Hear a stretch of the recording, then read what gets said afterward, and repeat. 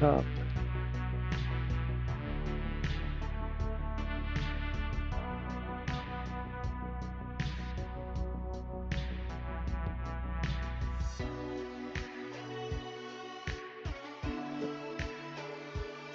Good, and then related safety classes. One set, where's the other one? Just had them in my hand. First I get distracted, and now I can't find stuff. Okay, I brought these for now. Oh, there we go. Oh, I like that. The onions.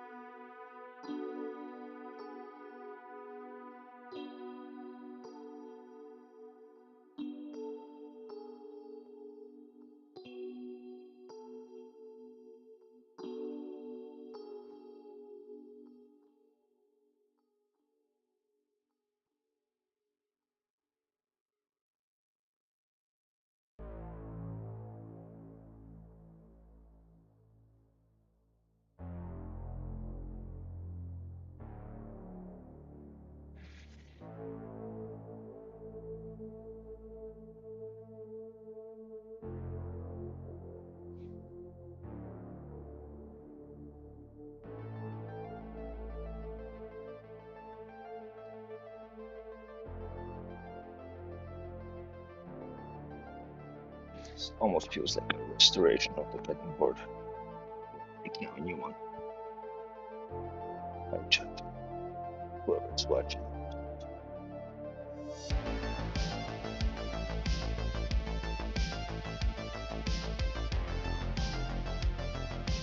Maybe I try to do it again. This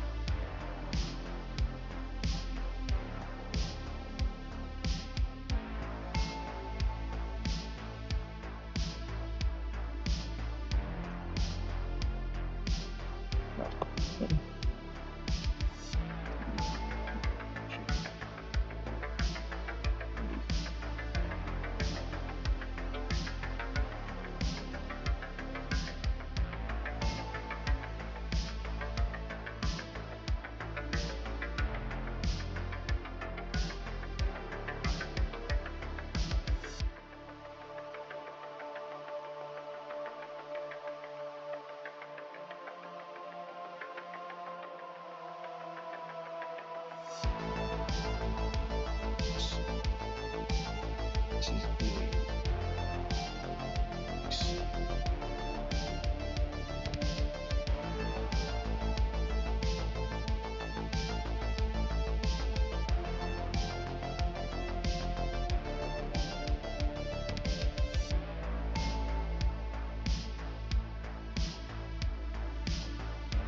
I had to remove one of the smaller pieces I glued in last night because the gap was a little too big. some still gaps. Fill those in.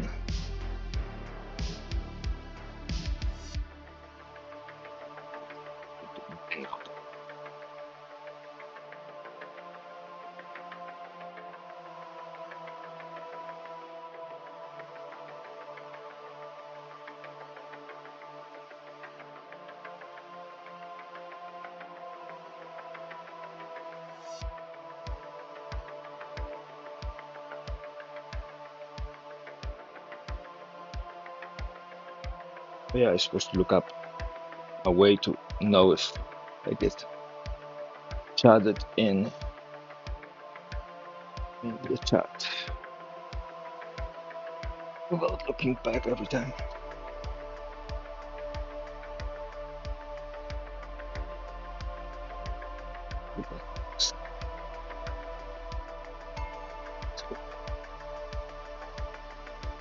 Sweet.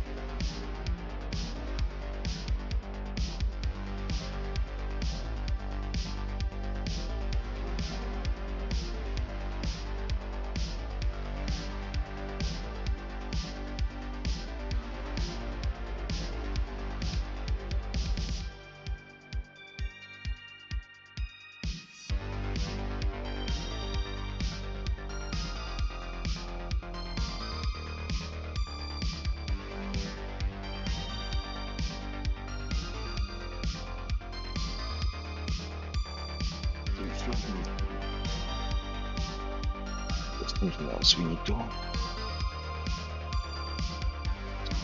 Okay.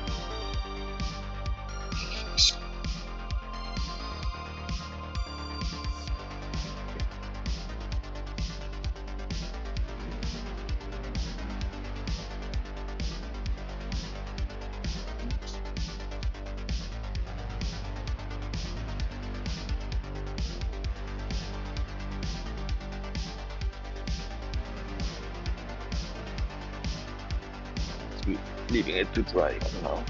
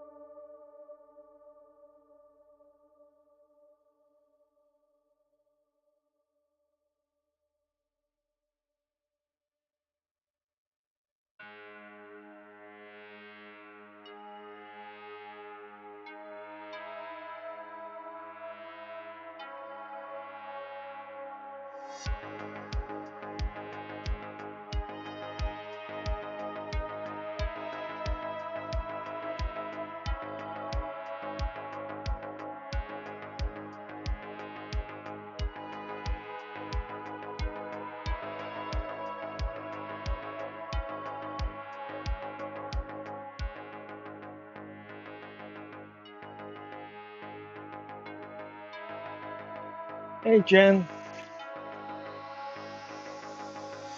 good afternoon.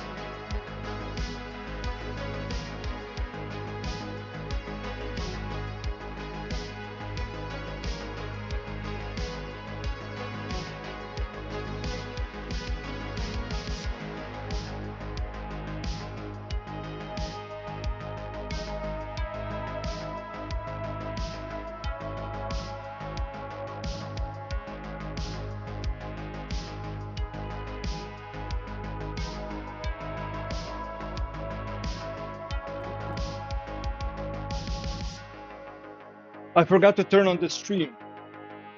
I spent the last 4+ hours just working on the board because I got in and first thing was I'm going to work on the board. And I started working on the board and I'm like, oh, I forgot to turn on the stream. So I had lunch and then I turned on the stream. It was one of those, okay, elderly moment. Yeah. You like what you do enough that you can forget that everybody else exists and they might have their feelings hurt if you don't show up to speak. That's where we are.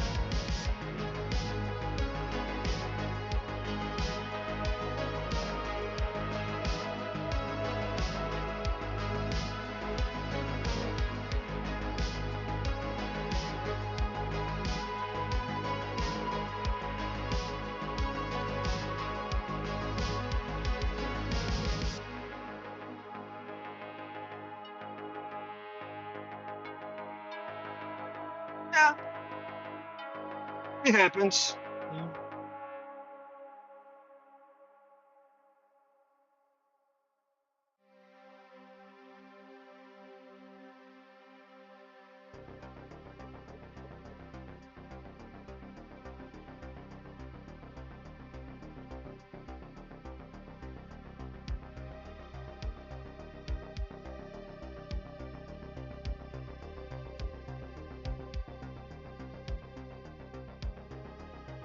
I mean, don't take me wrong. I enjoy streaming and whatnot, but sometimes it's kind of I forget about things.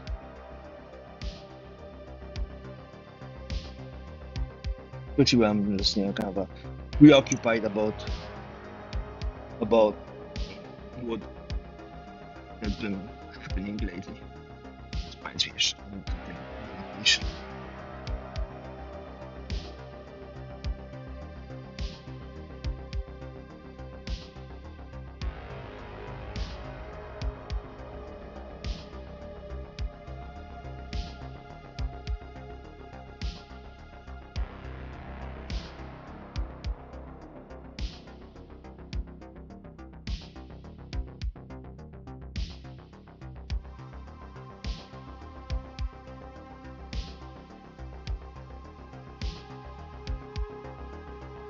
Well, sorry. I hope I didn't make you wonder too much. Like,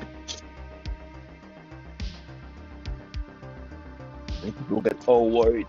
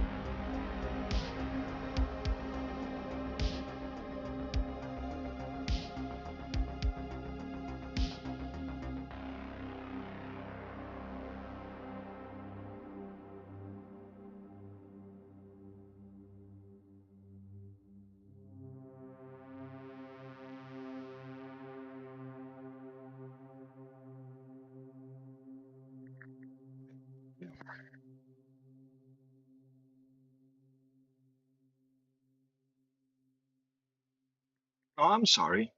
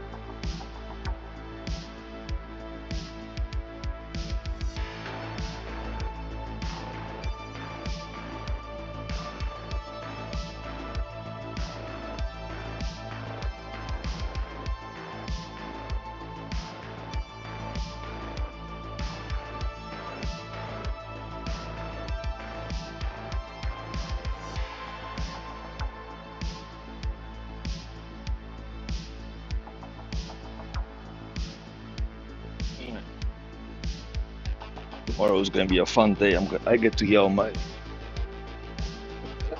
health insurance. So excited.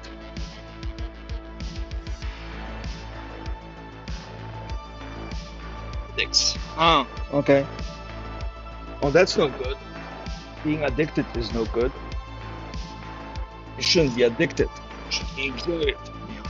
Favorite addictions. That sounds bad.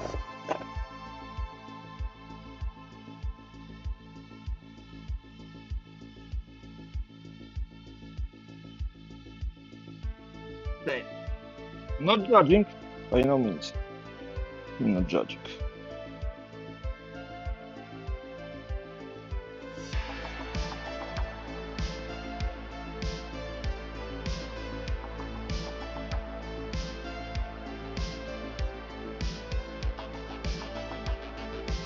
Doesn't sound too healthy. Being addicted.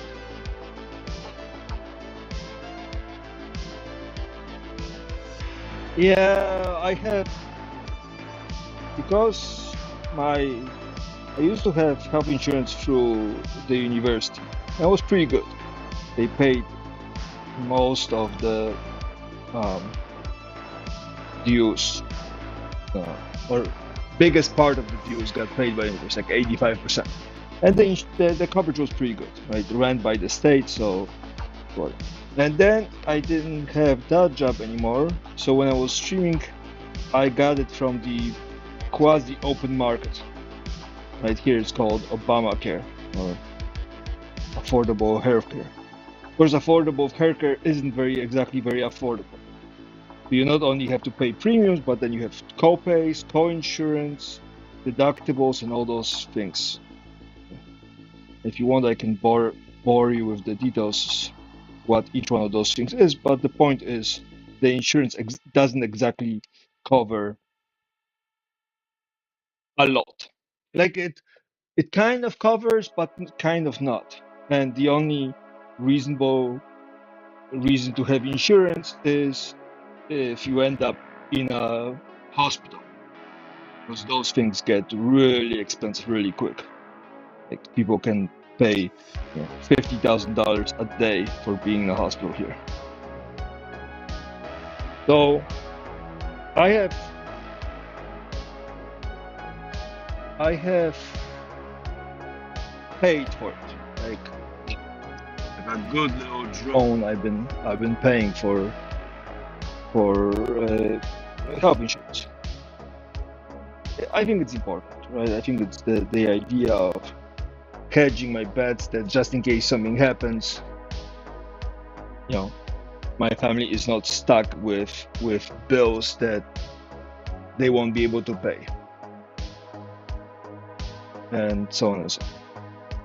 But that also means that I'm at the mercy of the system, and every now and then the system decides to, rear its ugly head out and see how much it can screw with me. So I have two things I need to deal with. One is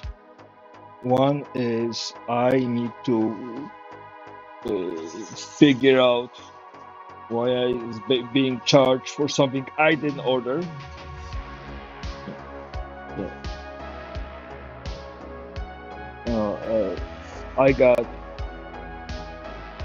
I got ordered to take a test to satisfy the insurance's compliance. And it's a test that is one of those tests that proves that you're doing what you're supposed to be doing by assuming you're guilty. And I couldn't get my medication without my prescription medication without taking the test. Right? So that's a whole different story. But now I'm getting charged for the test, even though I didn't order the test. And the test was $200 or 200 something bucks. The insurance paid 80 of it, and now I'm left with $30 of the remainder balance to take care of, which is kind of bullshit. So that's one. Fine, you know what? I needed to take the test because otherwise I wouldn't be able to get my medication, and since the medication is helping, you know, everybody who is around me tells me it's helping, you know. The conclusion is I should be probably taking my medication. Go figure. So what? So I've been, you know, I took the test, and I'm getting charged. So I have to deal with them one thing. In between, my doctor, without consulting me, decided to put in a change in the amount of medication I'm supposed to be taking without consulting me or tests or whatever, just kind of ad hoc.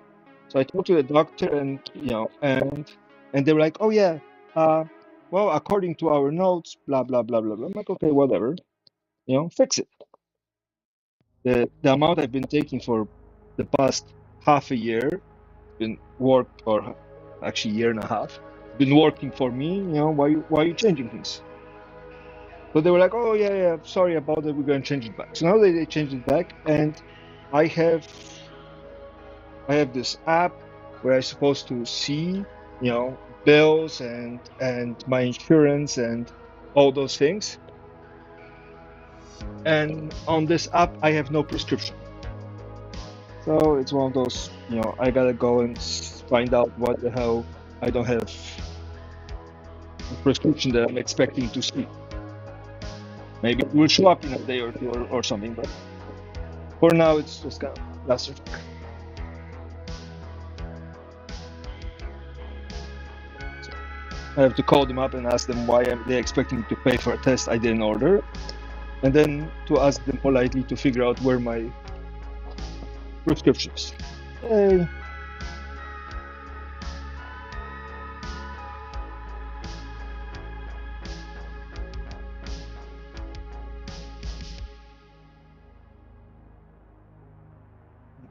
I don't like dealing with insurance.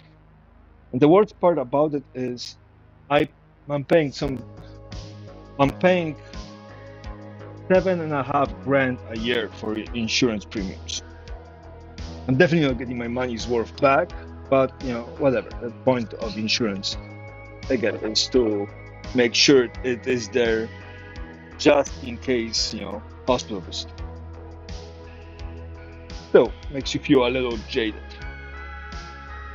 because they will nickel and dime you on everything, including parking at the hospital. It's like, seriously, guys, I'm paying $600 some every month, you know, to you, and you're gonna nickel and dime me on a parking ticket that I, you know, use twice a year. And then the co-payments, co-insurance are just it's prevalent everywhere. It's just annoying.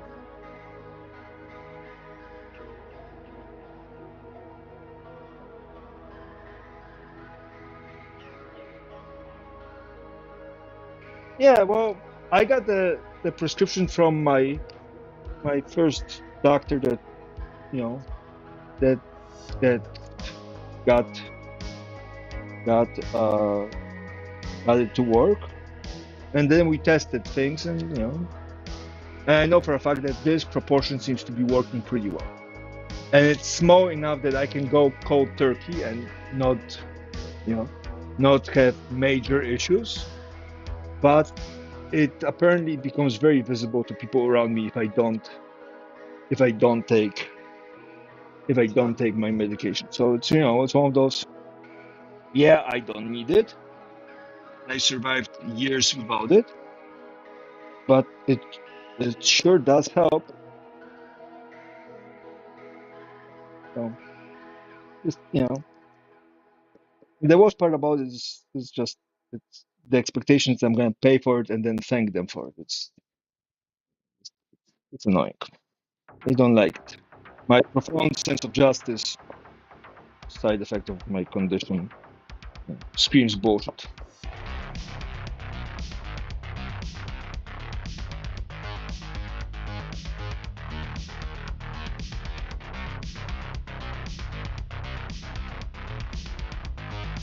Yeah, well, it's I get it.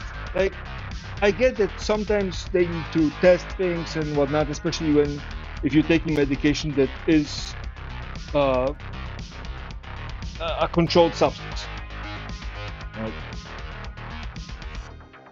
But give me a heads up,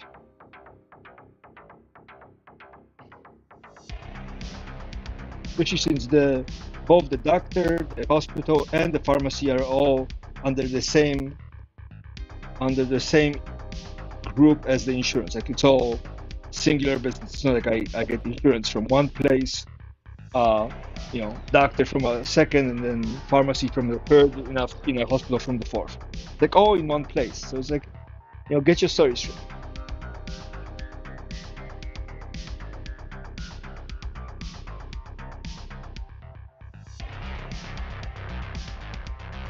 The best part about it is if I throw a shit fit about it, then then it's like, yeah, well, you're being problematic. No, I'm not being problematic. You just are fucking around with my health, and I don't appreciate it.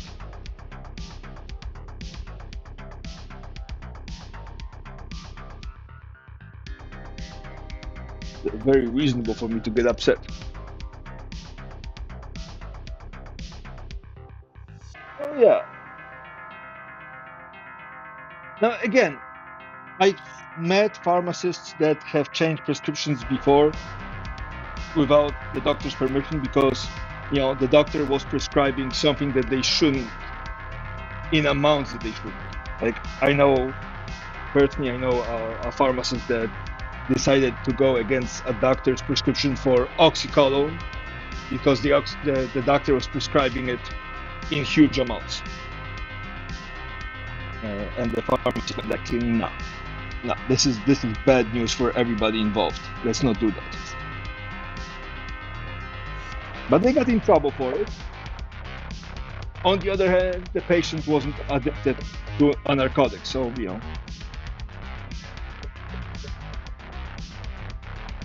So yeah, I guess I wasn't upset.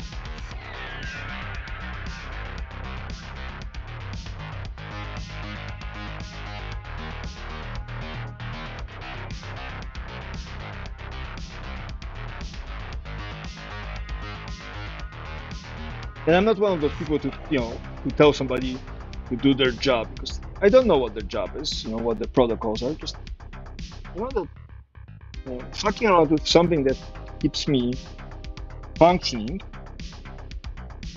is not appreciated. Not, not a happy camp.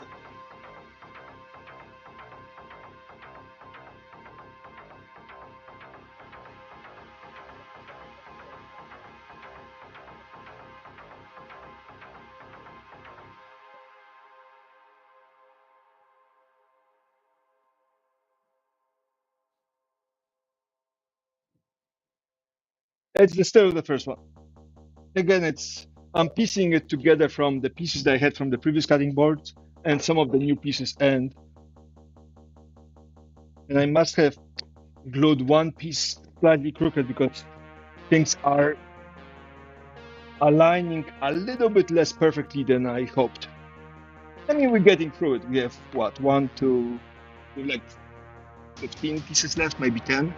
So it's just a question of, putting the final pieces in.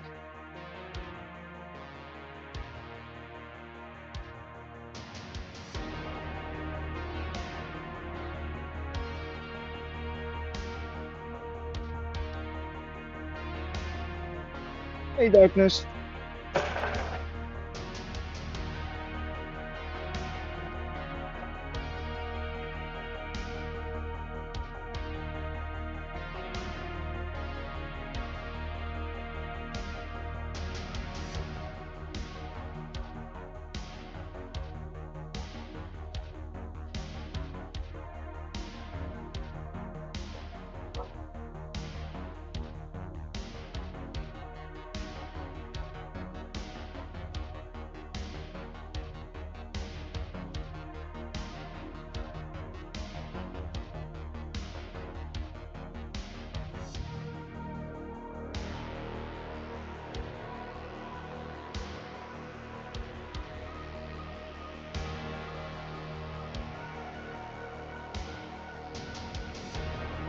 I'm gonna guess you finished watching the video from 2 days ago and are okay with both of them the way they are.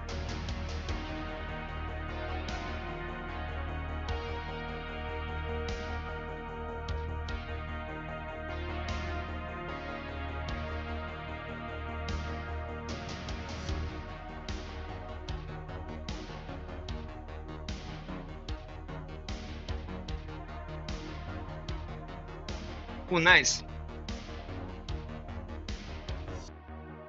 Pandas are weird. Bear form. They're adorable, very dangerous though. Very interesting animal.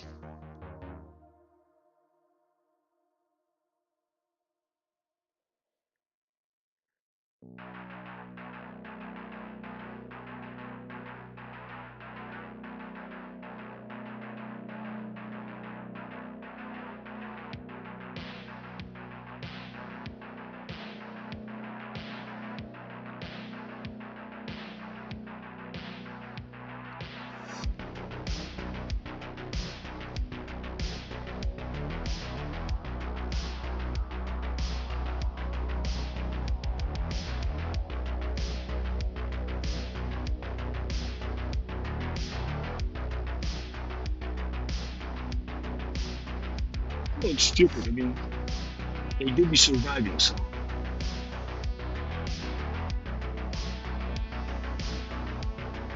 It's not a polar bear by no means, but still.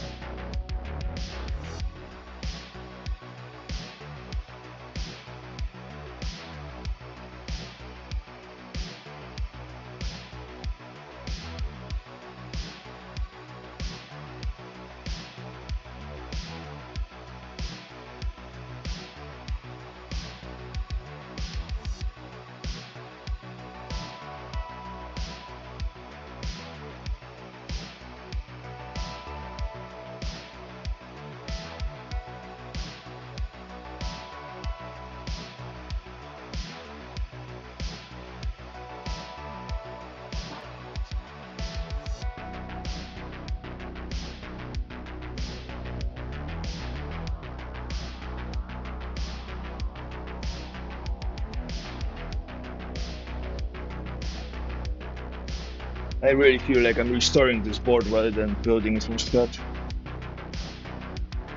Almost every single piece is pressure fitted.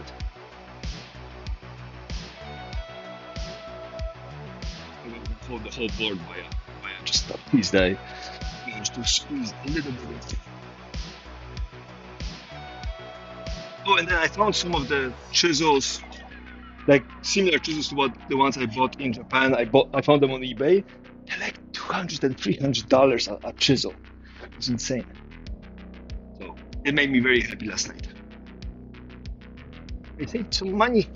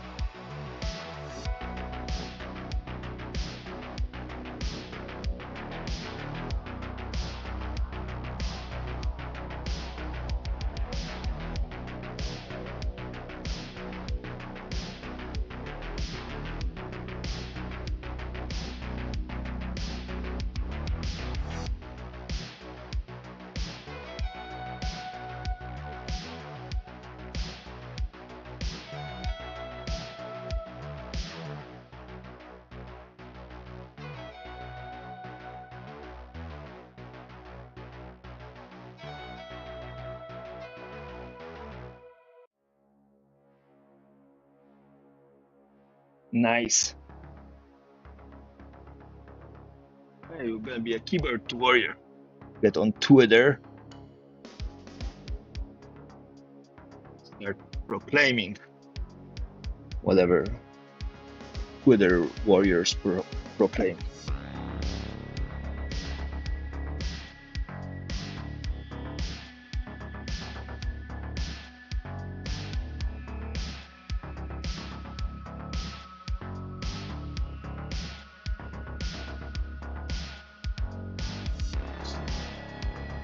Going to squeeze chickens.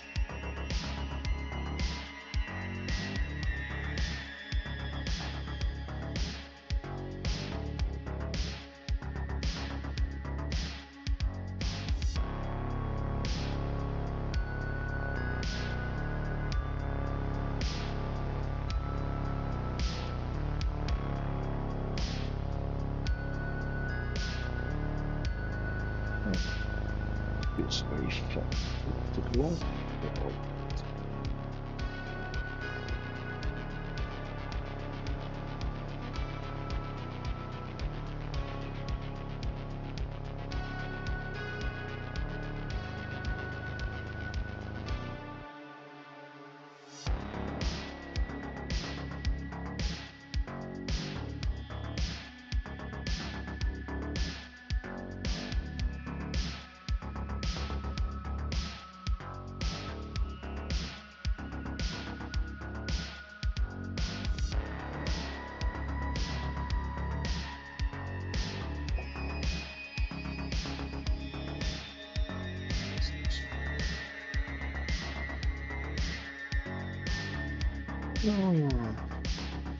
Think of a piece that isn't tiny.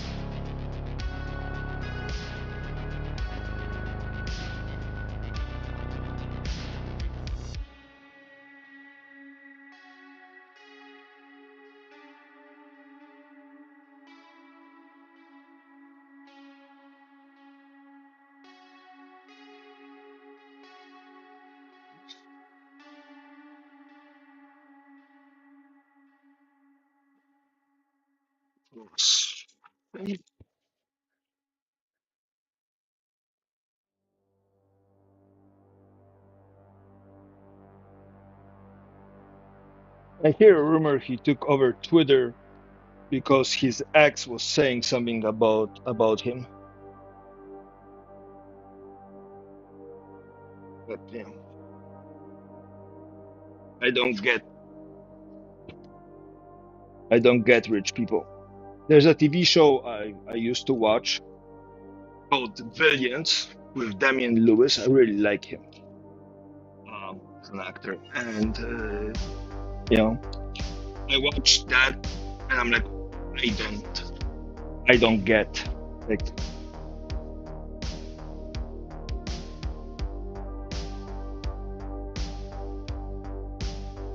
I don't get. I mean, I'm starting to get. Okay, I think I get it a little bit because you know, now that I'm taking slightly bigger orders, I have to kind of be used to money, but insane.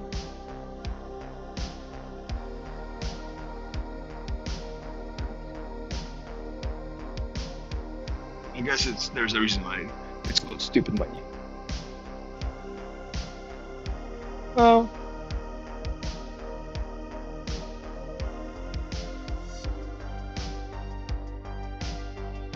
he definitely has, dark thread, uh, dark triad traits. But most people in high positions of power and stress, surgeons, lawyers, cops, military officers, CEOs, have a tendency to have a higher density of psychopaths.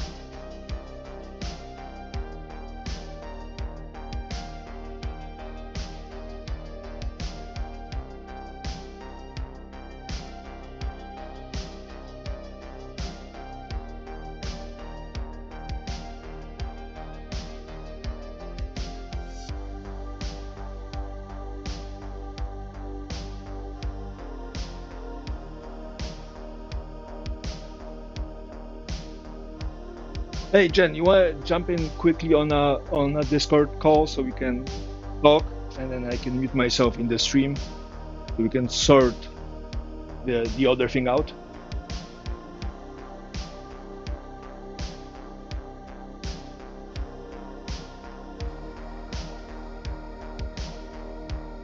I don't drop knowledge.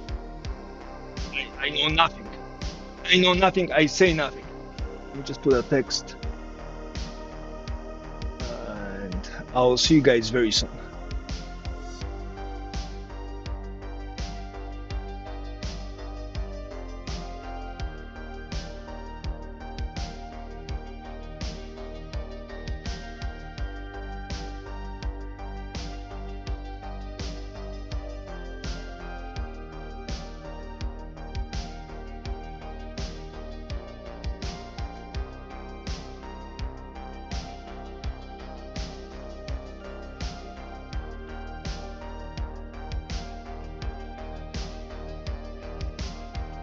Hey, can you hear me? Hi.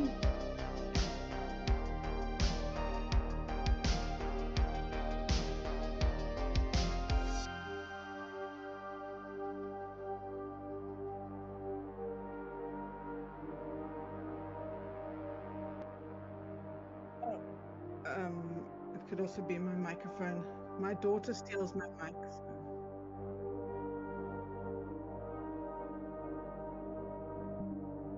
Okay.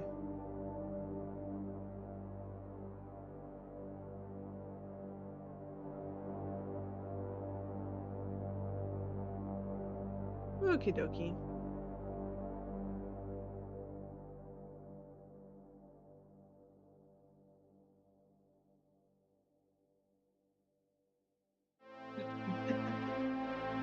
Okay, cool.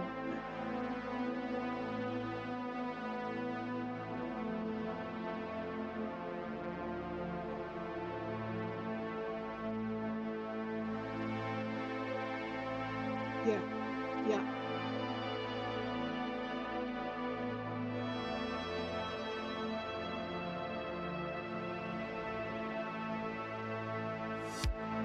Okay.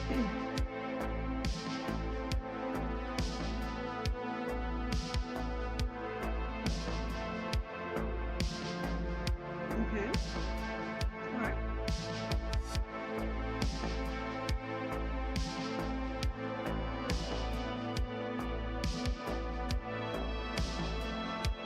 Yeah, but that'll be terribly expensive.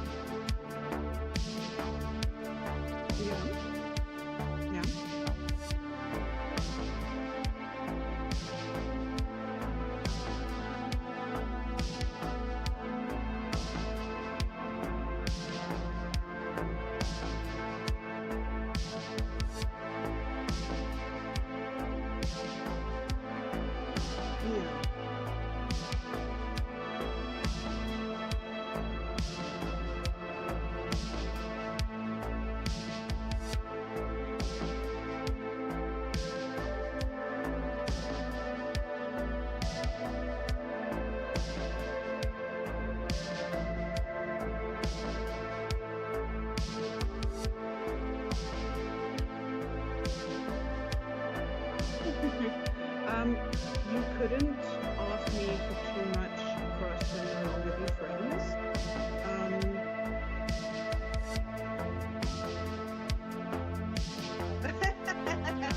Wow, this better be a really nice chess set for $1 million.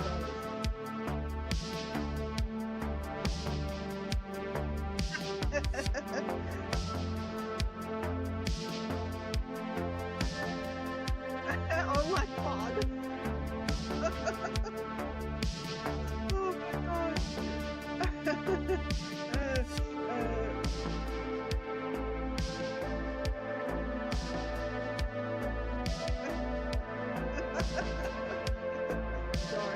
Dark, but we can do it, right?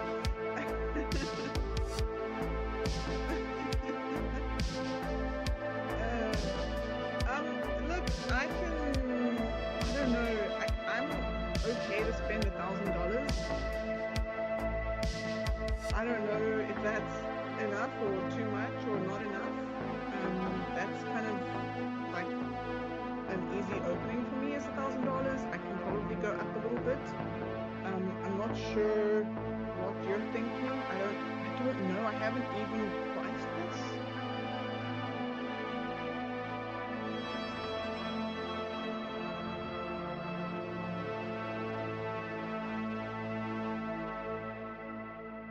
Yeah, of course we did.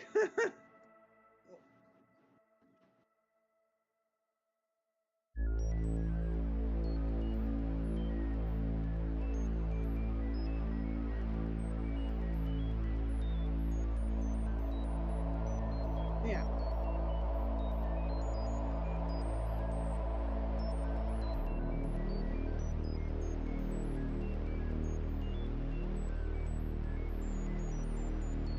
Yeah.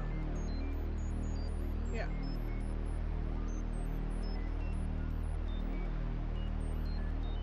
Yeah.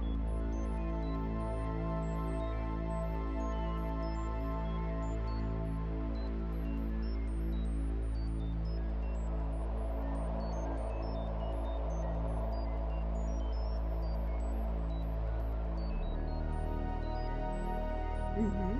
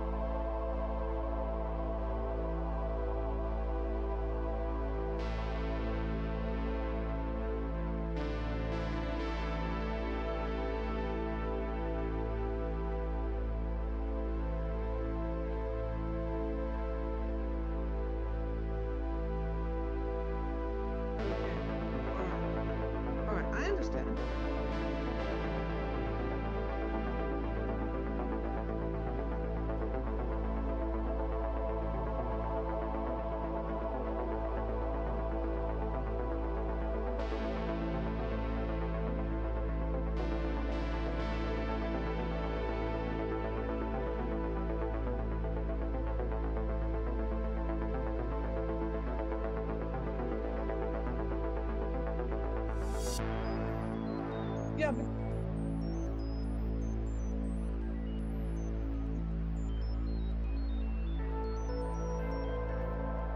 yeah, no. So like,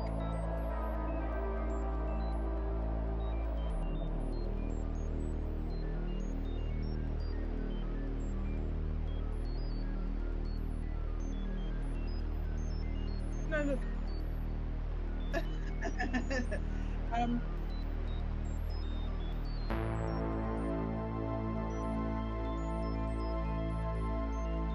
yeah, but your time is extremely valuable. You know, you have got a shop. You have to pay bills. I can't expect you to like take a quarter of your month to like do something extremely like intricate that's going to take a lot of time out for you and put you in a difficult situation at the end of the month where you have to pay rent and you haven't made enough money to pay your rent.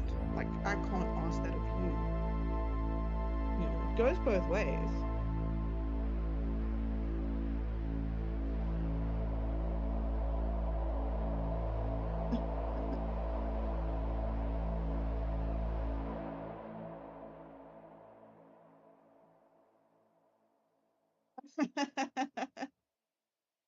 No, that shit's mine too. Um,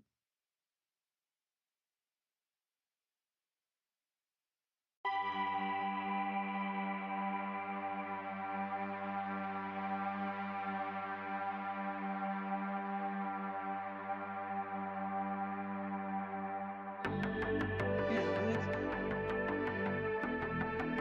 all right. And then look, I can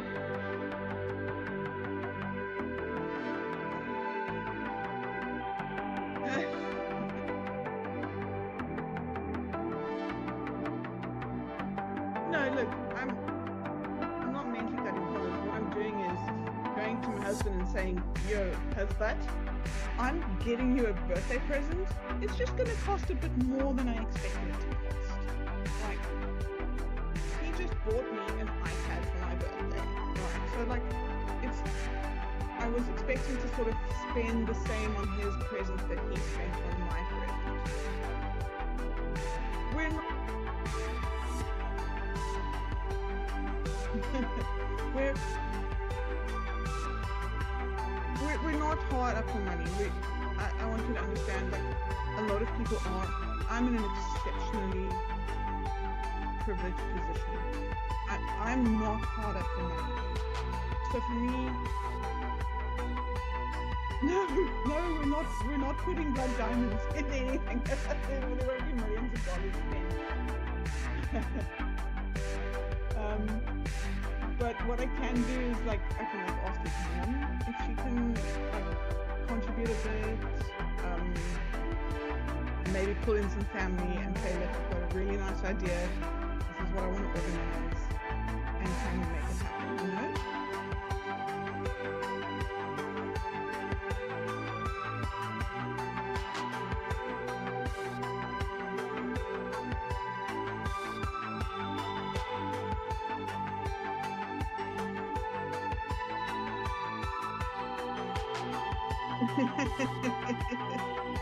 Your time is valuable, Kiki.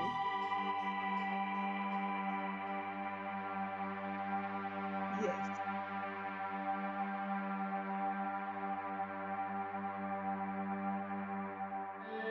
Yeah, it doesn't have to be exactly. We're not precious about the date. Like, honestly, really not precious about the date.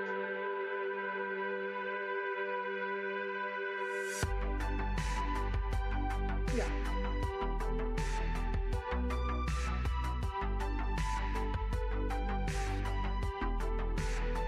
Yes.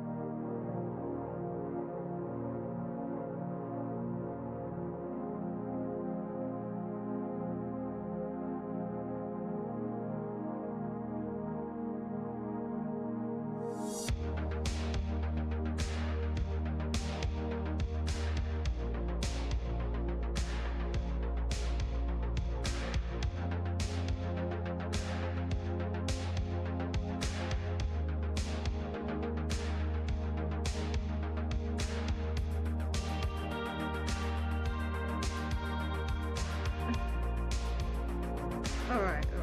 So you're telling me I've got 50 years to pay this off?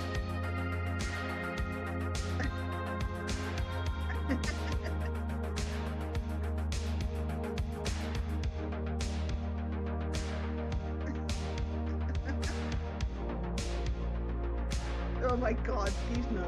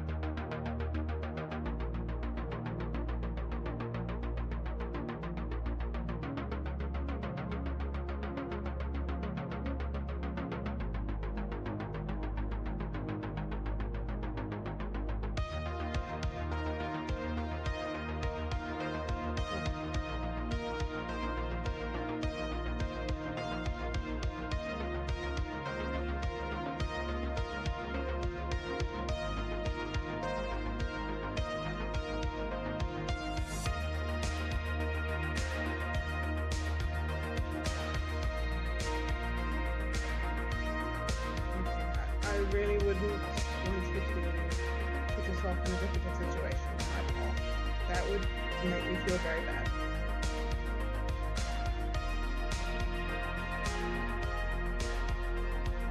Yeah.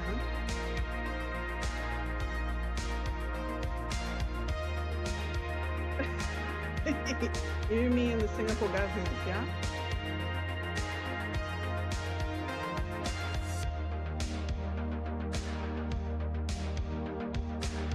Yeah, I remember.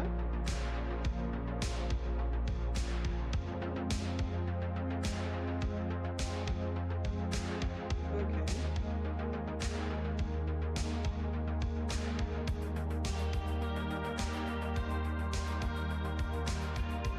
Whew. Cool. Yeah.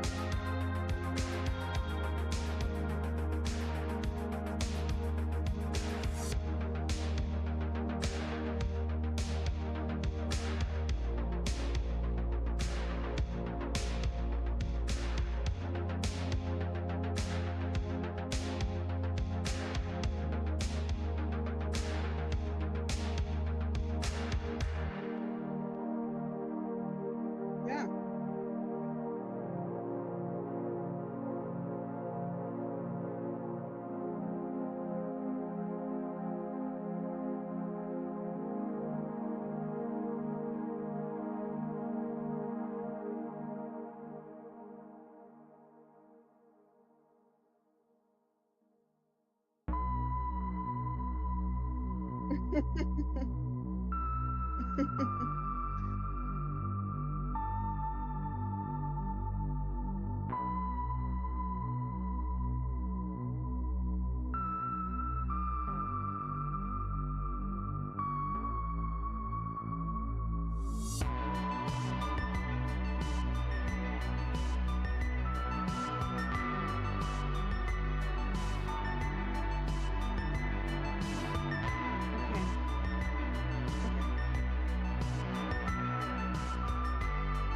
This is acceptable.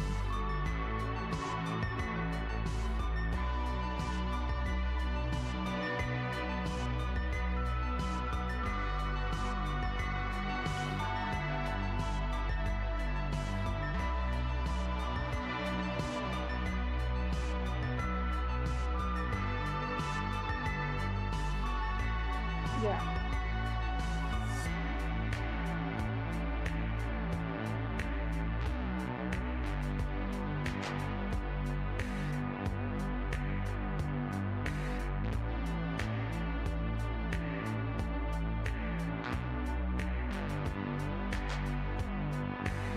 Yeah.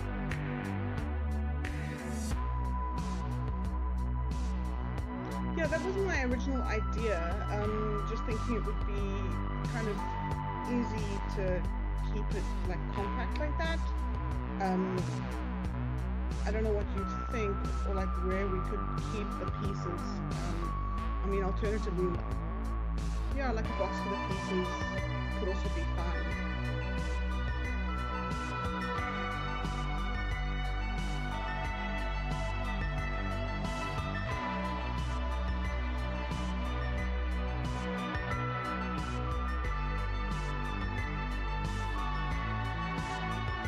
Yeah, I think that would be better.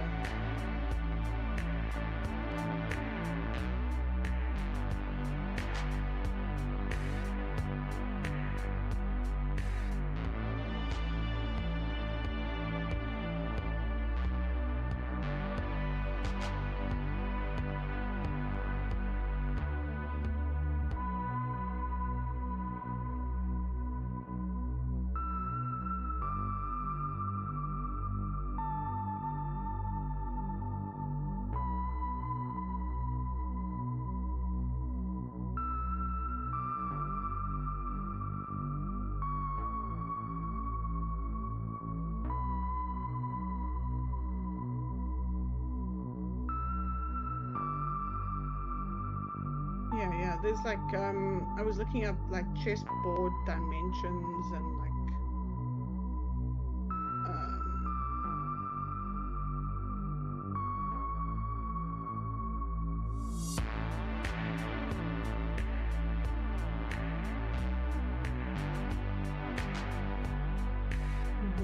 yeah.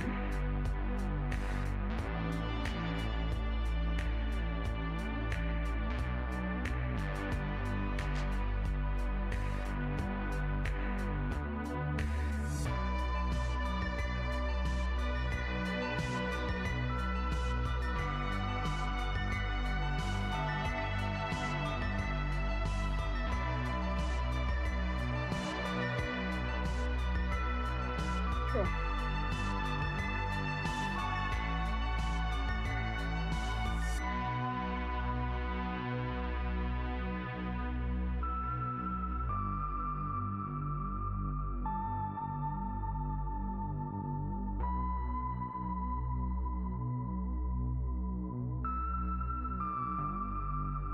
Okay.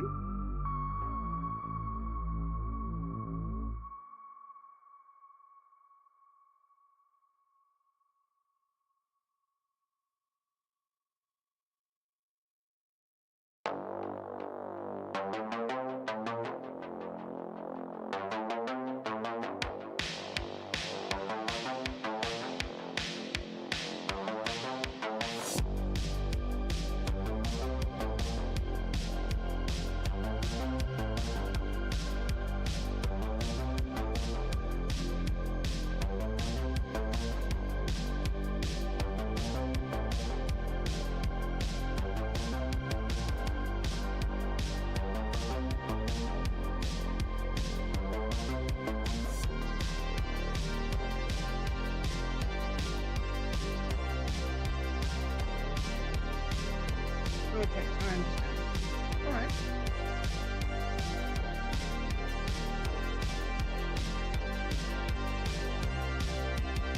All right, I've got it. I can figure it out.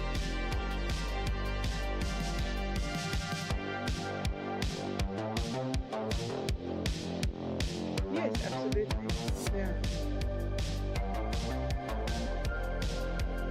Absolutely. I saw your wood demonstration last week.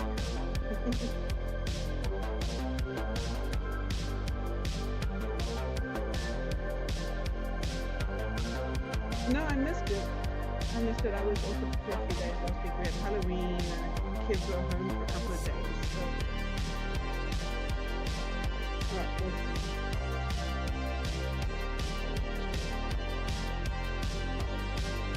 oh,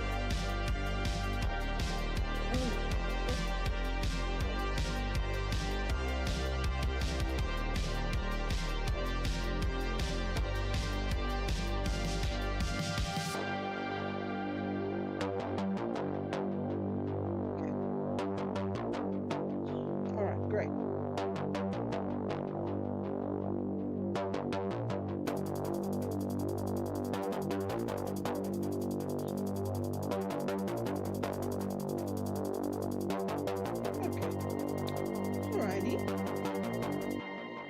I'm excited. I can't wait to see it.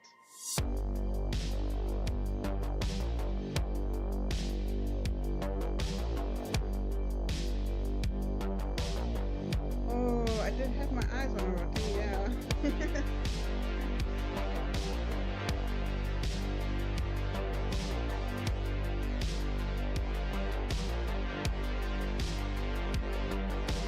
Okay. All right. Oh, that'd be amazing. Will you just type your address in on the Discord? Yeah. Oh, it is there. All right. I should.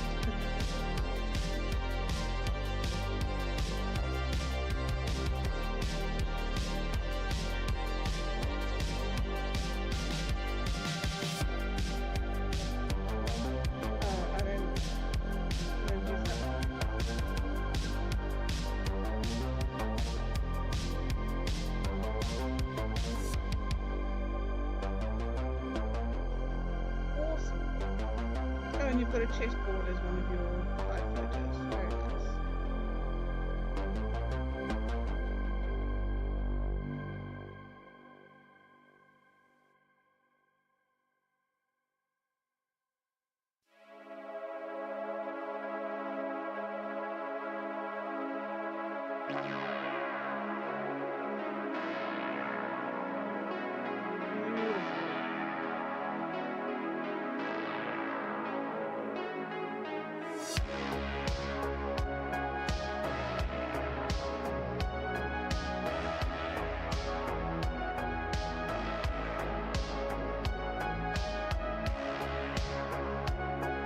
Gorgeous.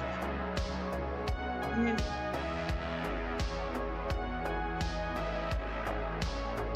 the boxes. There's a castle missing. I don't know, there's just not a castle on the wall.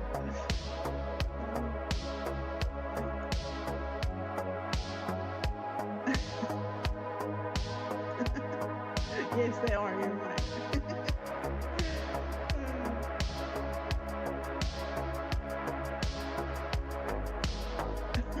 But we won't judge. We will not judge.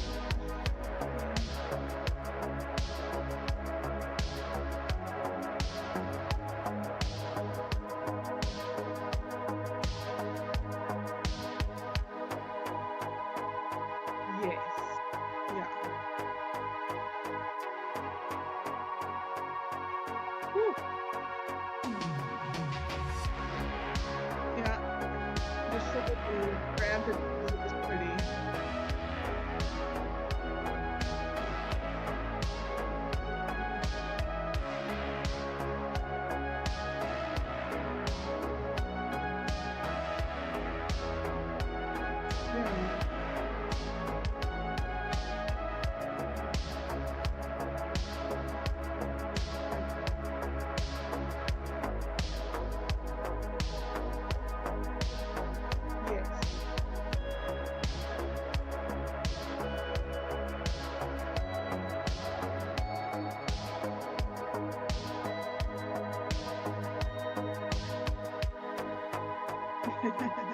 Yeah, this is true.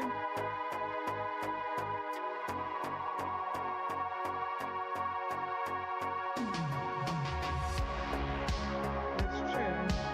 And then could you engrave his name on the board?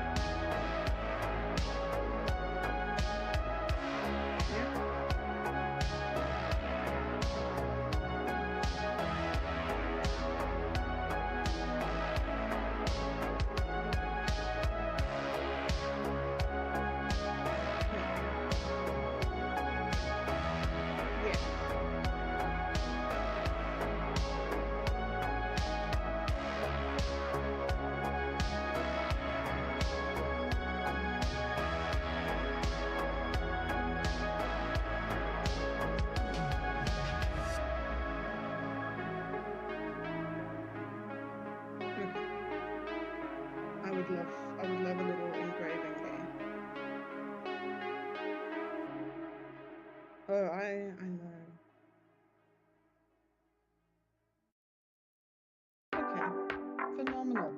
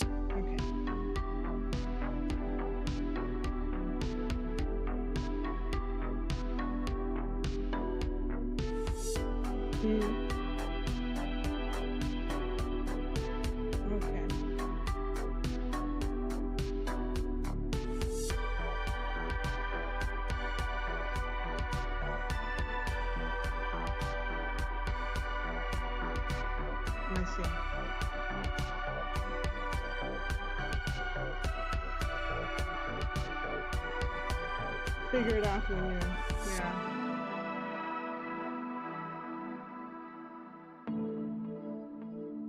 Okay.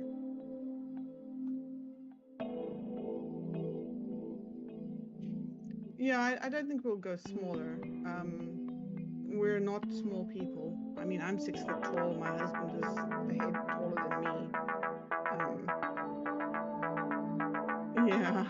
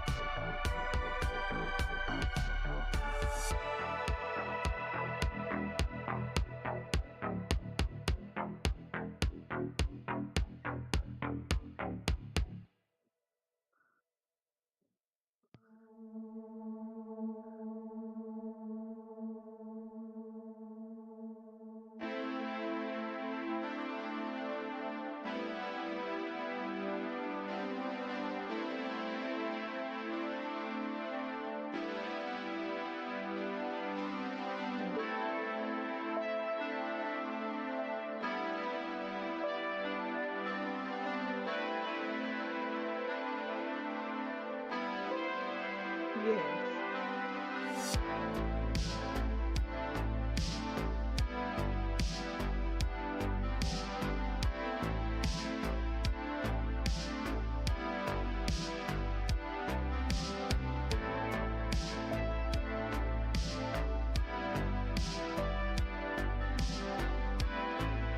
Yeah. Yes.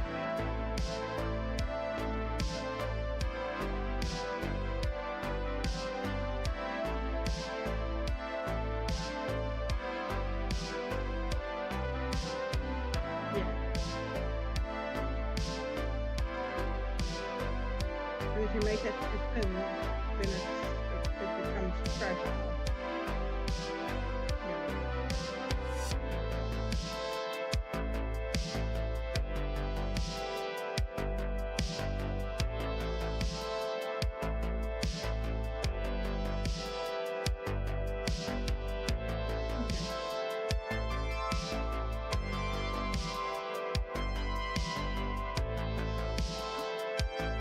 Yeah, I understand.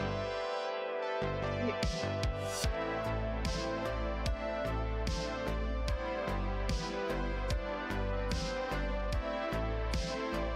Yeah, I understand.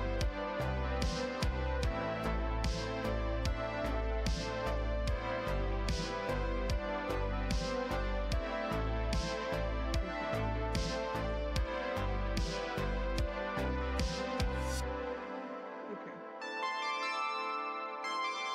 Okay. All right.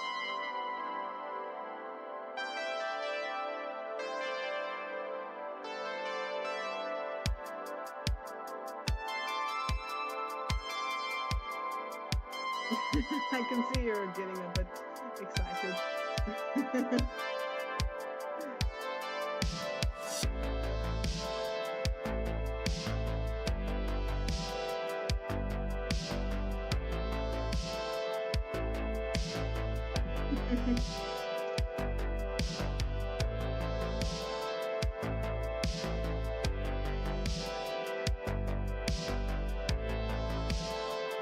Yeah. Consistency, right?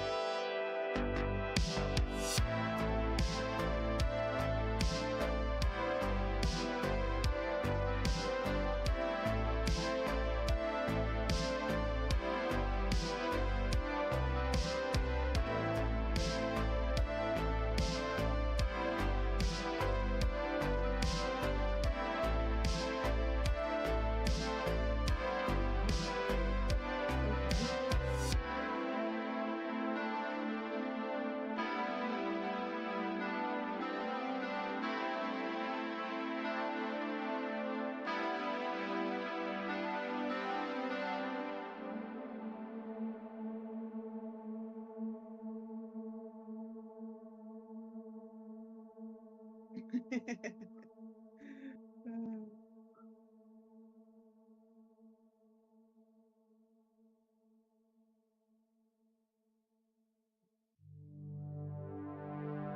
Awesome. Thank you so much.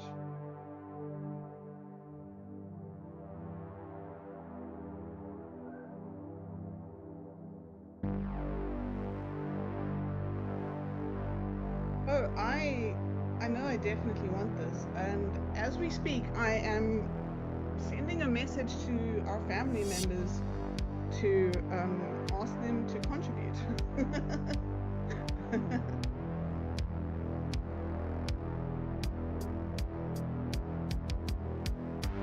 Oh no, it's common like every year because we have a large family. Mike's got 4 older sisters, so every year like we all band together to buy each of us a gift. So it's what we do.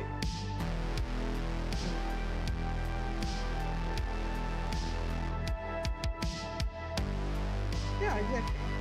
Exactly. So each person, like, it's not how much you give, it's just that each person gives what they can, and then you get a nice thing. Yeah.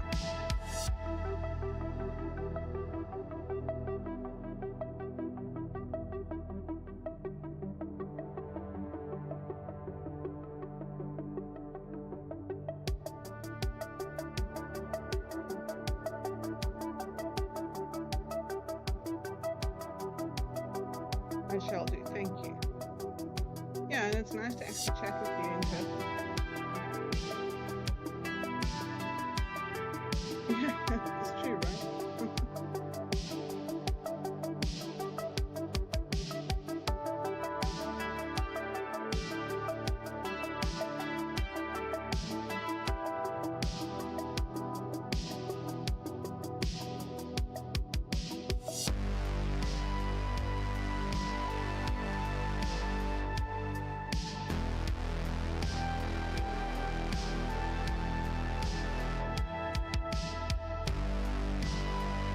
Everyone feels uncomfortable when they talk about money.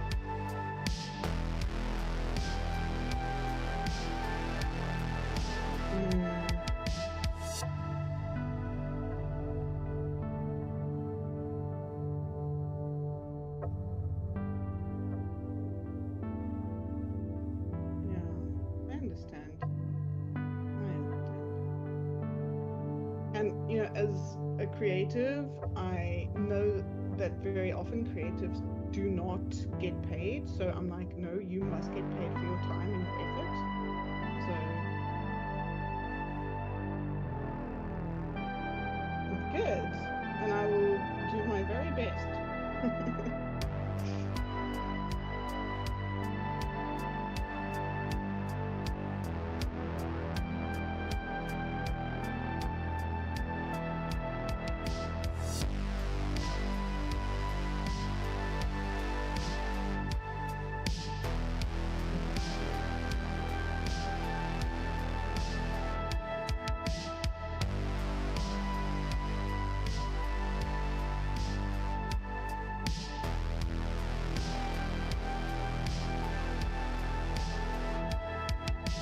Thank you very much.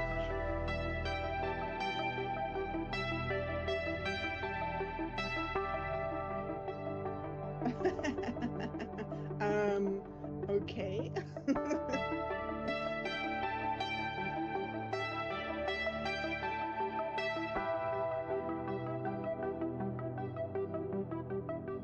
Yes. Yes. Yeah, absolutely. Yeah, I understand that.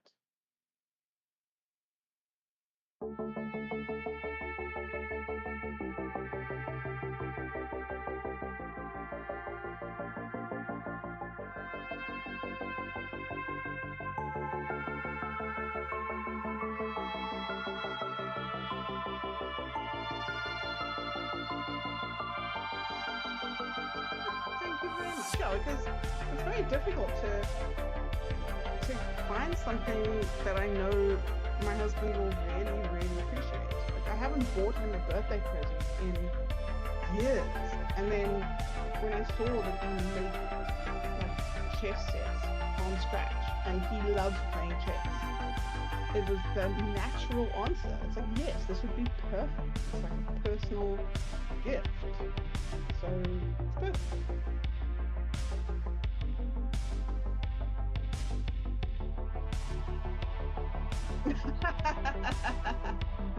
No, it has to be proper, right?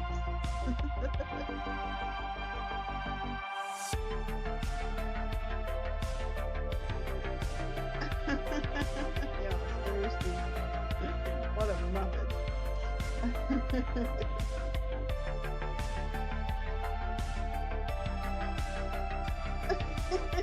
Yeah, I do. I live in a colony, right? So. Oh gosh.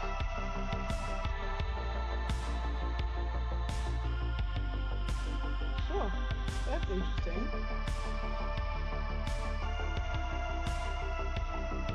I do.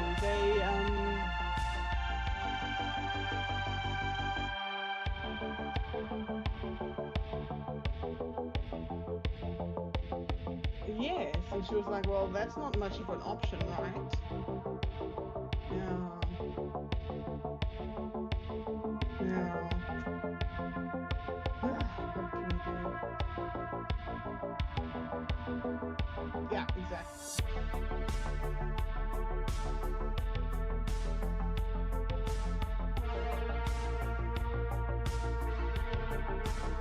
Yep.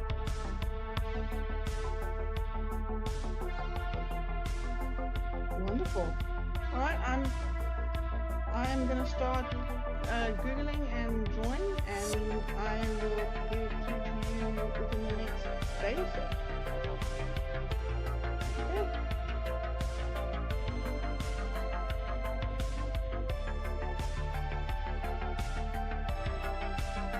Okay. Good.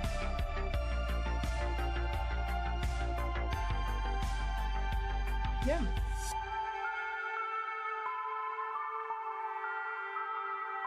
Yes, I do. I do.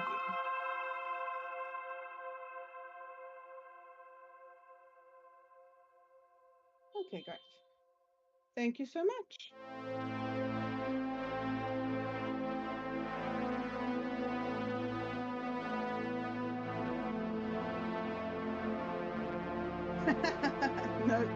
you're not, I'm gonna go get a nice cold glass of water, and then I'm gonna come back and sit with you some more. Cool. Alright, great. Thank you. Bye.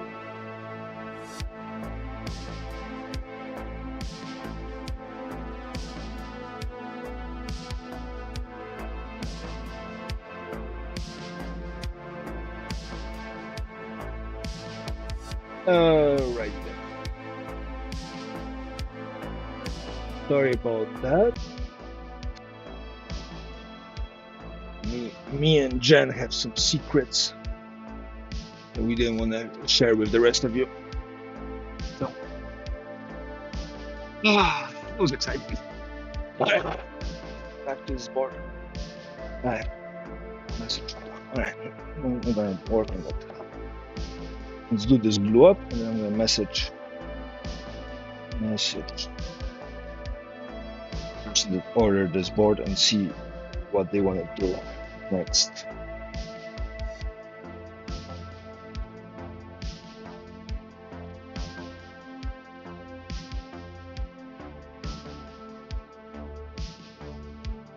Ooh, pieces. There it is. There it is.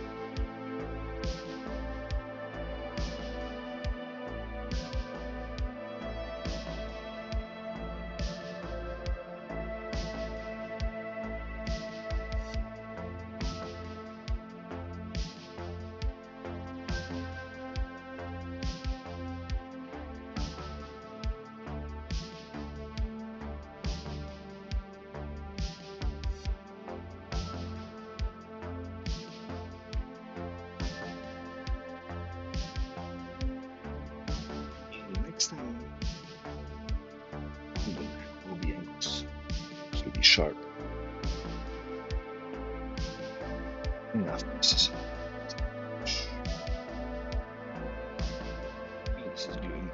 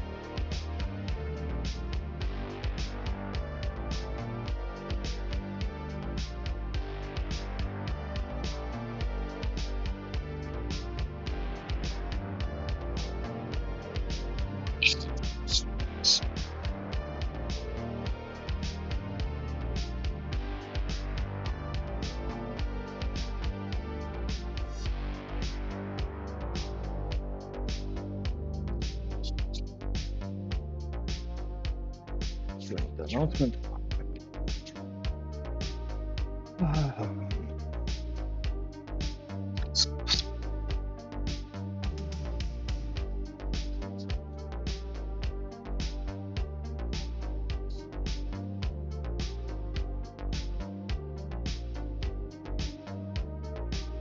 Oh, no, no, no, no.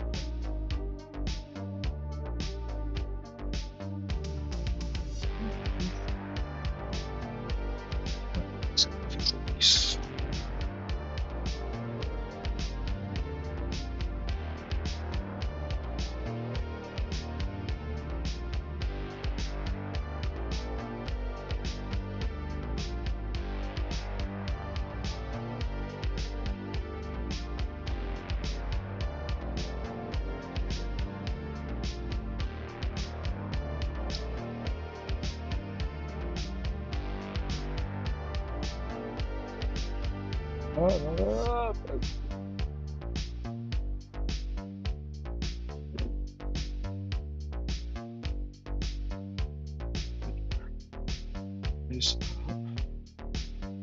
this is together. Why am I putting this down?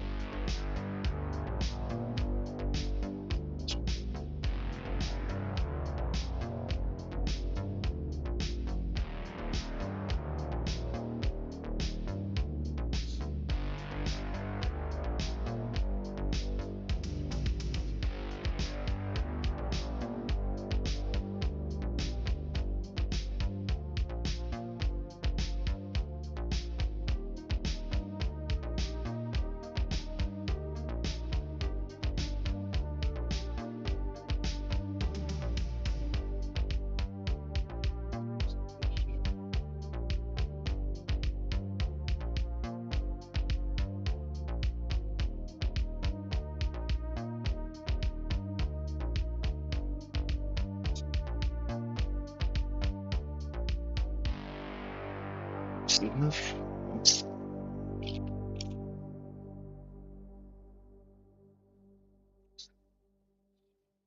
Yeah.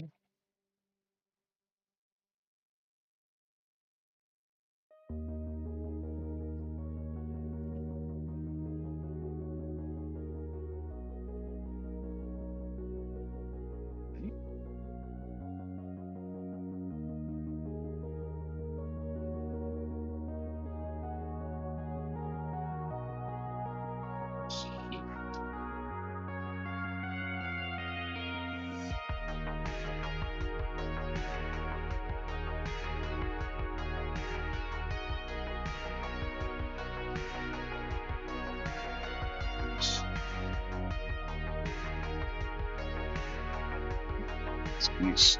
Squeeze. Good.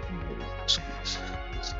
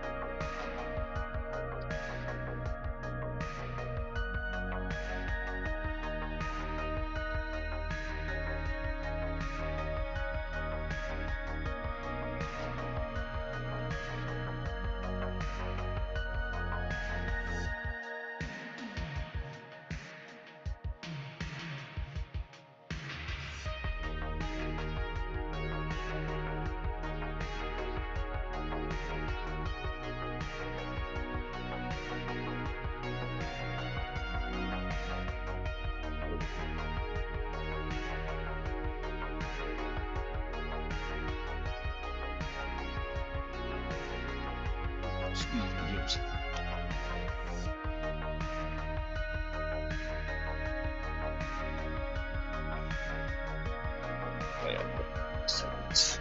Squeeze.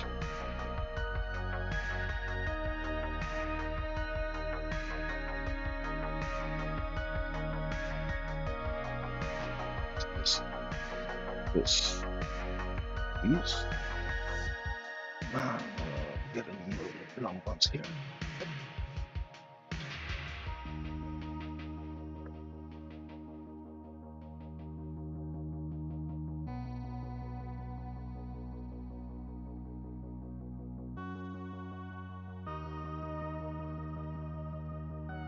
I swear, I just never have enough clamps.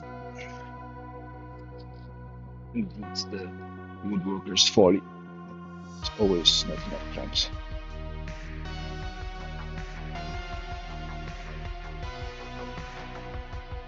This hole right here.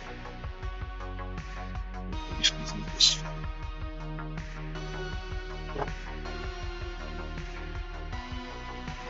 This is.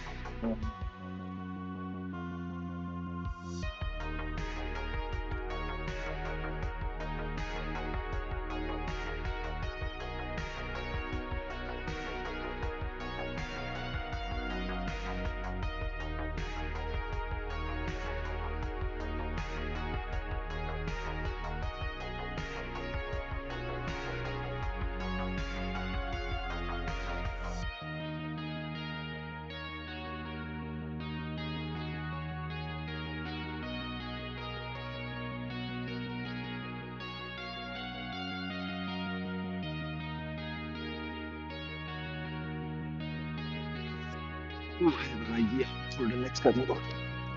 Let's just figure it out.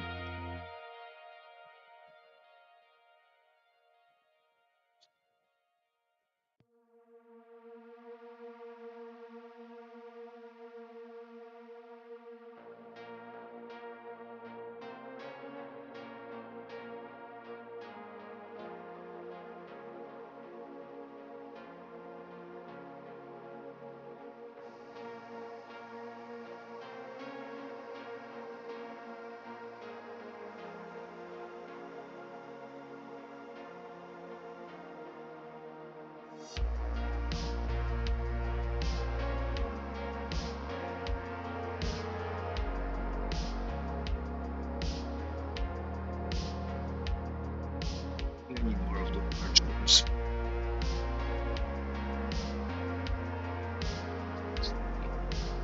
Right here. Good. So I need 2 more pieces.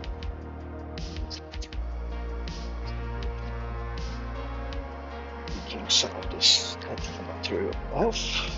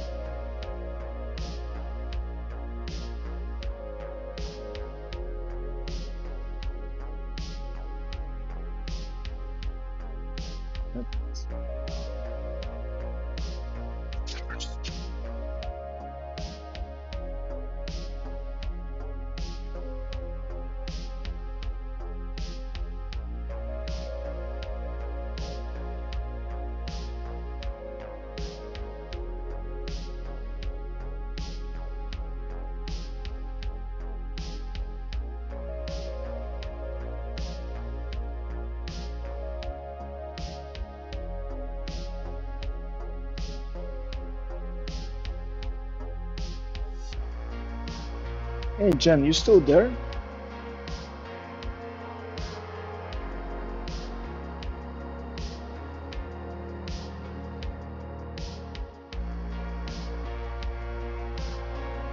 Do you ever use thick boys for drawing? Thick boys, I mean,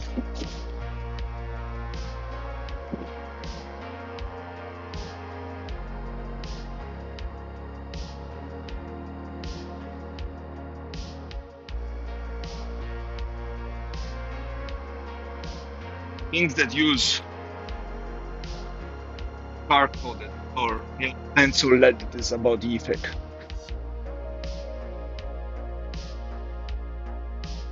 Here.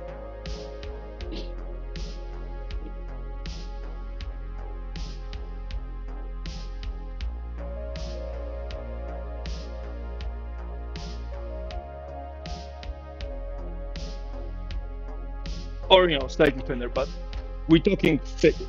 Like I have. So you saw how big that was, and then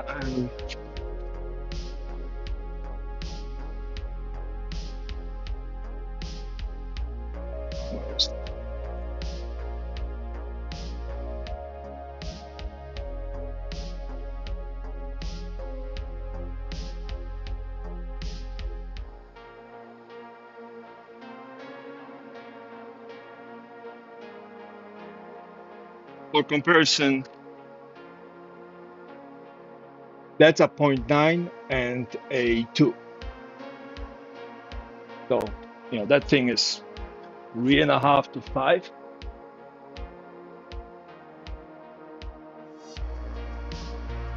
Sure. I'm just, asking for, so for example, there are, comparison. So there are, I use the 0.9 for marking because it's slightly thicker, so it doesn't break as easily, right? So I have 0.9s and 0.5s everywhere, but like, if you look at regular pencil versus one of those thicker ones, right, slightly thicker, but we use thicker things. So.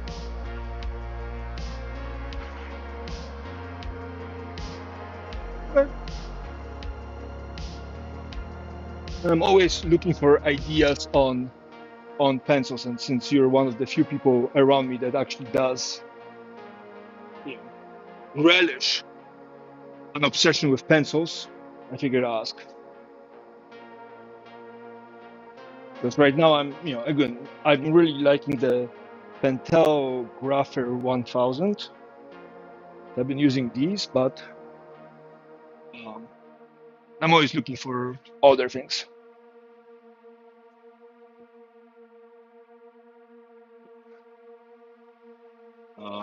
Like this type of. I used to use these a lot, which are, I think they're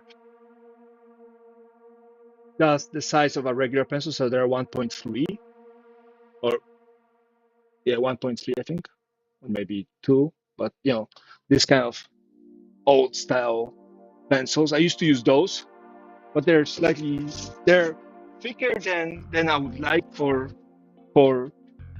direct marking, and they are too thin for rough marking that they break. But I have a bunch of these thicker ones. With some other rougher pencils are here and whatnot. And then of course, back in the old days, these old school erasers with just an eraser. Not as cool. Sorry, my brain is like all over the place. So just asking. I know some people like sketching this. They don't like the feel of charcoal or just pure graphite because that breaks. They don't like the sharpening things, so they sometimes use pencils that are slightly thicker.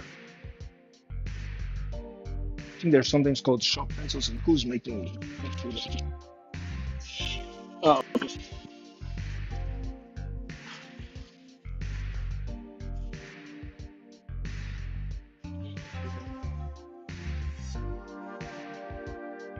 Well, sure.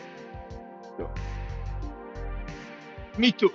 Although, I prefer to do it. Nowadays, I'm using the marking knives things. Oh yeah, remember we talked about marking knives at some point? I said that I found the one that I bought online. So this is the marking knife I bought online on Amazon. It was okay. Little breaks a little bit, and you see is sharp on this side and then sharp on this, which means that I can never put it exactly flat against a ruler because it will always, like the blade will always stick out. Japanese made, Japanese steel. And then my wife bought me this one. By comparison, one to the other. I know that, right? They look very similar. This one is the one that my wife bought.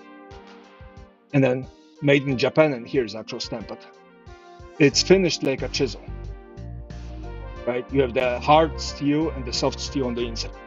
By comparison of a $150 chisel, because I'm fancy, I have fancy tools, right?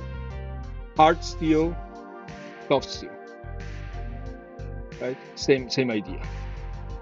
But it's flat. It's completely flat here. So if I have a ruler and I just put it directly against it, I'm getting the line exactly. This was 20 some bucks on Amazon. This one was probably with the conversion about 50 in Japan, but it's just quality difference is huge. It's not double the quality a lot. But so that was cool. Yeah, well, I have bunch of these. And then I showed you before the one I made, right?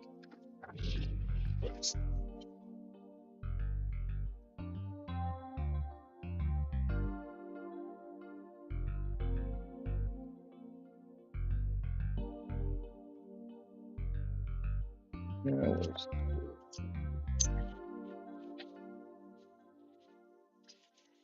hey, we're talking sharp objects, so right. Then this one is Swiss made. It's called a violin knife for the fine carving. This one was flat on one side, but again, it dulls very quickly. Swiss made 6 millimeter number two.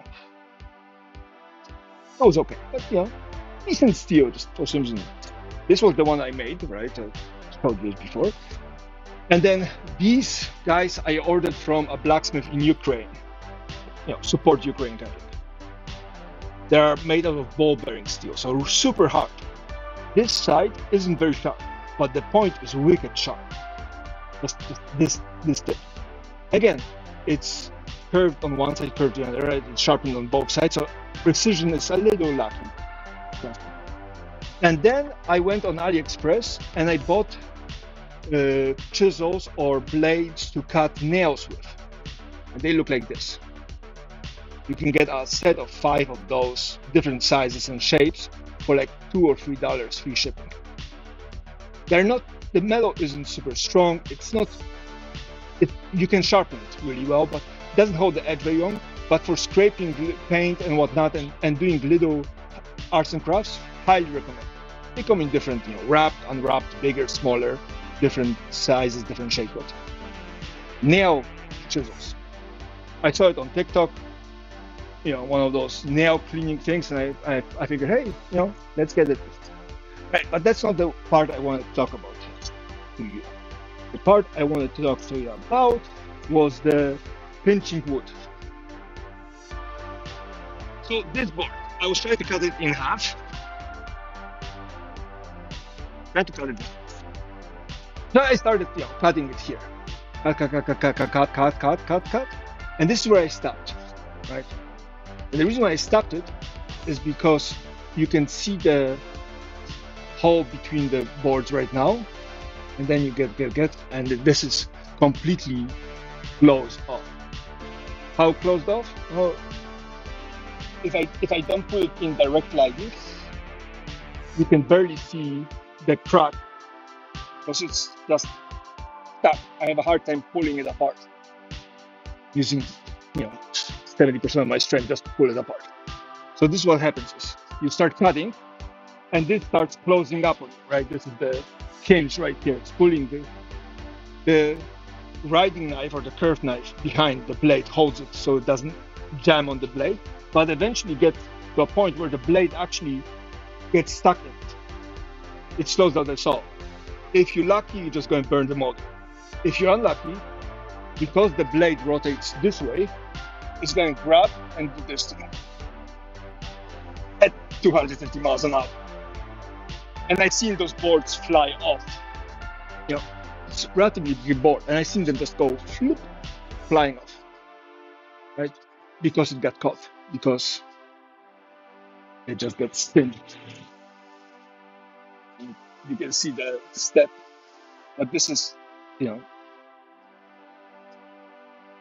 have to put a lot of muscle in it, and I only can get like a little gap of it. So I had to turn the saw off and then just yank it off the blade. It is. I mean, again, you have something spinning 4,000-5,000 rotations a minute, which is what, 100 rotations a second at 10-inch across, so call it 5-inch radius. That's a lot of power. So it's cool. Now, in case of maple, when it starts singeing, maple is kind of interesting because maple is very fibrous. Walnut too. Maple is very fibrous, so you get, if you're just shaving just the little edge off, you get things like this. Right? This is the fiber off from the edge of the board.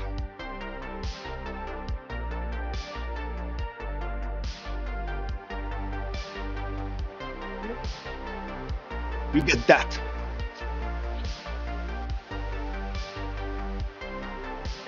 And there's a little bit of raised here.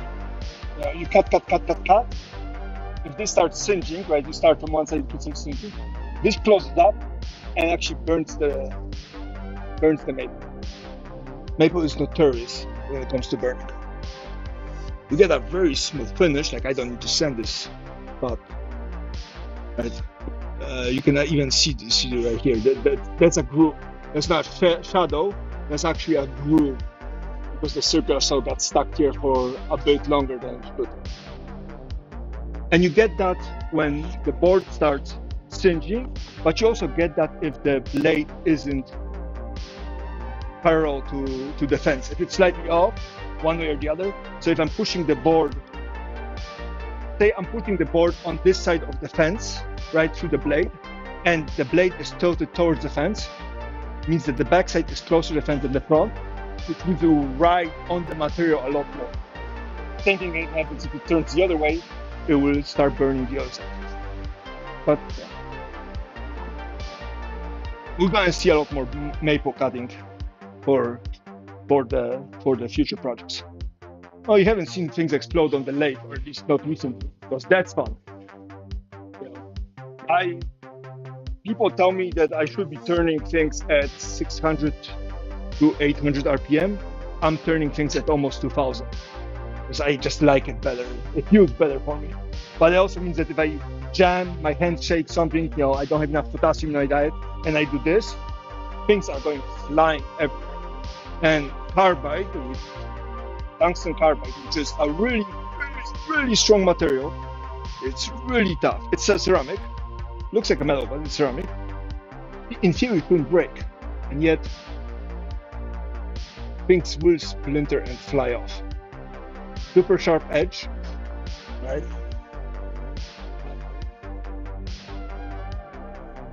This used to be a whole square with a hole in the middle. For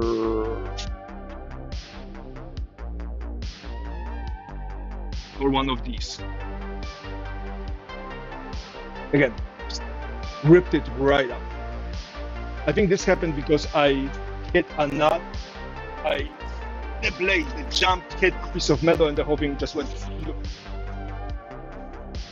One of the reasons why I like to have my medication working, then I don't make silly mistakes like this, or at least not very often. So and then while we're talking about this, before I get back, I got a top and die set. So I want to build. There's 3 projects that I have in my head for unrelated reasons. But the problem is, I would like to be able to build things that have a nice set of elements. And one of the set of elements is having a way to adjust pressure and distances and whatnot. And you can use little screws with I think it's called knuckle knob or thumb knob, right? You can tighten things up and loosen things. We've seen those before. I have a bunch of things here that are made out with this. The problem with these aren't super pretty. I like the metal ones better than the plastic ones, and I can make them out of wood, and we have made things with wood knobs and whatnot. But I thought it would be really cool if you not only had the wood knob, but also a wooden screw.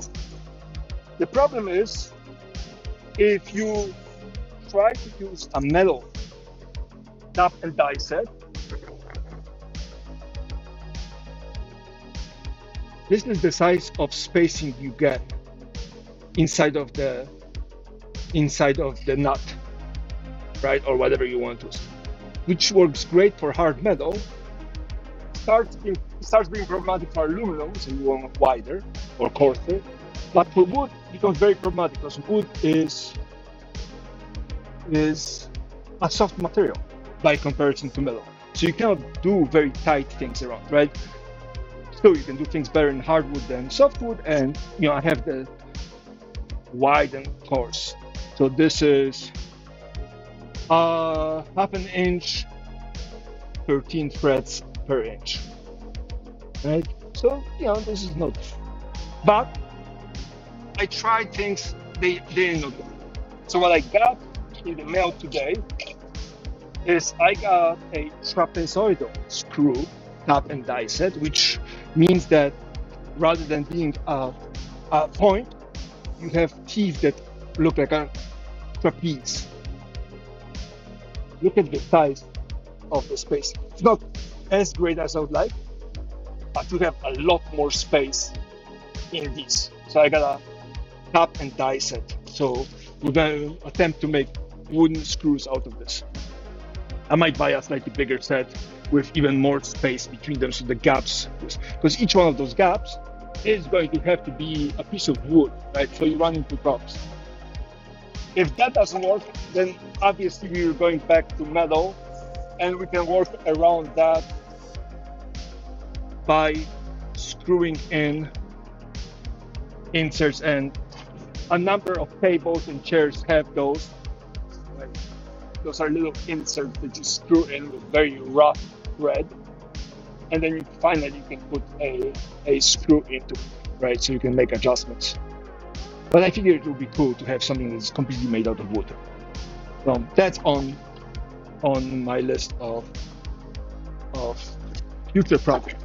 Because I think it would be really cool to have wooden things have wooden screws in them.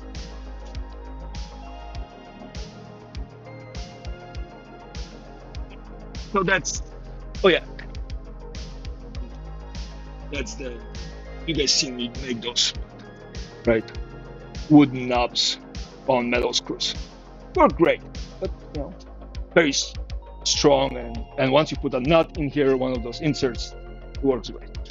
But it would be nice to have a wooden thing so you can have the feeling of a wood thread screwing it. They have wood threads at the Woodcraft locally, and you can buy them on Amazon. But they're plastic. They feel off. Like they have a knife to carve it rather than a high-speed steel thing. I figured it would be worth an experiment. You could make it, because if you could make, wooden attachments, that would be cool. That makes for things like secret drawers where you have to twist something to pull things out without metal in it, which means that somebody that comes around with a metal detector trying to find the secret compartment won't be able to feel it because all of it is made out of wood.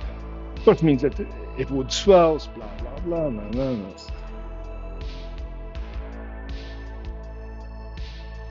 So it's wood swells, that twists, whatever. There's some issues, but I'm assuming if we oil it enough, it won't be swelling enough. And then there's some woods that I have that is very oily, like the Ipe here, and then I have some teak that is very, very oily wood, and that will hopefully be stable. Hopefully be stable enough. I have to clean this floor up. Oh well.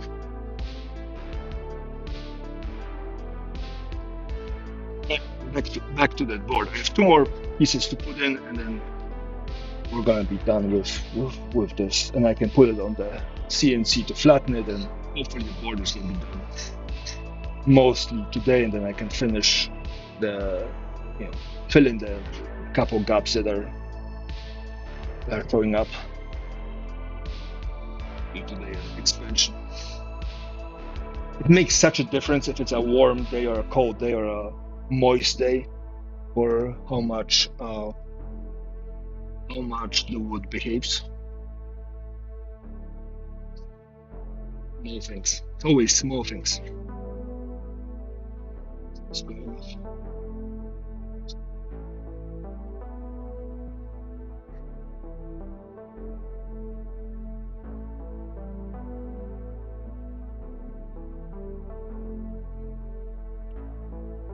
A little bit of a clean.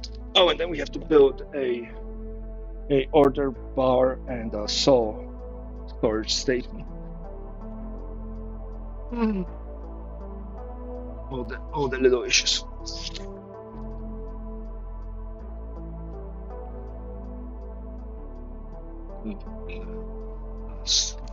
Chisel carpenter station. I need to build one too. Ah, to be young and embrace all this excitement. Too much excitement. Field.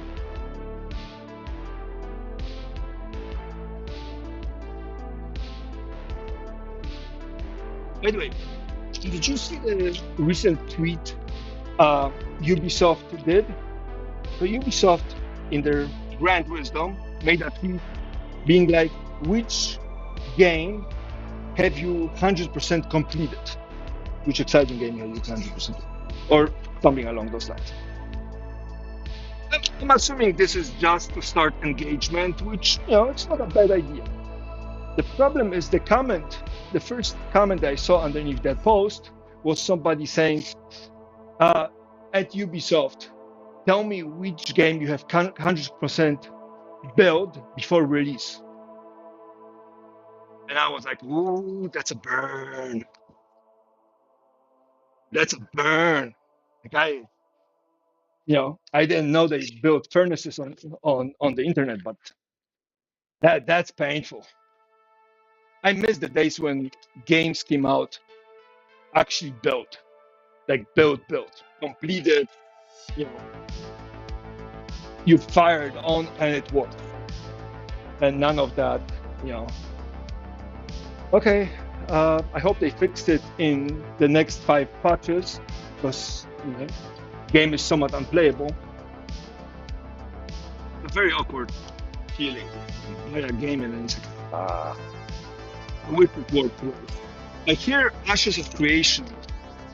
Haven't played the game. I read a couple things when they were still. I think this one was crowdfunded. They were still, putting it together.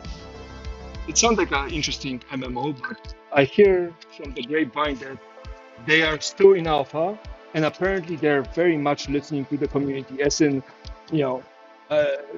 their fight system was feeling awkward for players, and so they went in and they redesigned the whole fighting system, the animations and whatnot. So it was like,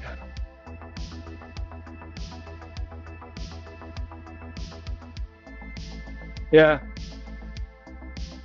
Well, again, right? There's a double-edged sword. I think early access is a fantastic thing. Just don't call it early access. Call it what it is. It's a beta or an alpha, right?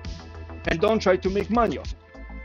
Like this is the hill I'm going to die on. Is you're releasing something and calling it a release.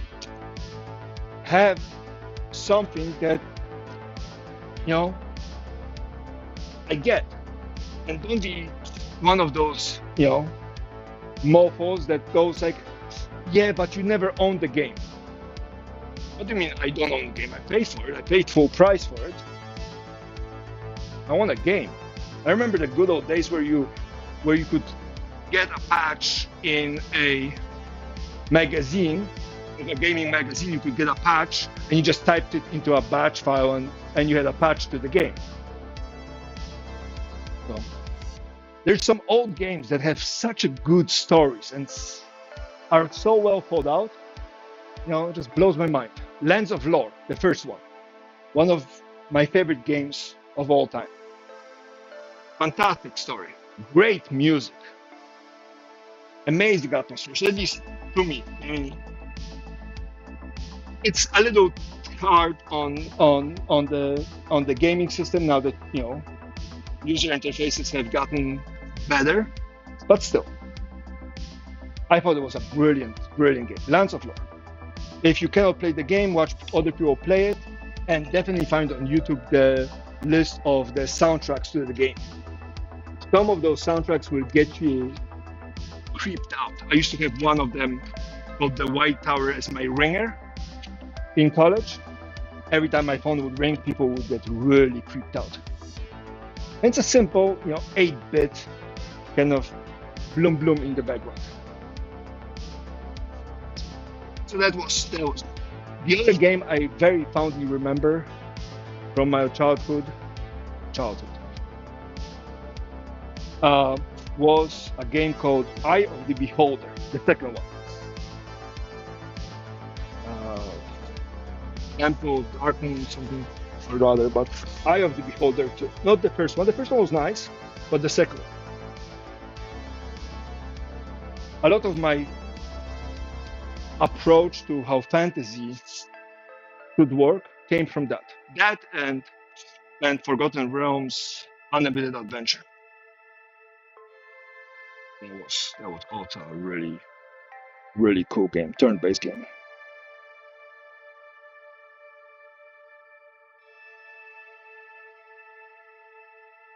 But Lands of Lore, fantastic.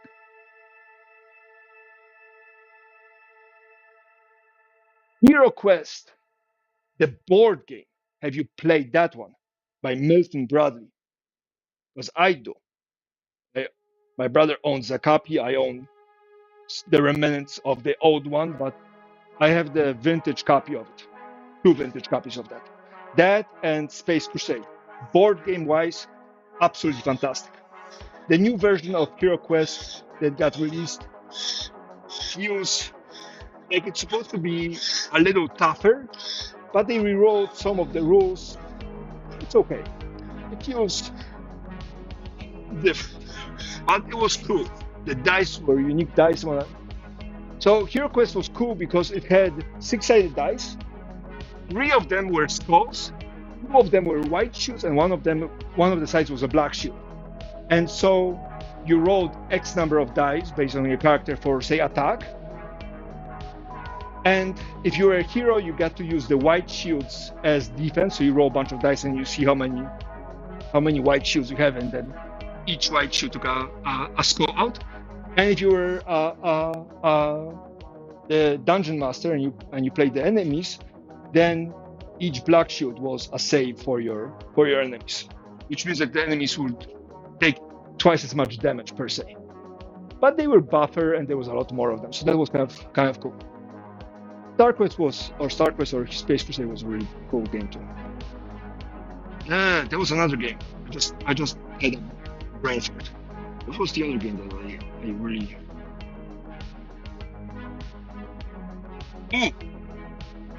Cool game.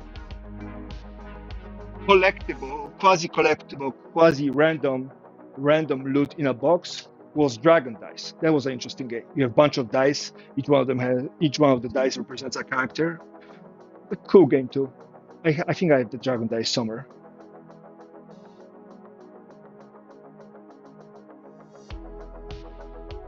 Yeah, Hero Quest. They came out with the new one, with the new version, which is slightly cheaper than if you go, say, on eBay or somewhere else trying to get the vintage one.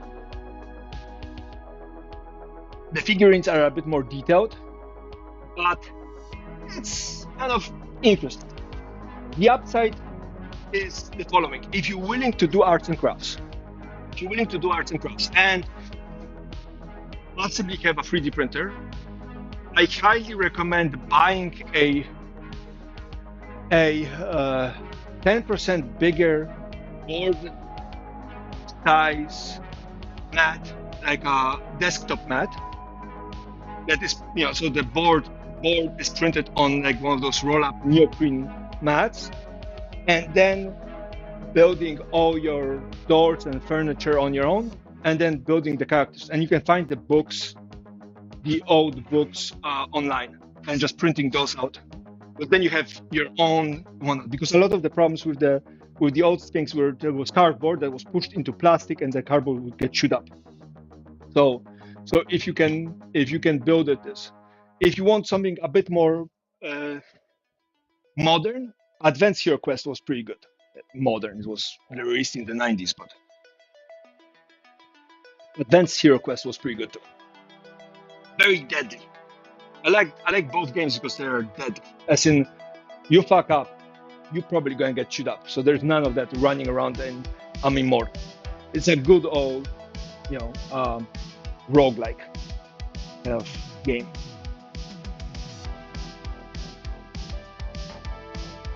Mm.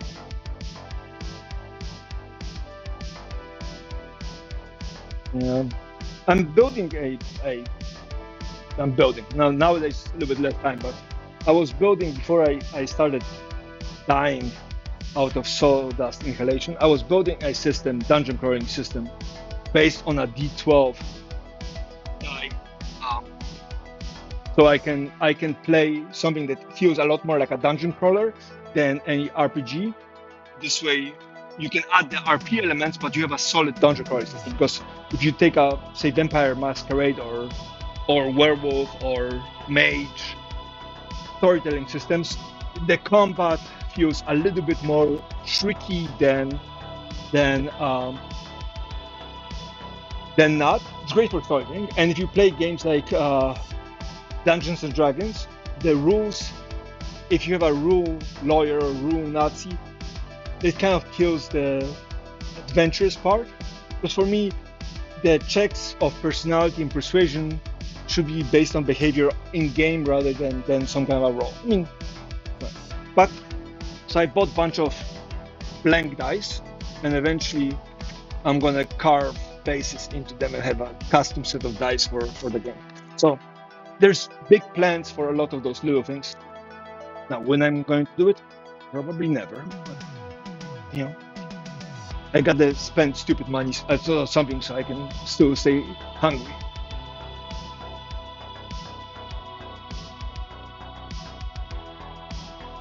Yeah, pen and paper is still fantastic. The problem is nowadays we lost a lot of the third spaces, right? Places in parks and places where you could meet up and random clubs. So it's a lot harder to find a space where you can just get together. And because of the prices of housing, at least in the United States, uh, we are losing a lot of the primary spaces as well, right? So people's houses are just a lot smaller. It used to be that people in their 30s and 40s used to have a house, with a spare bedroom and a den and a game room or a library or social room and a backyard, whatever, and in some cases a swimming pool. And nowadays people live in apartments, where you can maybe fit one, maybe two extra people, and then you're done. Like, in my case, if I want to play board games, I have to go to the lobby and sit on falling apart chairs and tables in bad lighting in the lobby because our apartment isn't big enough to host. I mean, again, it's there is a comfortable radius at which guests should never be been close enough to your underwear drawer. And if your apartment is very small, what are you going to do? Keep the guests in the little kitchenette area?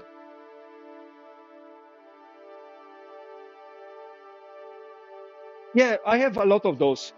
I keep on buying little things every now and then for those little projects. So I have,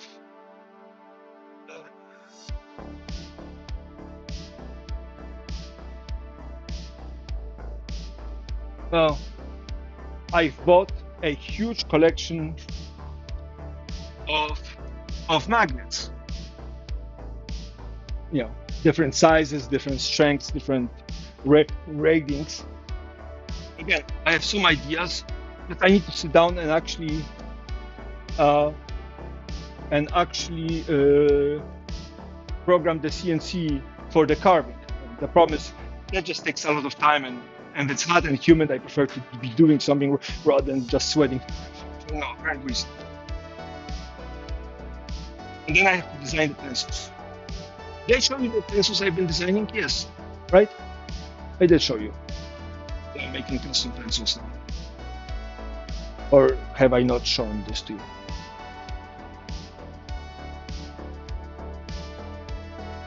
Okay. Yeah.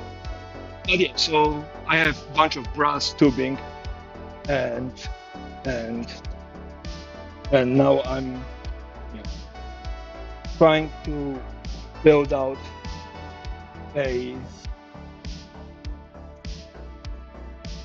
whole list of, you know, little things. But the problem is this. This is two pieces of brass, one nested inside of the other, right? You can see that there's a little step. And I have to manufacture these out of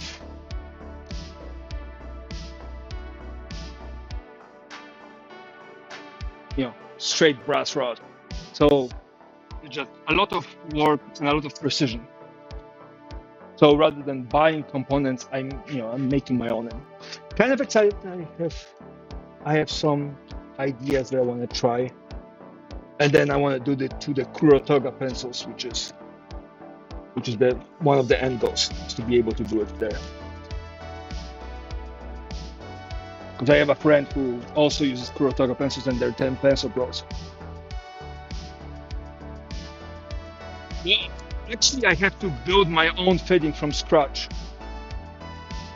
So, like some of these, the sets I have a specific brass tubing. So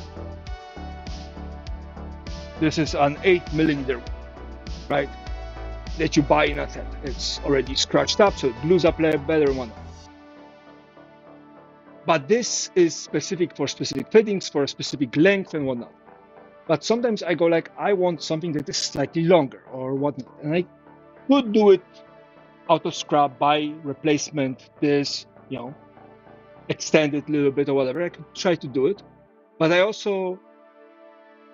want to use the existing pencil hardware, which means I have to figure out how to get the existing pencil hardware to fit to this. Because this, as I showed you yesterday or the day before, right, comes with the proper attachments, which are, tight enough in tolerances that you can pressure fit them together, right? The problem is these things are designed for that hardware where I want to use the actual pencil hardware. So, the trick part is figure out how to thread things, how to build little doodads and whatnot. And again, the results are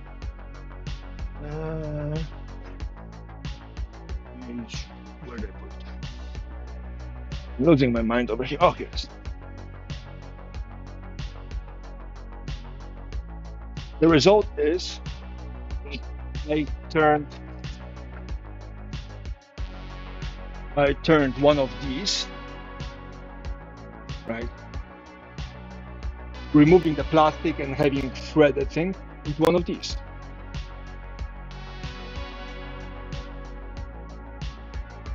Right? But that means that all this threading here and then the brass outline here, including the tube and whatnot, had to be custom made by me.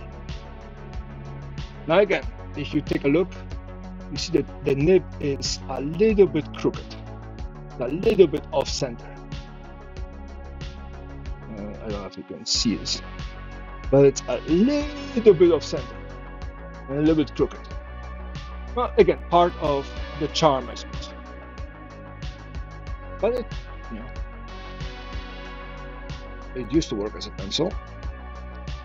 Yeah, but works as a pencil. It has the nice click. It has all the guts from this. It doesn't have the plastic as a wooden cover, right? So then I have an order for 4 of these. Hey, Apex. Well, if you want a pen, just stop by. I have a whole box of Koa. You can pick whatever you want. from this, or if you want some other wood. Sorry. I have a whole box of koa pieces. You get to pick, whichever one, and I can turn it for you. And if you have time, I can do it pretty much on the spot. What you hear takes about an hour. Right now we are finishing a board. I built the seam reapers for darkness. I turned a little things for spicy, although I'm yet to hear from spicy if they like it. Me and Jen are up to no good on a different project, finishing the first cutting board. So life is good. Life is good. How you been?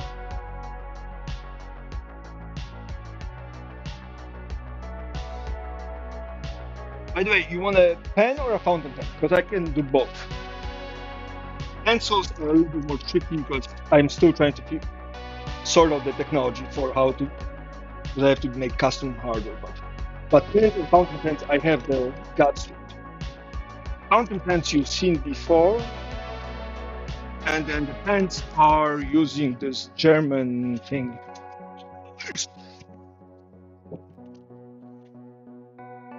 What is it? It's top bow 850 inserts. So the pens are using this roller ball kind of inserts, which you can buy online for replacement. So it's not like you make one pen and if you use it, you lose. And then the fountain pens are the fountain pens are steel nibs, but they're what steel or iridium? Iridium nibs, but they're made in Germany, and they have most of them out of the probably 200 they made, maybe 150 they made. Only one was slightly off on scratches, but they have a bunch of those. So. And they come with converters. There's this.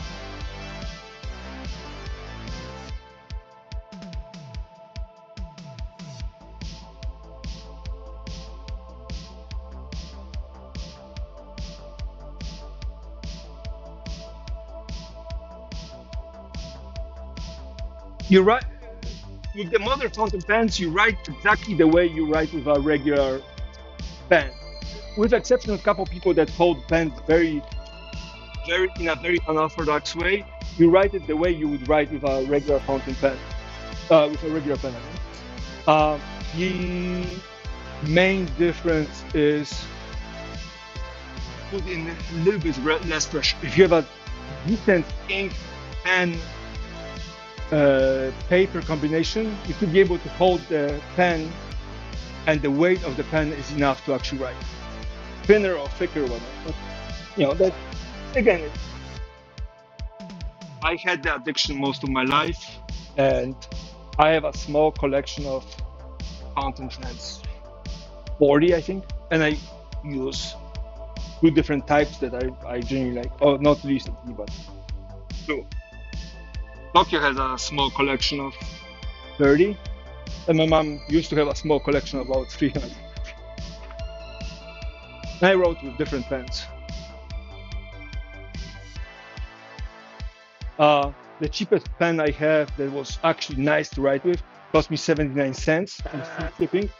The most expensive pen I have in my collection, I don't know who got me. I got 2 copies of it, and it's like $200 some. And I think it was worth it. I didn't pay for it. I didn't buy it, so somebody must have given it to me like a graduation gift or something. My go-to pens are either Pilot, Lamy is pretty good, or used to be pretty good. I haven't checked them recently. And then I've been using Twisby. I genuinely enjoy, mostly because they're big and heavy.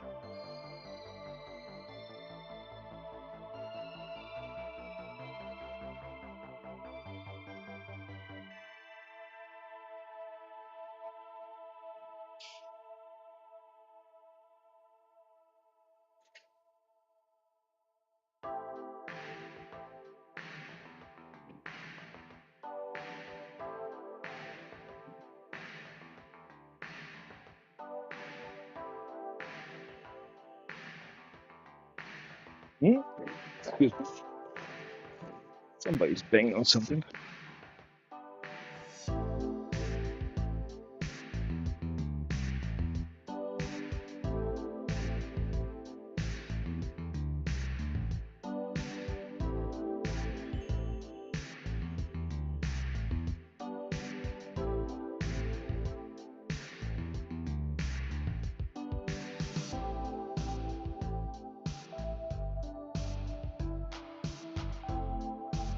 Uh, it looks like it's my neighbors. They're building out their little shop.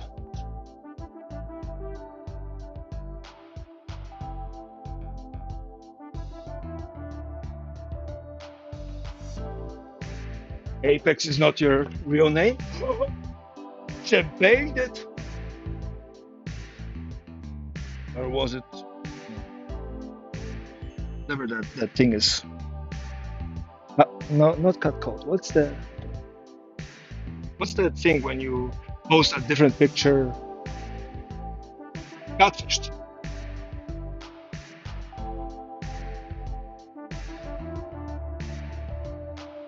It's gerb. It's not like jerry rig. It's jury rig, right? Although I like jerry rig better, because then the channel made sense. Mm.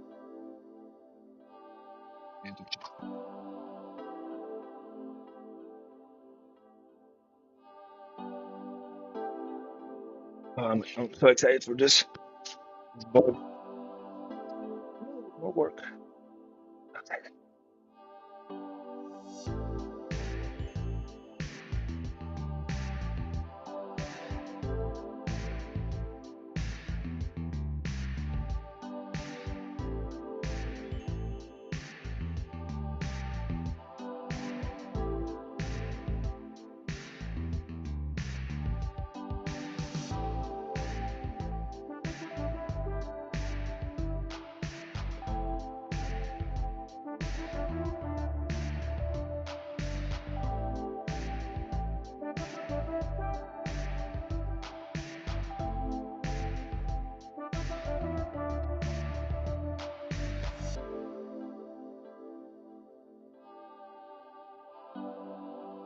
Oh, that's a new face.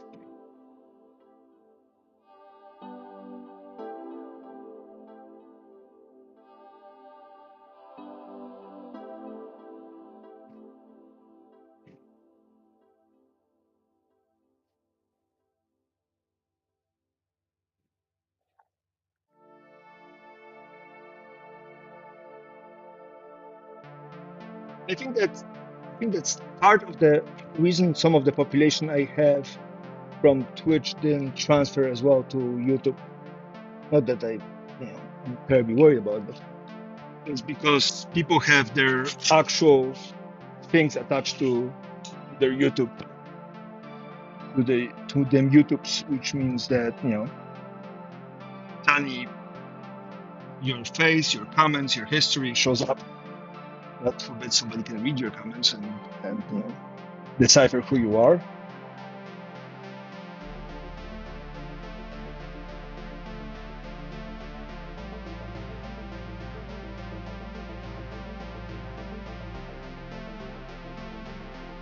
I don't know if I should go back to Twitch or just delete it. I could probably cancel my affiliate status on Twitch. Yeah, I'm not worried about it for now. So hopefully nobody's subscribed and still paying for it. Then now I would continuously feel bad.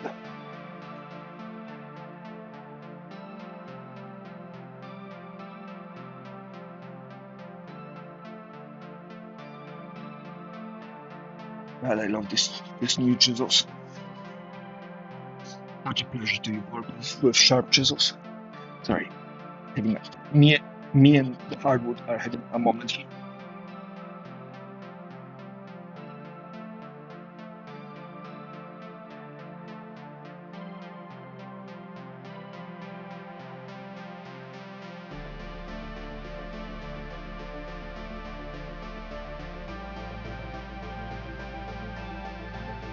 we can definitely put some time in.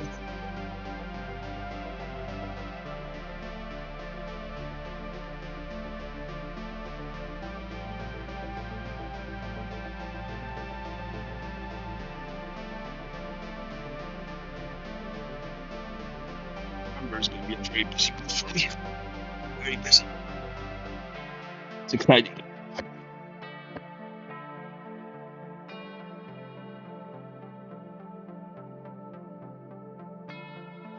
It's been,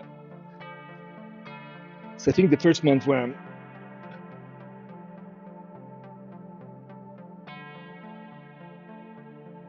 okay. It's gonna be the first month where I'm actually booked time-wise for the most of the month. And also, it only took 300 days to get here. Amazing.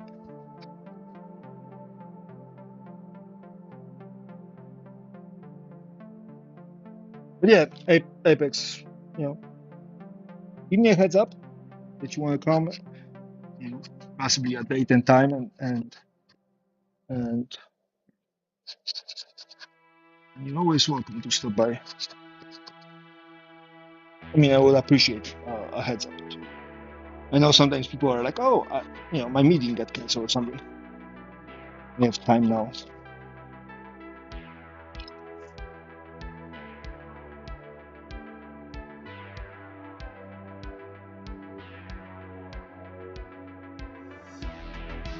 No, no, look, stop by because you know being booked is one thing, and sometimes projects take a lot less time than one thinks. I have a bunch of bigger projects to do, and that's just that's part of the course.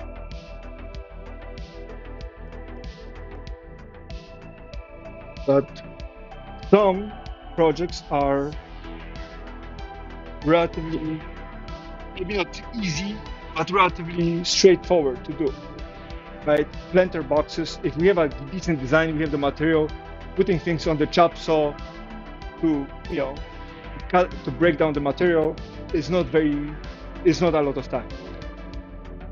Right? Designing kind of thing that takes time, and if we do dovetails and so on and so forth, there's aspects of planter boxes that can take significantly more time, but the actual aspects might go a lot faster in a shop than to do it at home.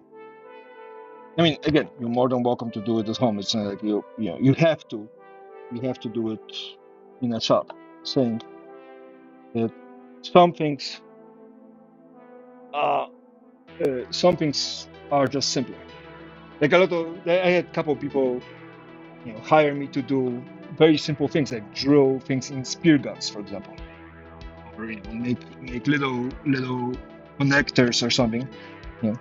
Again, took me a couple minutes here, a couple minutes there to do it. Tipped $5 for one thing, and that was just kind of it. Again, they could make it at home, circular saw and whatnot, and all that jazz.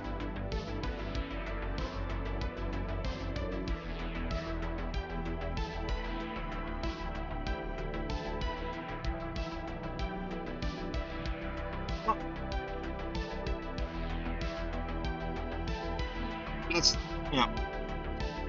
There's also the aspect of, I know for a fact, you can do some of the machine work yourself. So once we have the main things chopped down, the rest of it is just kind of putting together and screwing things together or painting that can be done at a more convenient place.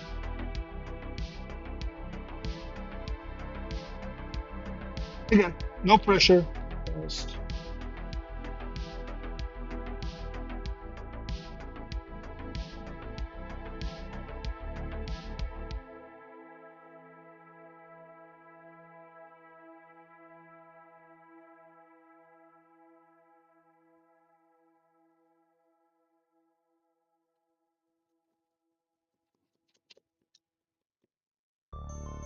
I'm happy to help if I can. I'm also happy to be hired. in my job. I think my parents are thinking about coming during the fall, the winter time. So there's gonna be sometime during that time where I won't be able to do as much work as I would like to. Family's gonna be in town, so I can do more work now. Also,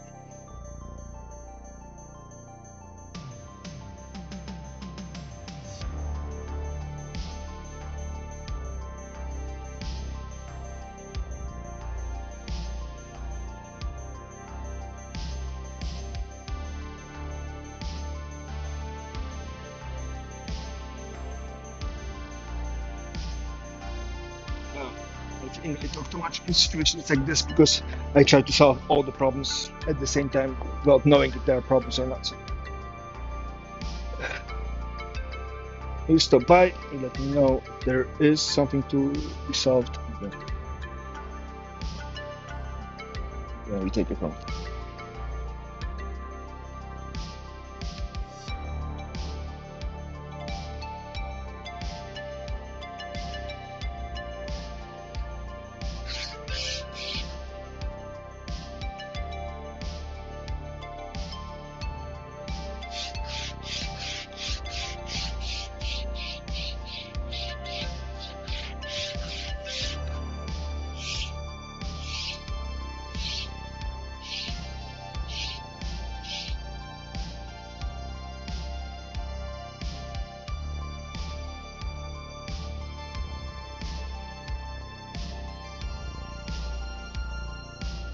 Yeah, and again, very happy to provide recommendations and as well as uh,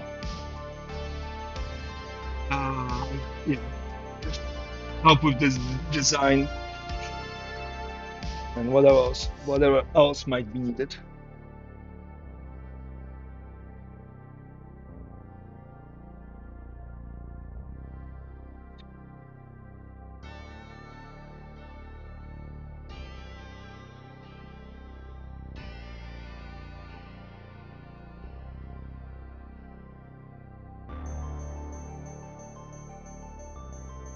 By the way, the chop saw that I used to that you used to store with you.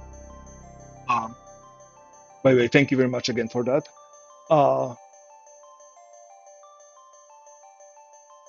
Uh, you mean the chisels? Yes. But the chops I used to store with you, I have a uh, a different chop saw nowadays, a slightly bigger one. So if you need a chop saw to do last minute adjustment of the future planter boxes, uh, I'm assuming when we're talking about planter boxes, the client has an access to a yard or at least some garden space or something. You can always do the adjustments there. I haven't put up the saw yet for sale yet, so it's still there.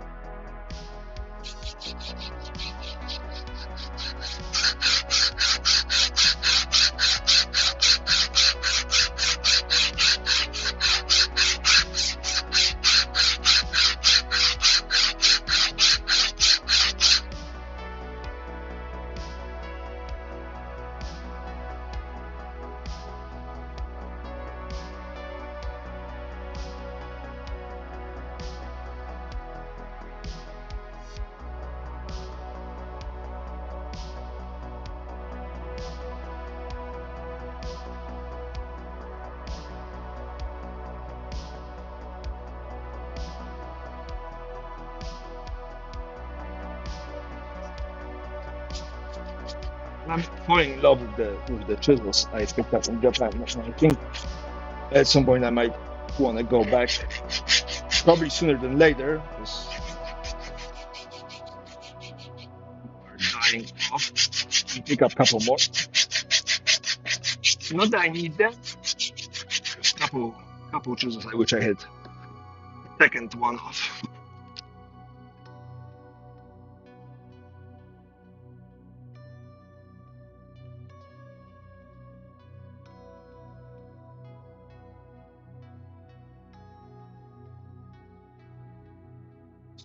Good. This one.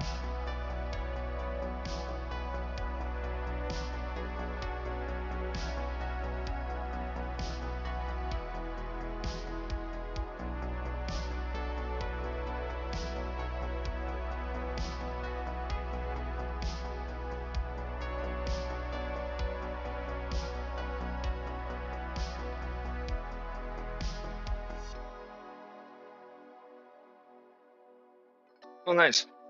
Um, I'm I fixed the I fixed the laser. I got it narrowed down.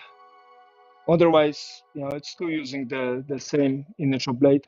Oh, I was thinking somewhere between 100 and 150 bucks. I'm not terribly set on price right now. It's just sitting there and not doing anything. Again, I have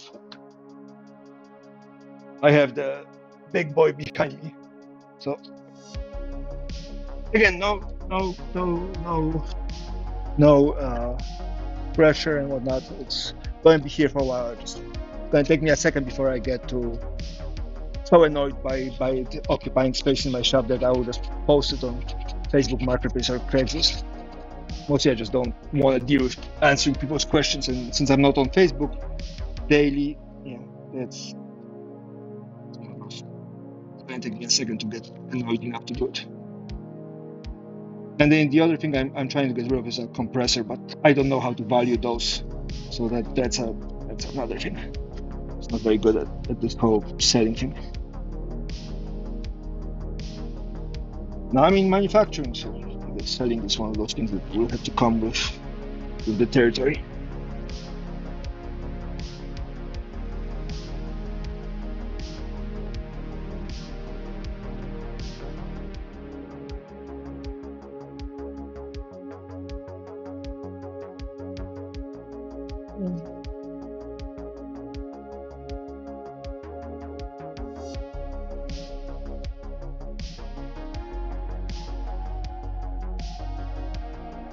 I think Tokyo wouldn't mind going to Japan either.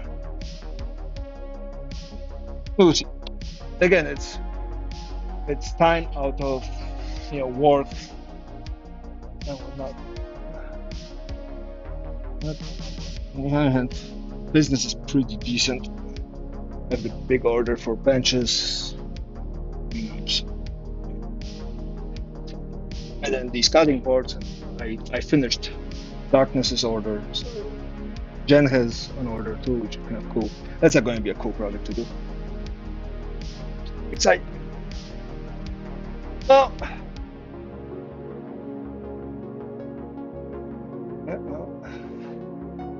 I hope that. Well, just this time around, I'm definitely going to be better about the whole shopping experience. Because last time it was just running around. This time around, I have a vague idea what I want, so I'll try to get the shopping down on day one or day two, then do the rest of the trip, doing other things. Plus, there's this one shop in Osaka which had a lot of really cool things also. I really want to go to that one.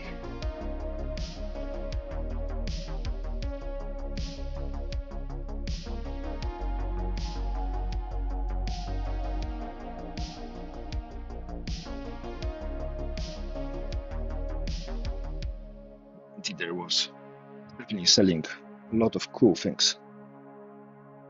I mean, the chisels I got from the blacksmith in Tokyo, they were super expensive by comparison, are really nice, but they're Difference in price, nice.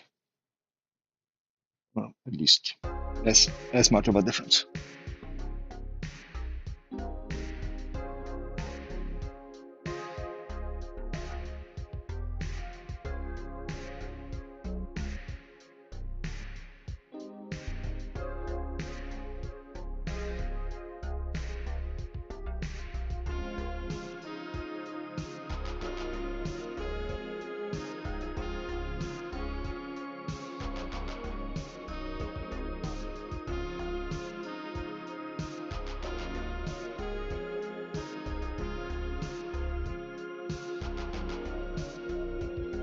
It feels like I'm doing restoration of this board rather than building a brand new one. But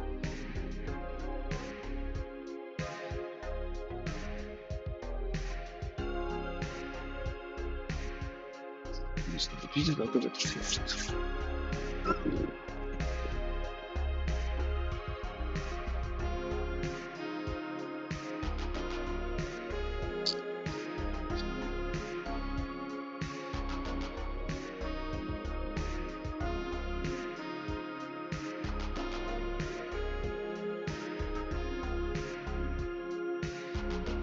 Oh, nice. And what I want to see.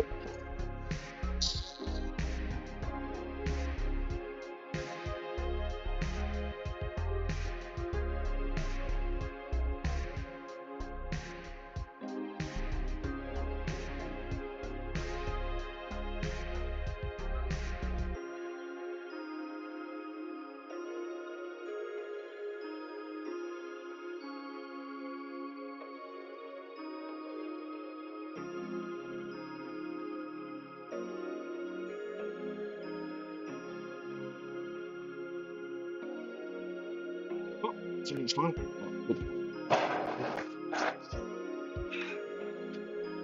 This is the last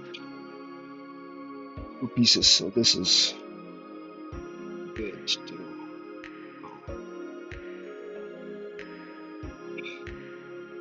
so there.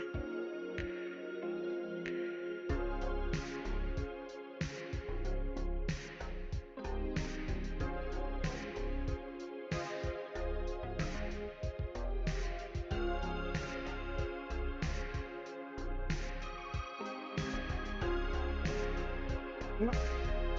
Hopefully the doctor tells you you have 60 more years to go, so plenty of time to do the trip.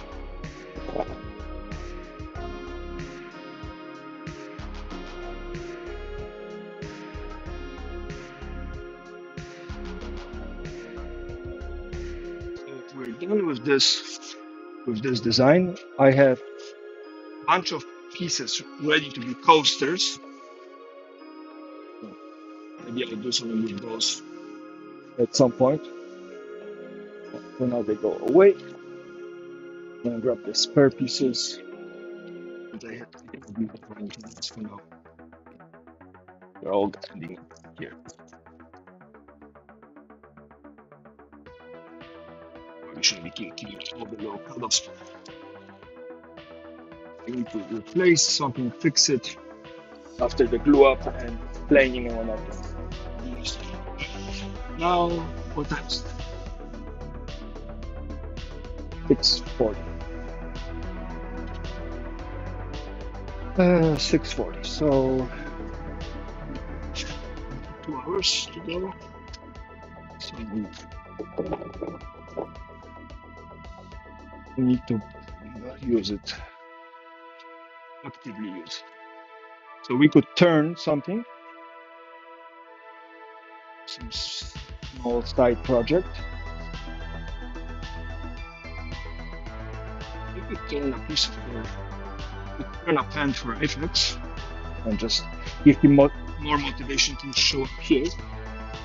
Or I could turn some other small project. What do you guys think?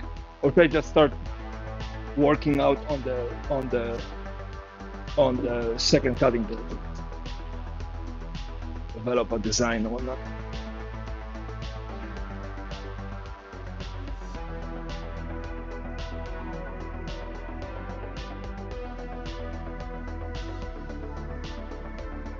Well, holding thumbs is an interesting expression until you have to run things through a table saw, and then you're like,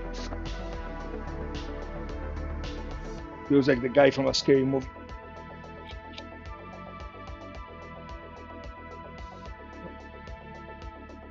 He's all on Team Random Jam. We have another container that's empty.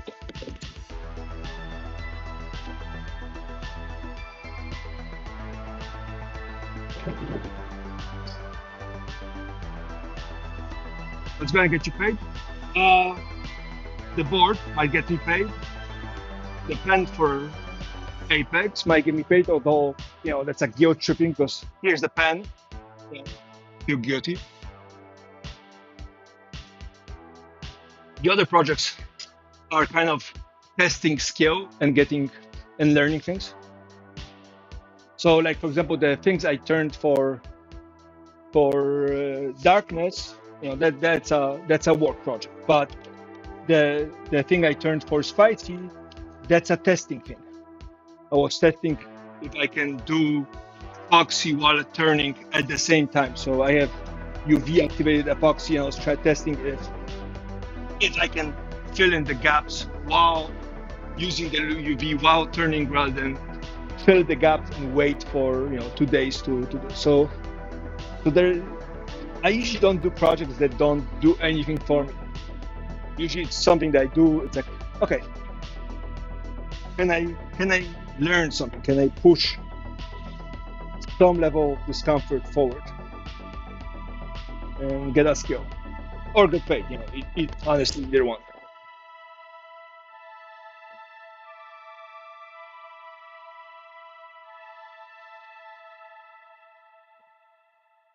Plus, getting paid is, although it should be on the forefront of my mind, is not. Never was. Like, I get the whole part, but I didn't get into woodworking for the money. I got here for the, groupies, free, boo, and fame. Fame. I have reviews on Google on Google Maps. Hot women. I'm married to one, and booze. I don't drink enough, so it's a kind of like. Oh, I guess we're gonna do woodworking then. This mess I made. Oh, paper heart. Huh. I guess we have. Oh, interesting. I have paper heart pieces here. Let's see. It's it. We have purple heart pieces. Good.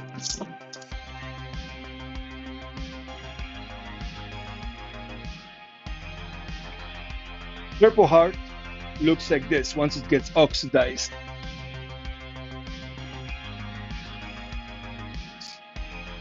Really dark purple. Starts very light, kind of pinkish, but then as it oxidizes, it turns this dark color.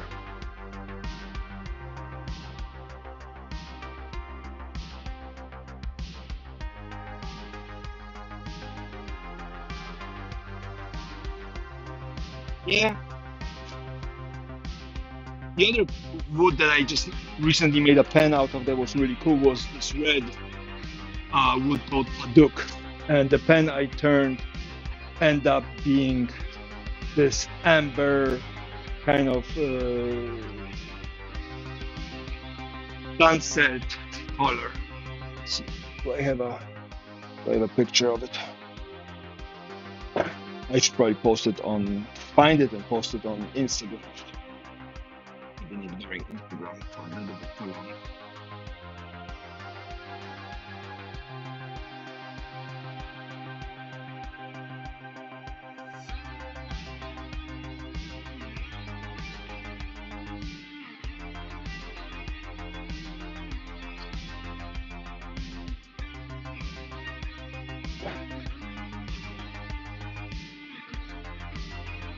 What is it in? I don't understand.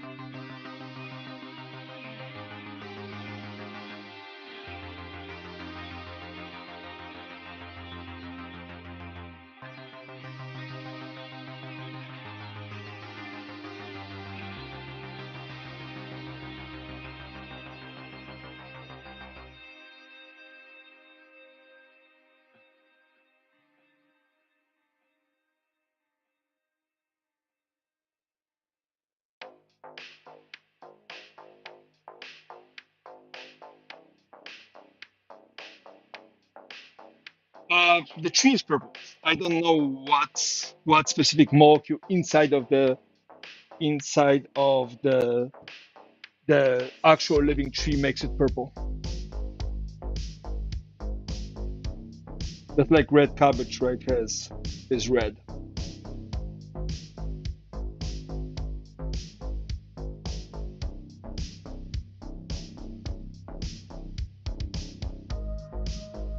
Oh, here it is.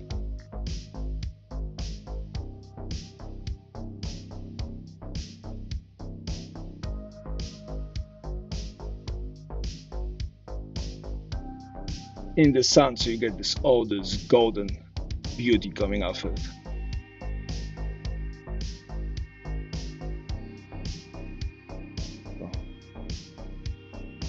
And that's what it looks like. Again, it's a little too bright, but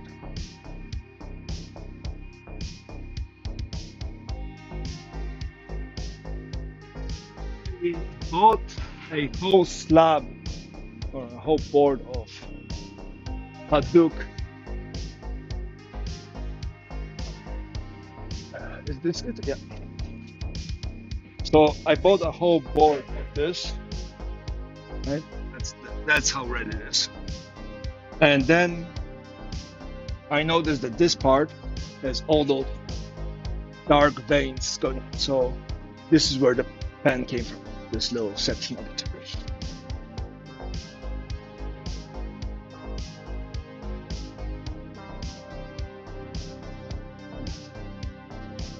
And usually Paduk is a lot less. I want to call it layered. It's a lot more flat color.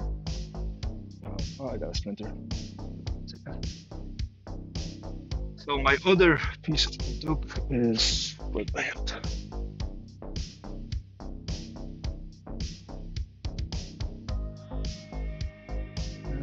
I have a big piece somewhere. There's the big piece. Probably hiding it somewhere here. Piece of the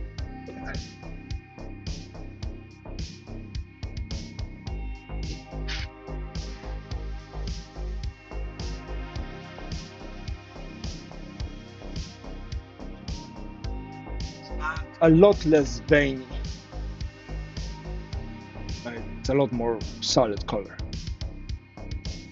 So that was interesting because you had those dark lines. Yeah, you you know, I made little accent rods that you know put a dowel in and just cut it off, and you have a little kind of a dot accent. So I built that. I built little straight lines. Do it. Do I have making a mess again? It's all your fault. All your fault. Okay, hold. So I have a whole box here of remainders of projects and projects I have started and attempted to do. Miko, very flexible. So made out of two different types of. I think one of them is mahogany, the other one is I think birch.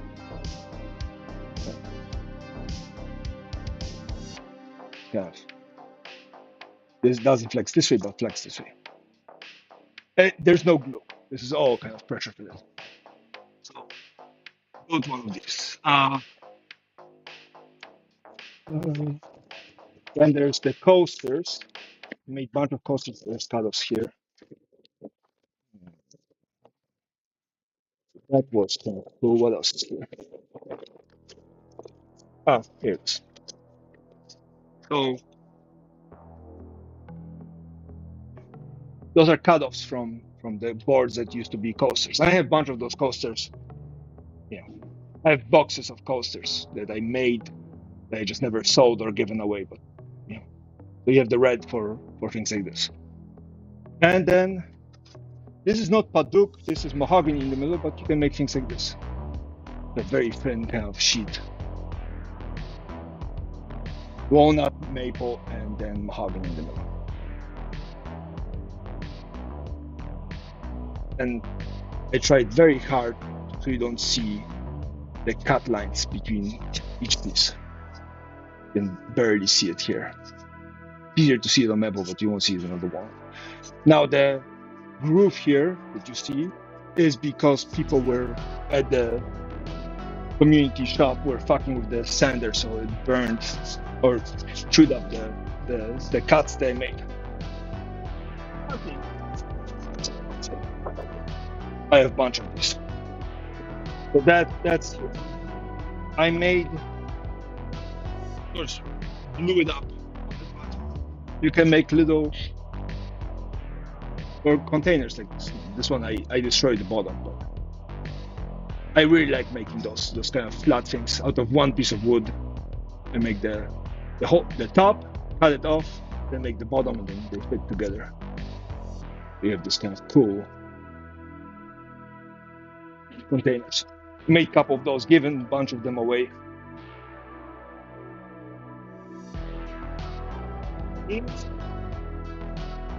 With some other coasters I made. This one have these coasters from another cutting board I made. Let's see, do I have, where's my spray here?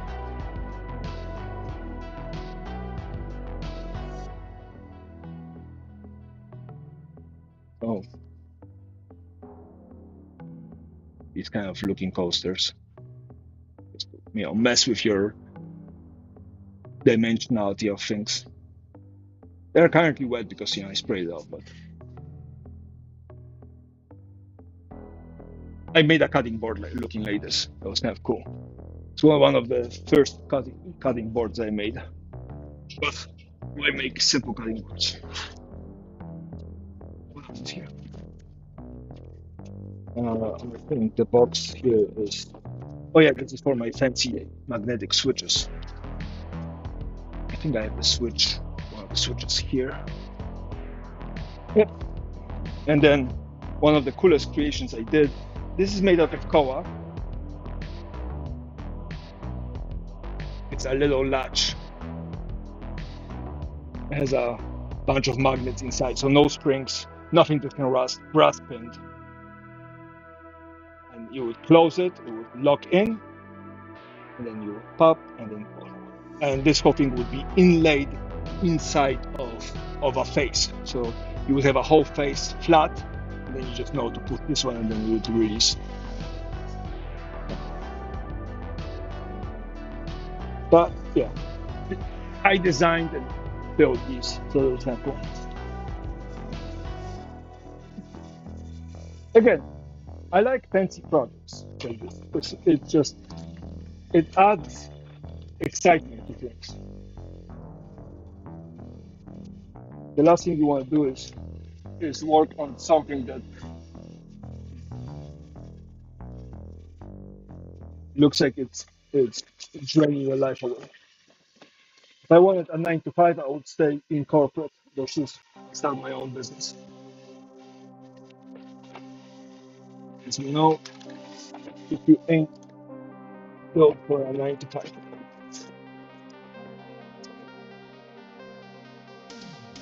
Oh, maybe I am. I'm gonna tell you guys it's lies. Yeah. Again, I had a shadow box. Somebody asked me to build a shadow box. I couldn't charge at the community shop because it was against the against the agreement I had with the shop. Like you weren't allowed to make money.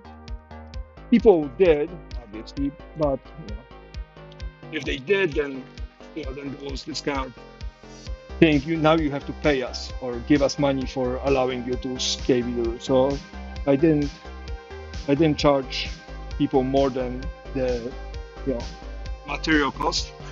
So I made a shadow box. Took me a couple of weeks to make it, but I didn't want any metal to be visible. So even the hinges, the piano hinges, brass piano hinges, were hidden inside of the wood. Just I thought it was cool to have latches that are made out of wood.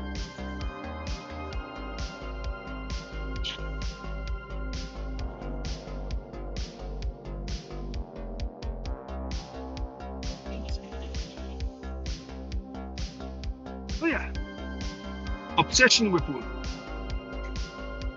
And then the two things I made for darkness were I made out of Milo with a little bit of sapwood, and then the one for spices. I think maybe either forget it. It's either curly walnut or koa. I'll have to take a look at it again. So yeah, so we can turn something.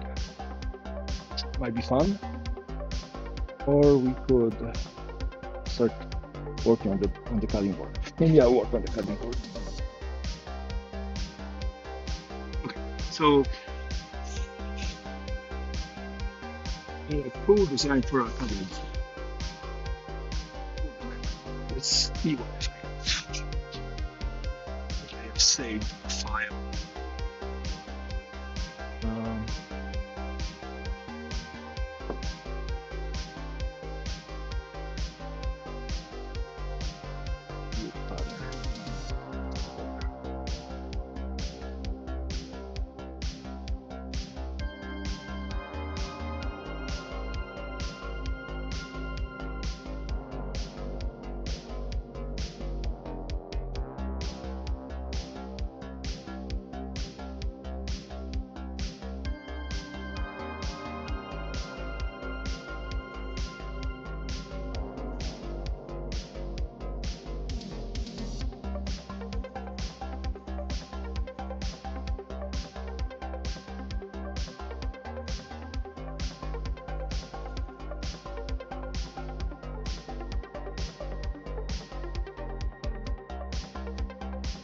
There it is. Okay.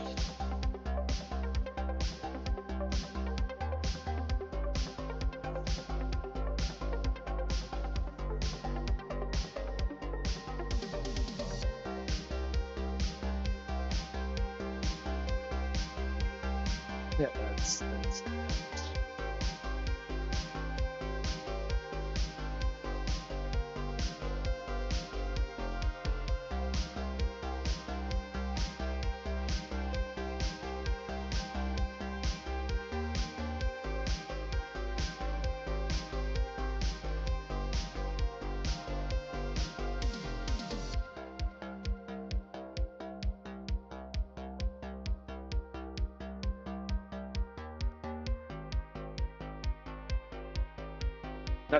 So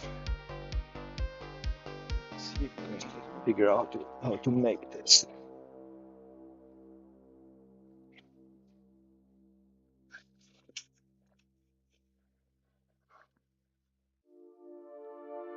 So the pattern I'm thinking about is a pattern that looks like we are weaving something through the board. We're gonna have a square initial aspect. We're gonna put a trapezoid.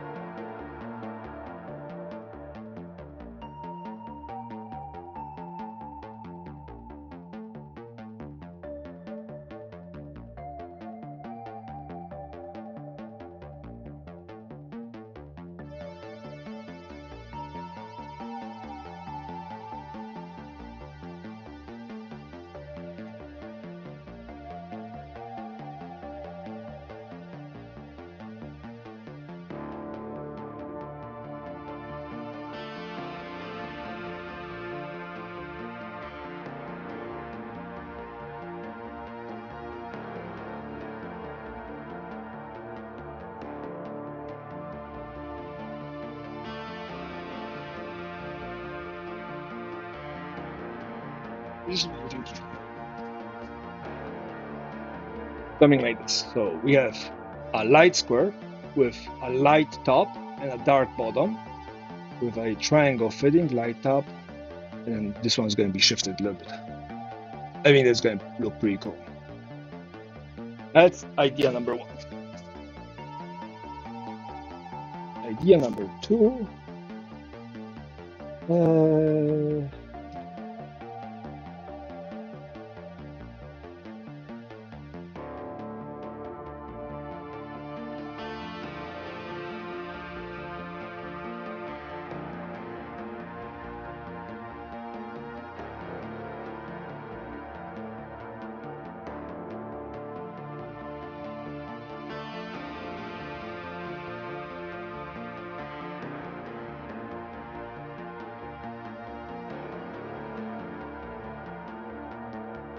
So right on another page, so you can see it better. Number two.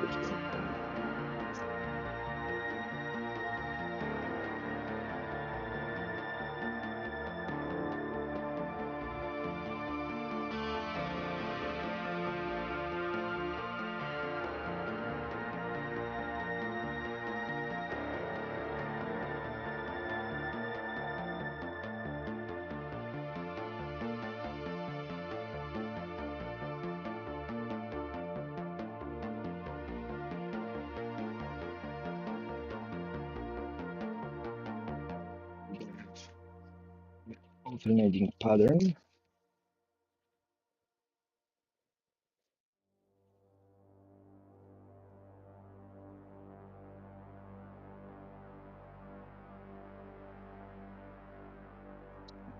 Mistake. This guy looks pretty cool.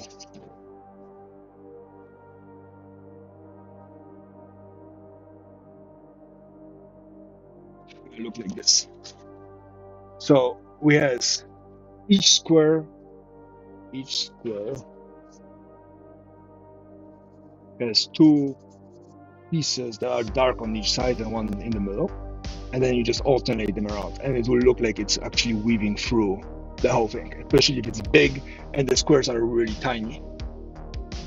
I think that would be pretty cool. Very detailed.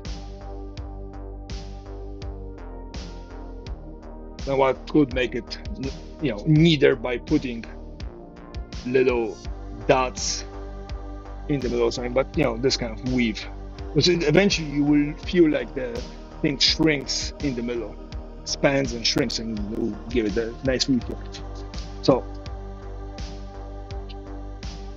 it will require a level of precision to build this because all of the things will have to be perfect. And I don't have a thickness sander. So I mean, there's one that I could buy on Facebook Marketplace. There used to be one for $700. I didn't buy it, but the downside of buying a thickness sander is I don't have anywhere to put it. And it's going to be another one of those big table machines. I'm assuming once I get rid of the pine, I can always stash it up here. That I have all this on rollers. And once I get rid of the chop saw and one of the hand trucks, it's gonna get a lot easier. But that would be neat. And then a jointer. I'm currently in the process of trying to see if I can find a jointer. But this would require excessive amounts of precision. Things would need to be perfectly square, otherwise the stopping would fall apart. Especially if they make it really big. What is this? It's 1.5 inches by 1.5 inches, so it's gonna be like 2 by 2.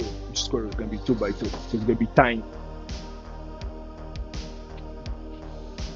I like this better than this.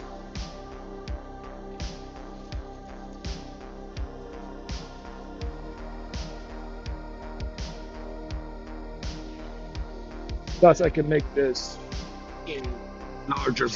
I can make uh, a whole strip and then cut the strip down. Squaring off is going to be a tongue in.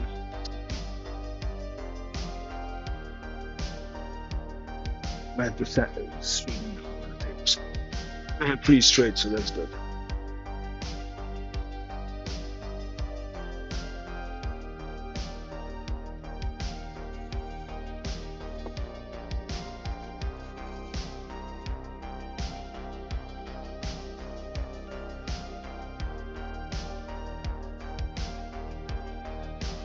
I could also slice off the corners here and just put a square, square thing of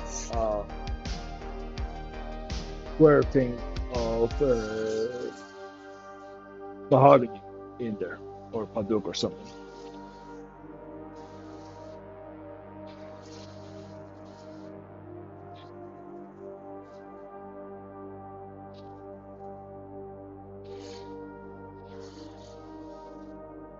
What do I need for that? I would need a big piece of maple. I have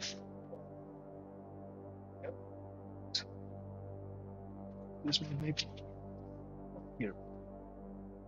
Yeah, that looks like maple. So we have one piece of maple here. Then we need a white piece of walnut. We do have a piece of walnut over there.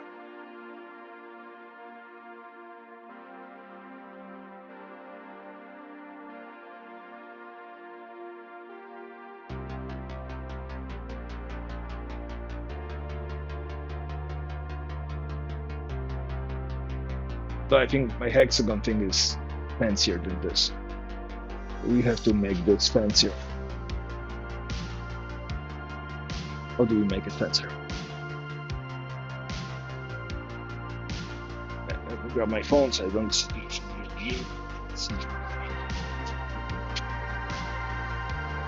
Like this, but fancier. Yeah, the hexagon, the previous board looked fantastic. This one probably is gonna be the same, hoping. So yeah.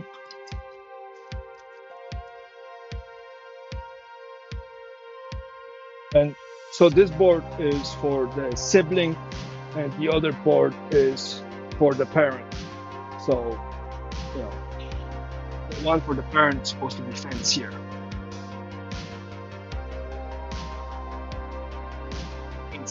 Considering I don't exactly build cutting boards, that's not my main job. I would like to build something that is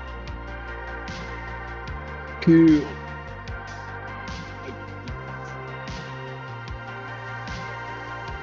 But problem is, some of the coolest boards are requiring equipment that allows you precisely control for depth, and I'm not sure I don't have enough tools for that. On the other hand, I could try to CNC things into it, but then we are in a whole different realm of pain.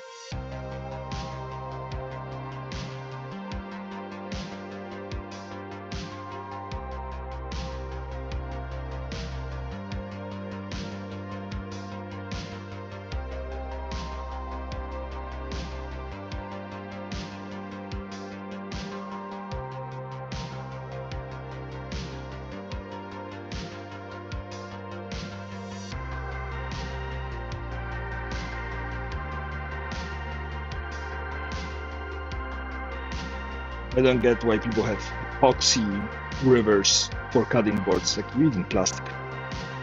Bad for you.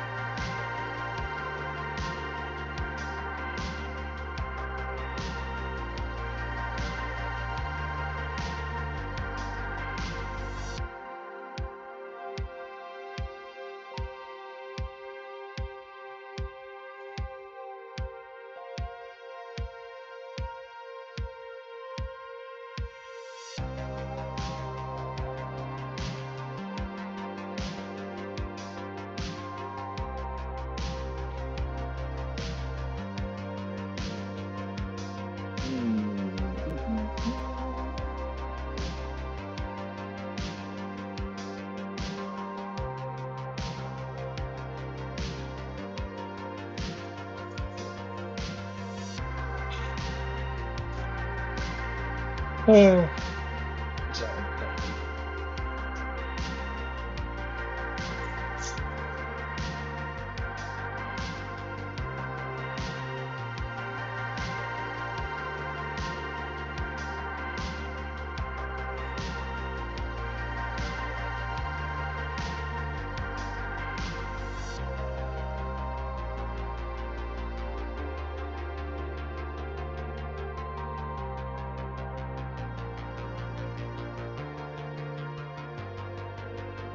so the best design has repeatable elements,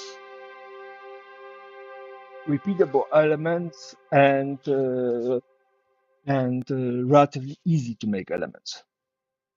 Triangles, trapezes are easy, squares are easy, rectangles are easy.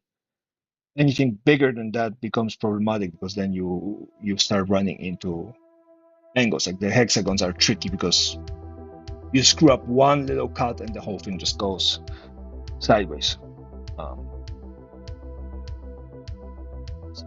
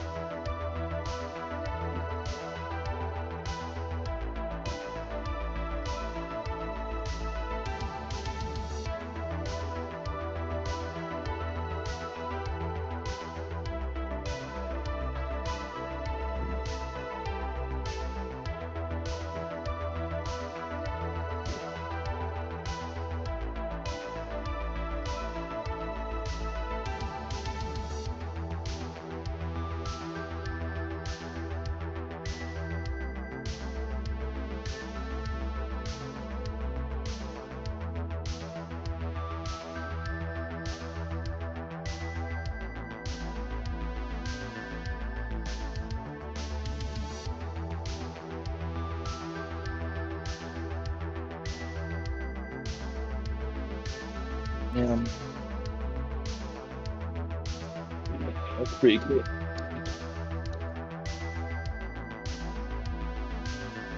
I'm gonna take a screenshot of it.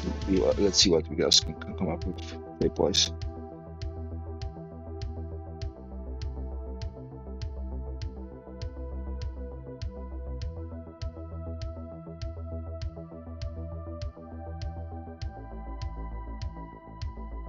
I mean, at the end of the day, the coolest things are um, well done things for any cutting boards and coasters. Like, well done beats any design.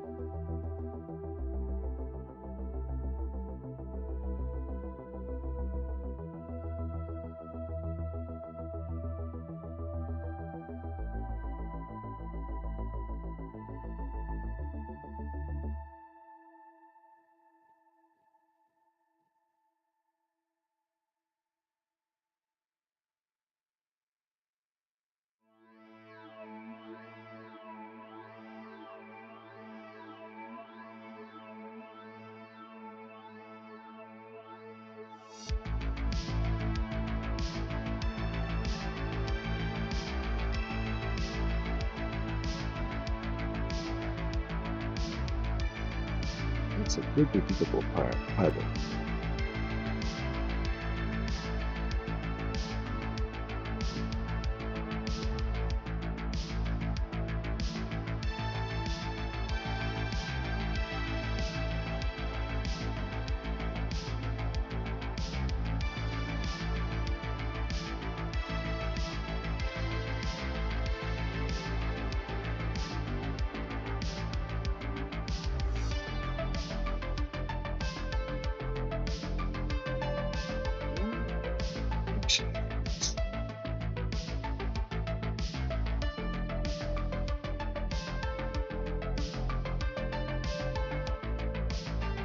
That would be fancy. That would be really fancy to do. Okay, so we have one design that is super fancy. Very troublesome, but maybe it's worth it. Mark?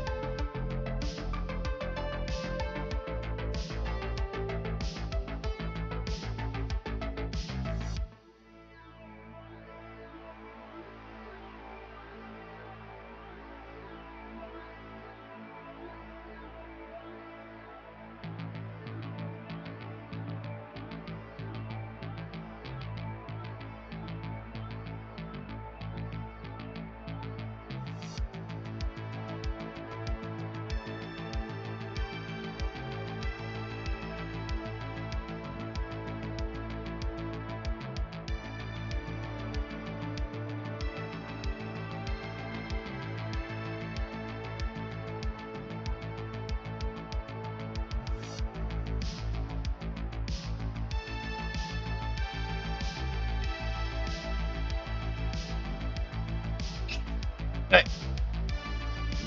Jen, as the local artist, can I pick your brain?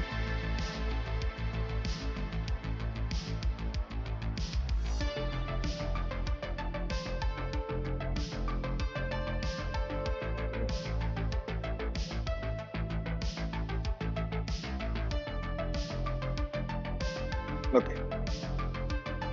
So let me take screenshots of the ones I'm thinking about.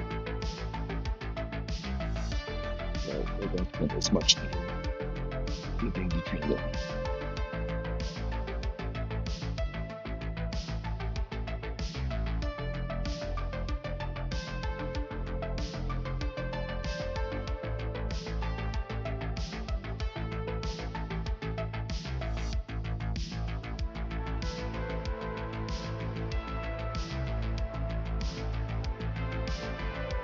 So I was thinking a pattern like this.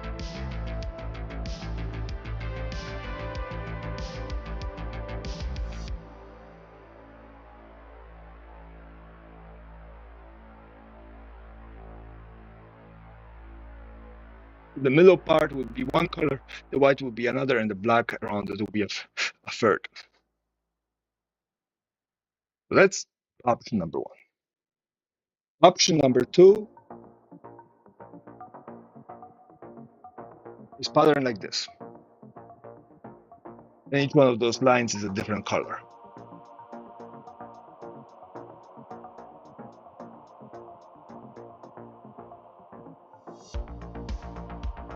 And then the third option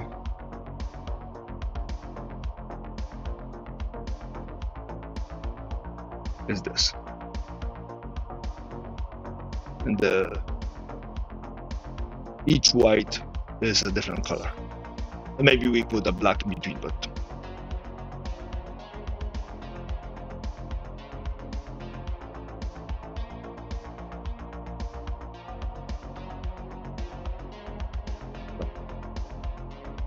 that's kind of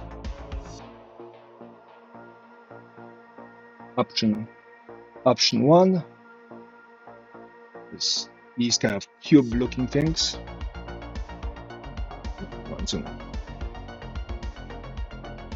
Option 2 is this kind of pattern. And option 3 is this kind of pattern.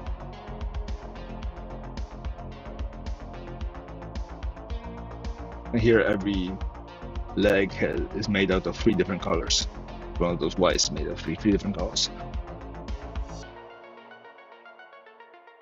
Okay, option 2 is too busy. So there's the Y and the squares.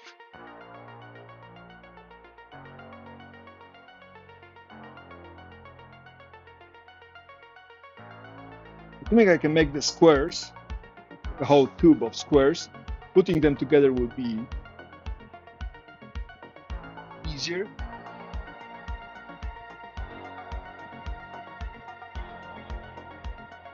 The Y. So these guys.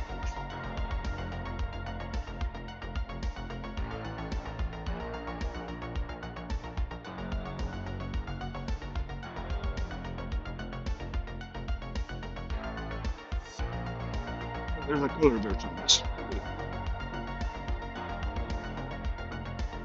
So something like this.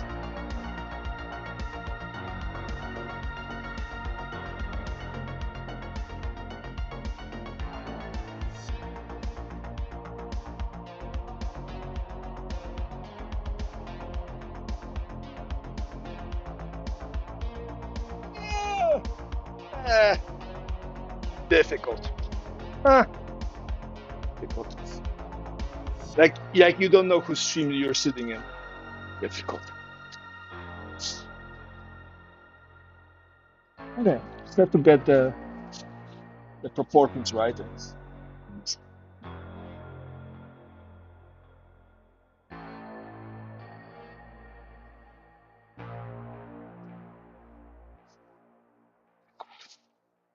Playing Zomboid with you guys knocking is difficult.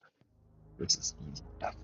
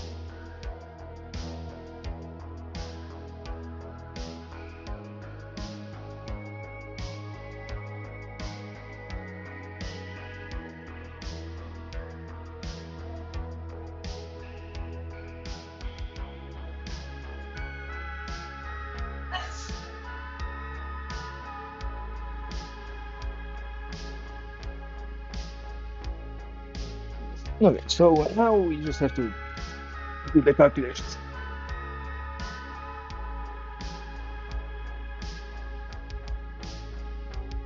Yeah, again, if you're starting to look at chess pieces, start with the world championship pieces. Because this is the master class in design.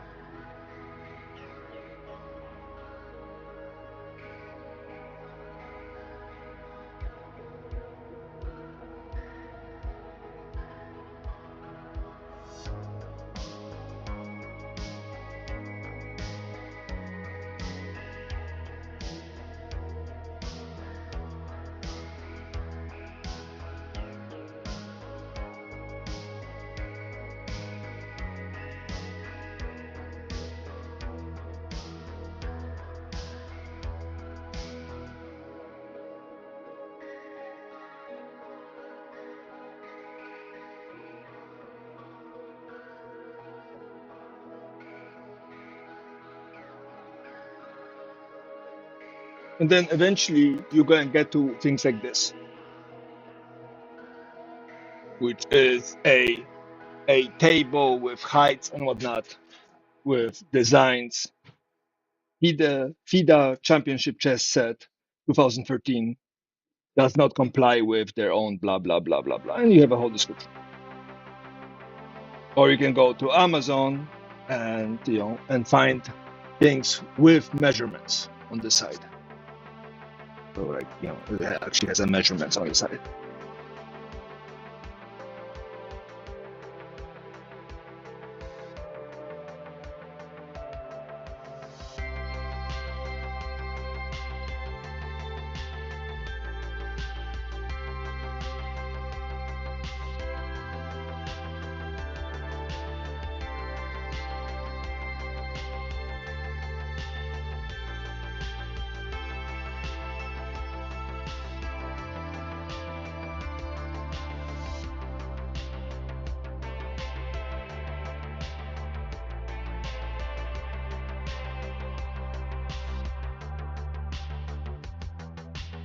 I mean, very, very simple. Those are the FIDA chess, right? Very simple, very little things. But the proportions are there.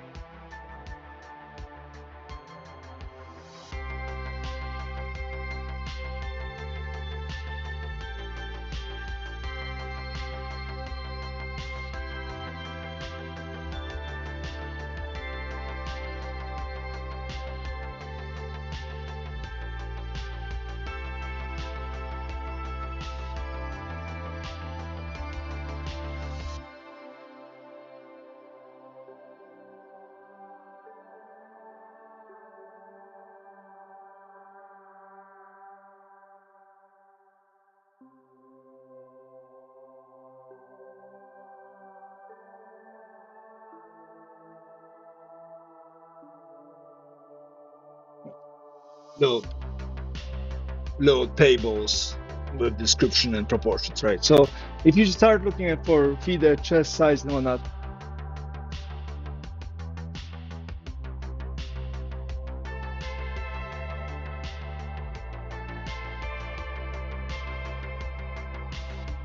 so what I would do if if I had to design a chess set myself again, what I would do is get two tabs going. One is the sizing on how big is the base and the height of the chess piece, and find something that has a nice progression that you like. Size of the pawn versus size of the king, or not, and you have pictures and you have description, or not.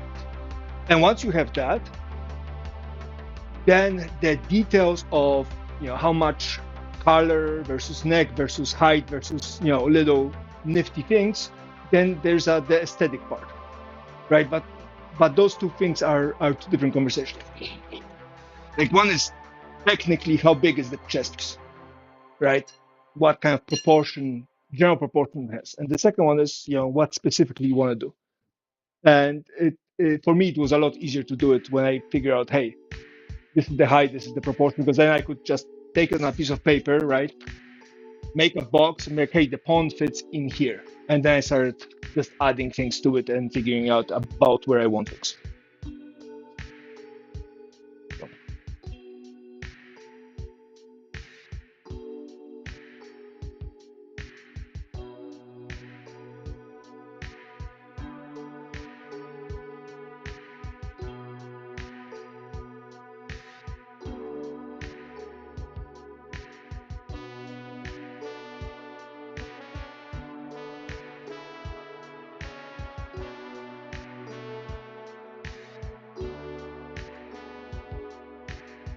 And then the aesthetic is very important. No questions about it. All right, so we want to build this. So if we put a triangle here, and we want this to be 1 3/4 size, which means that this 1 3/4, how big is 1 3/4? Would be comfortable, right? Yeah, we have a little bit of leeway. So we have 1 3/4 here, means we have 1 3/4 here, which means that the height of this equal size triangle is 1 3/4, 1 3/4, that's what, 2, 3.5. We have a height of 3.5 inches, 3.5. Let's call this an A. And we'll call it 2 squared. Let's call this A and call this 2A. So this will be an A squared plus 3.5 squared equals 4A squared. So 3.5 squared equals to 3A squared. So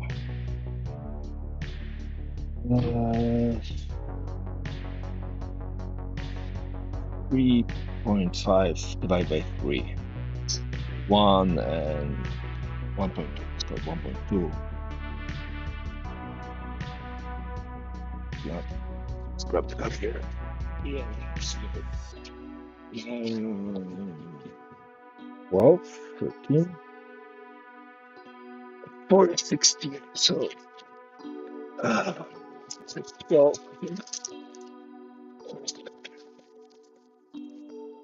I swear I haven't been doing this much math since I started teaching. The search or my struggles here. 3.5 squared. Oh, it's 12 divided by 3. 4. So square root of that 2.2. So A equals to 2.02, which means the size of this is 4. So we're building a trapeze. We're building a trapeze that is 4 inches this way. Has 2 slanted sides at 30 degrees. And has a height of 1.75. Okay, let's call this. This is 4, this is 2, this is h. So 3 minus 4 equals h squared. So h squared equals to 12. So h 12 is 3.46. 3.46 divided by 2, 1.72. 1.7. So times 30 seconds, maybe 23.5. 23.4. 30 seconds. This is 46.85.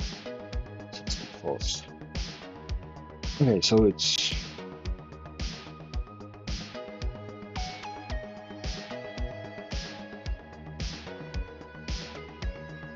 7.1.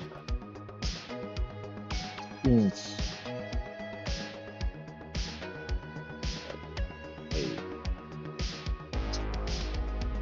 8. 2.48. Yeah.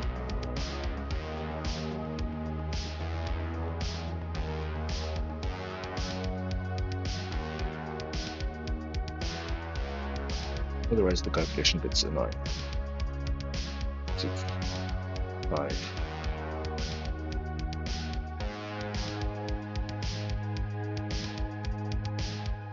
Otherwise, we maintain this at 1/4.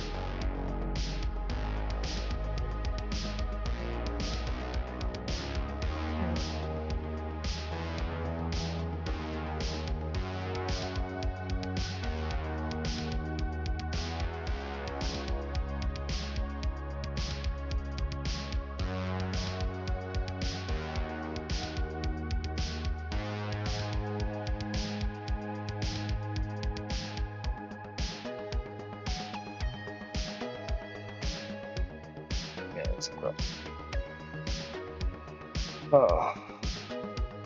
So how do we get nice numbers?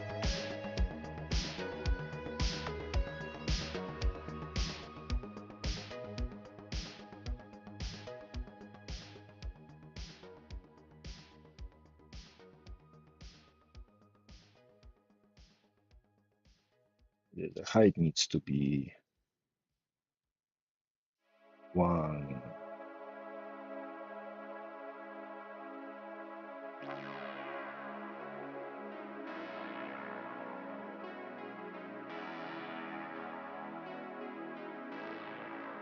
173. Or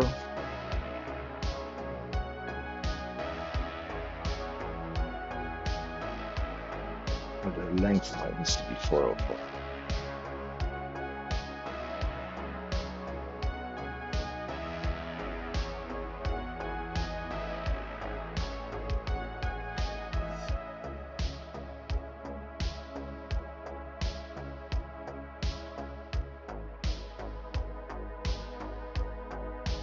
To make this a little smaller, will this be an issue?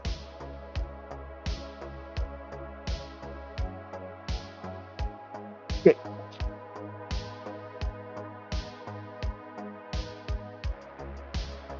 Now, even if the metric system, you won't get very nice numbers. You get millimeters. You know, like I can go down to 1/32 of an inch, measuring it relatively comfortably. It's not great, but you know, but that's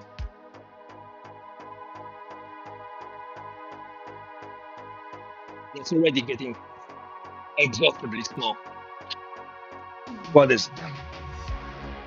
1 millimeter is more than 1/32. 1/32 is 0.8 of a millimeter. So you know it's there is a nice number of of this, but 404 I can make that happen. Go to template, mark it, and just go. All right, let's see if we can make a template of this. Get some scrap wood over here.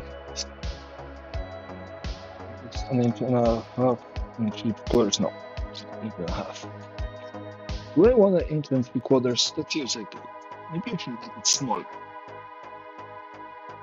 Wait, hang on. If this is an inch, if this is going to be 4,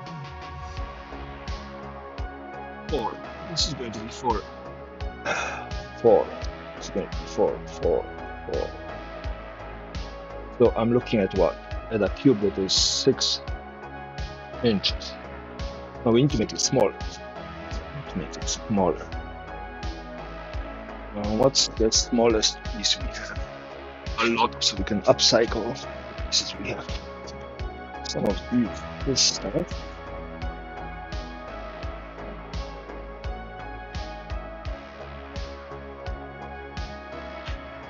Some of this stuff. So maple. This right here. We could get very small, but don't want to go. Let's go medium to big. With some bird. Maple is nice. On the other hand, I don't want to go too small because too small is a whole pain in the ass. How big is this? 3/4. Okay, so we want, instead of going this crazy route 1 3/4, let's say we want to go 3/4. What happens then to the calculations? So we do have a equal sized triangle where the height is 1.5. Call it this A, this 2A. So we end up having 3A squared equals 1.5 squared.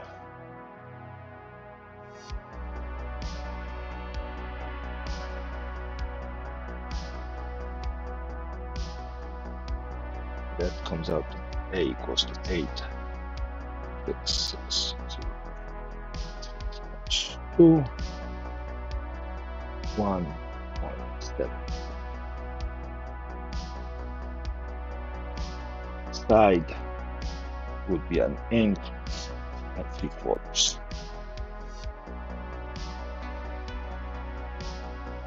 So it will be exactly this.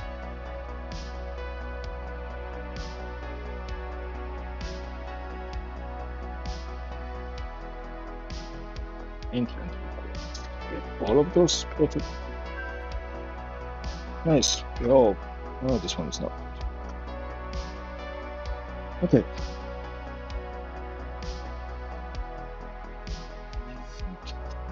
This. Okay. We have an inch and 3/4. Oh, looks like. Oh, what happened? So we have a lot of this. Oh, this one is a little bent, but still good.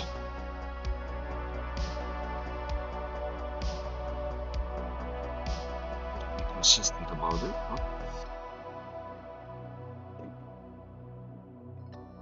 Huh? Flatten it out a little bit. And it's cracking. This is flat, flat, flat. A little love, flat, flat. And then how thick is you on the board? An inch and a half. We would need to make it an inch and 3/4.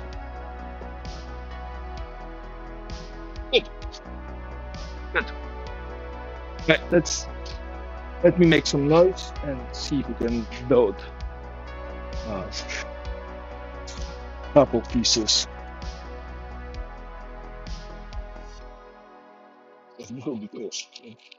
That's a cool design. It has a decent shape. And then do we have walnut and mahogany? Yes, we do. Plenty of. Let's see. You want to use the dark one or the light one? Nice dark. We also have a lot of nice light mahogany.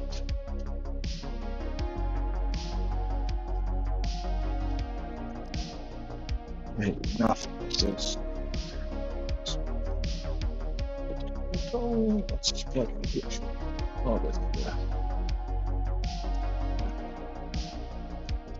Siding pipe.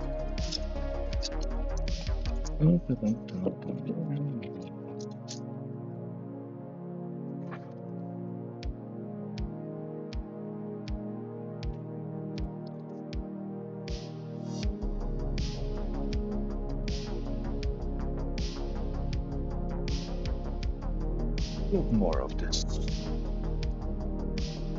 walnut. We have to use a new board. We can use stuff.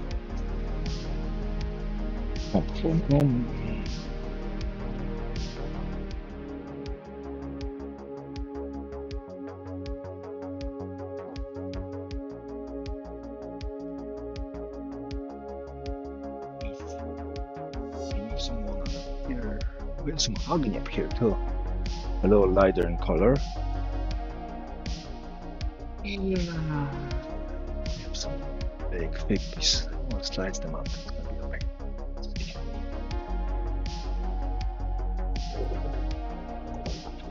And there's an see what we have up here in the Hub Kingdom.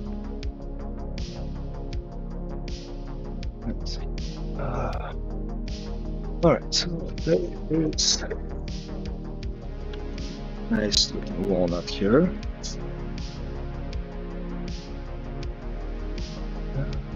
Pieces of mahogany sliced in this way. Is it big enough? That's about it.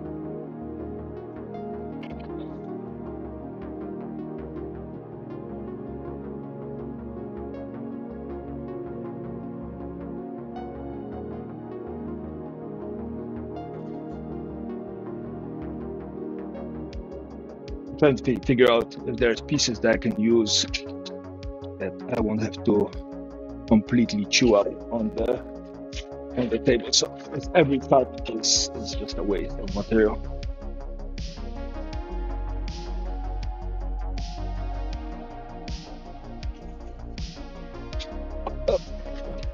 Ah,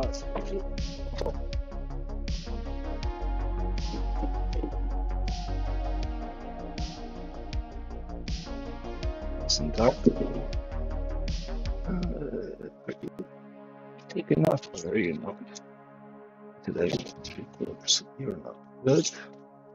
Okay, that's it for this. Let's see. Is there anything up here on the very top? Oh, there's some cherry.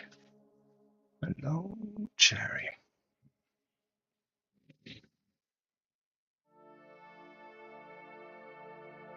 And there's some oak, loa, thick oak, and there's the light mahogany. All right, let's put a ladder up and take a peek at the light mahogany. I think it's called Filipino mahogany. Filipino mahogany. I was saving it for a different project.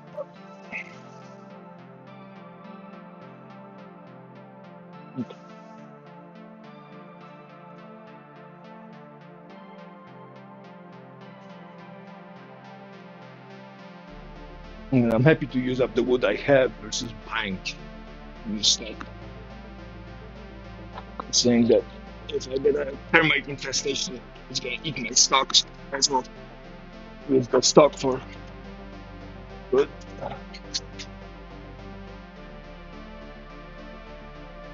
Yeah, the pieces are going to be little trapezes, height of 3/4 of an inch and length of a inch and 3/4. So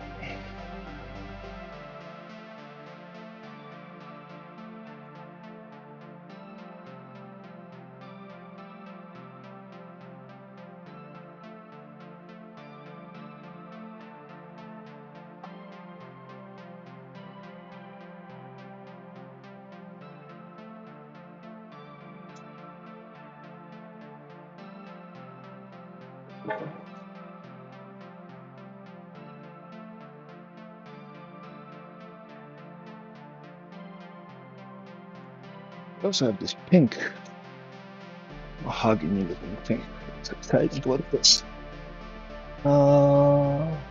What's that? Plush? No, that's either. How about this stuff? It's thick enough. What are we looking at? What's 5/8? Nope.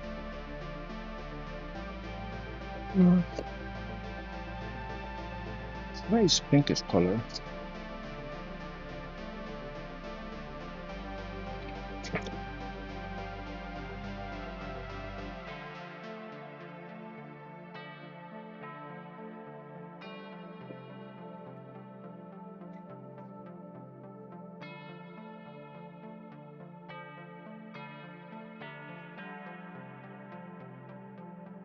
And the decision has to be made about mahogany. So I have this, I think this is sapelli,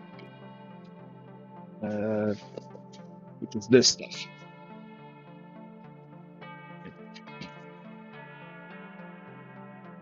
That's what it looks like. It's beautiful on the side, but if we go and look at the top, it's really nice and dark and rich red. And I also have this stuff.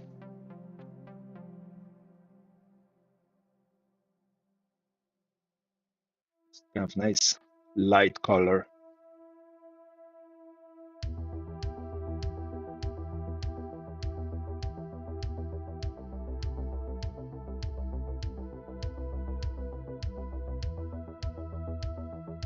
This stuff, especially the end grain, will look very similar to the walnut. Yeah. So maybe it's walnut. It's not the darker pieces of this. Black walnut. Now light that turns really dark, and then the end grain. It's gonna be very dark. So I'm thinking if we are doing end grain like these two versus these two, and maple is white, so red. So I'm thinking these two are probably better.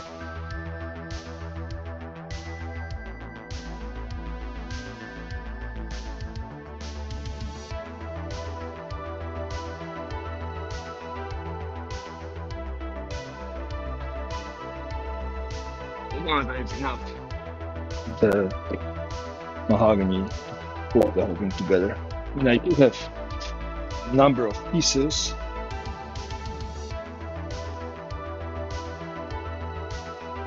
Now I have to slice the big pieces around, and I don't want to slice the big pieces around.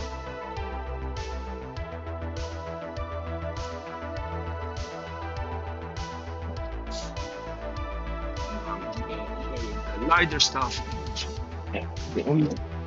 We're making a very small batch today. Have a proof of concept.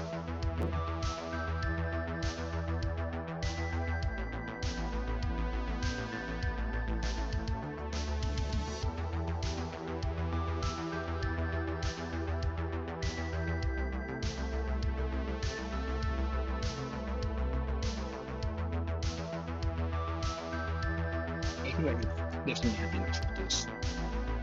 Is this big enough?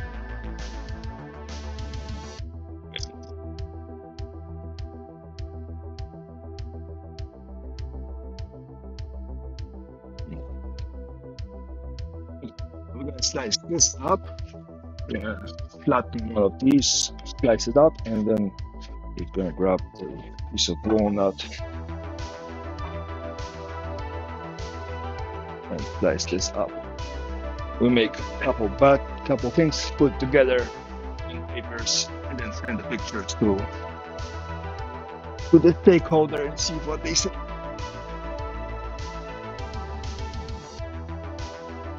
No, we're not fucking around, so make sure things are square.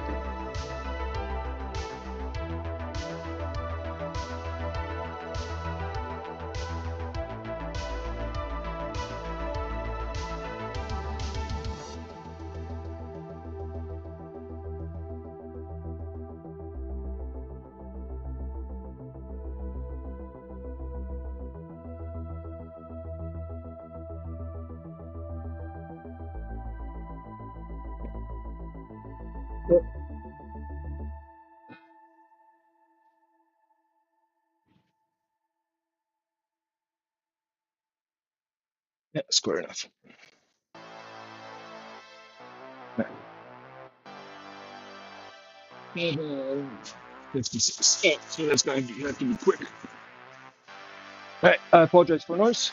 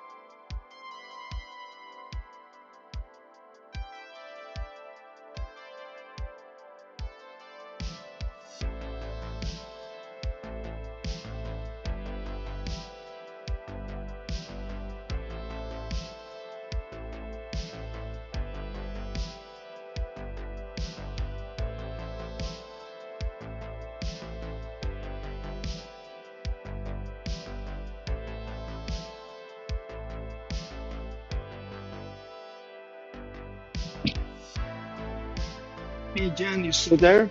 Or is there anybody else? Or am I all alone?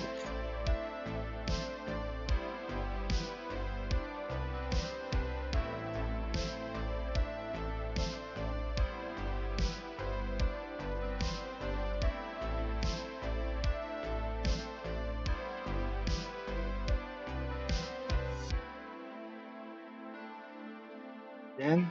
Anybody?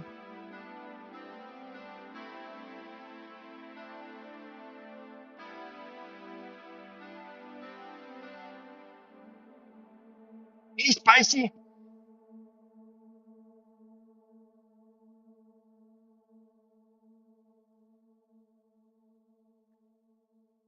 So let me show you. So I'm working on the design for the second cutting board, so I can send it out and show the person that's ordering this. And we're going after this design.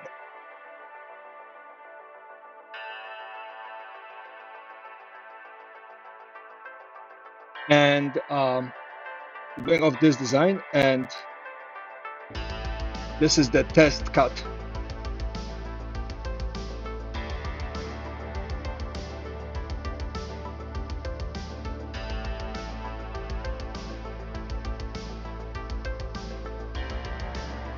What do you think?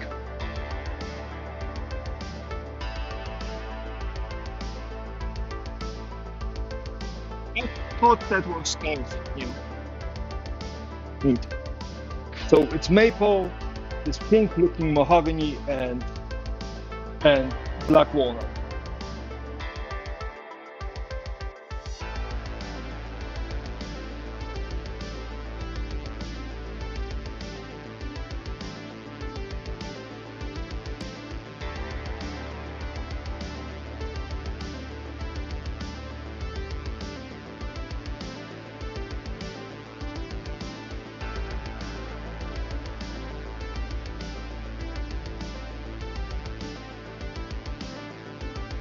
Well,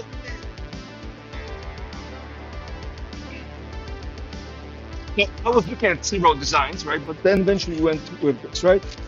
And the whole part of the design is this Y thing right in the middle.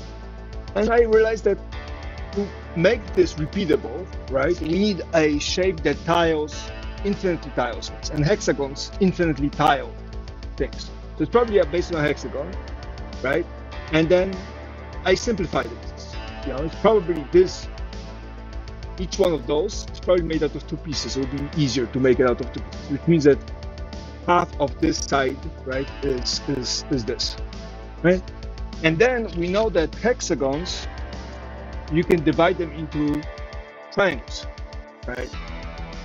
Into six identical, all sides are equal triangles, whatever that name for it is, right? And then we're just looking at, okay, well, if this is half of this, right, and we want a certain height, then we can just assume that the height we're looking for, right, this part, is a height of this, little quadratic equation.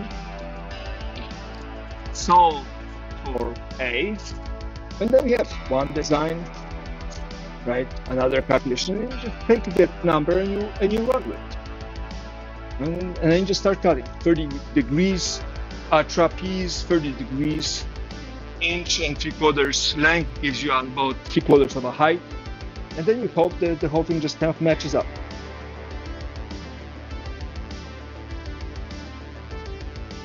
Right? Because it's just this.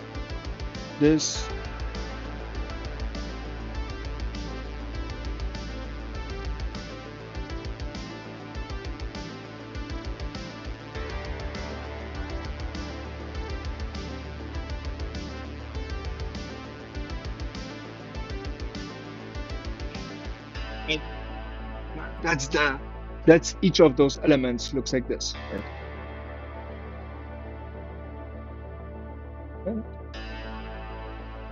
And that's the hexagon. You just kind of start slicing things up, and eventually, you get the shapes that you want. And then you just, this has to match, right? This. It means that this length needs to match this length, which is the tricky part. The tricky part is to make sure that this, these three lengths are the same.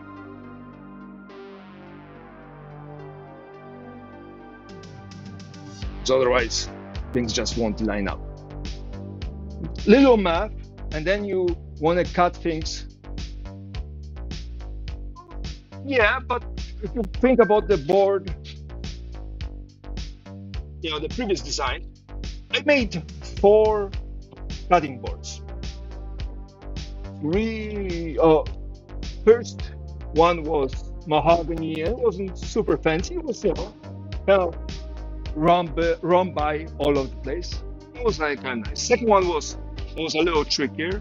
Third one was made out of pure ash, thick blocks, and the CNC part.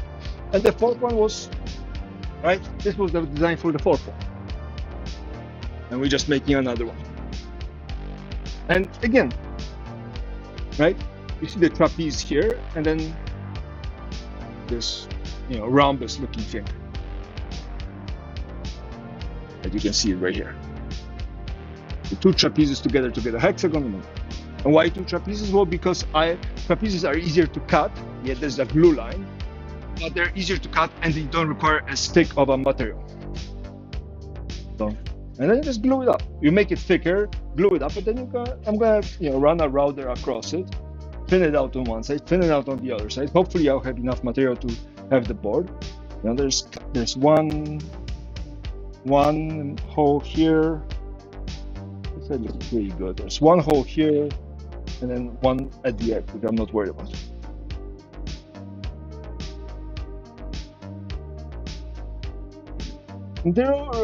There is no, miracle way to build these things.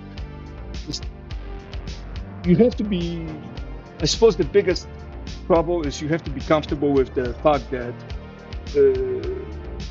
you need to do a little math and a little trigonometry. Once you get past that, oh my God, I'm doing math, the rest of it is just, bunch of pieces to put together. Like the board that I just showed you.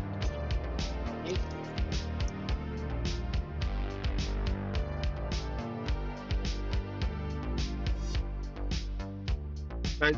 That's the rhombi, so thickness of whatever you want, right? That's the half trapeze, and then you just start gluing things around. Make sure that the orientation is right, and then this is already flattened on one side, didn't flatten on the other. Then you need to sand it down, and the cool part is it doesn't look very.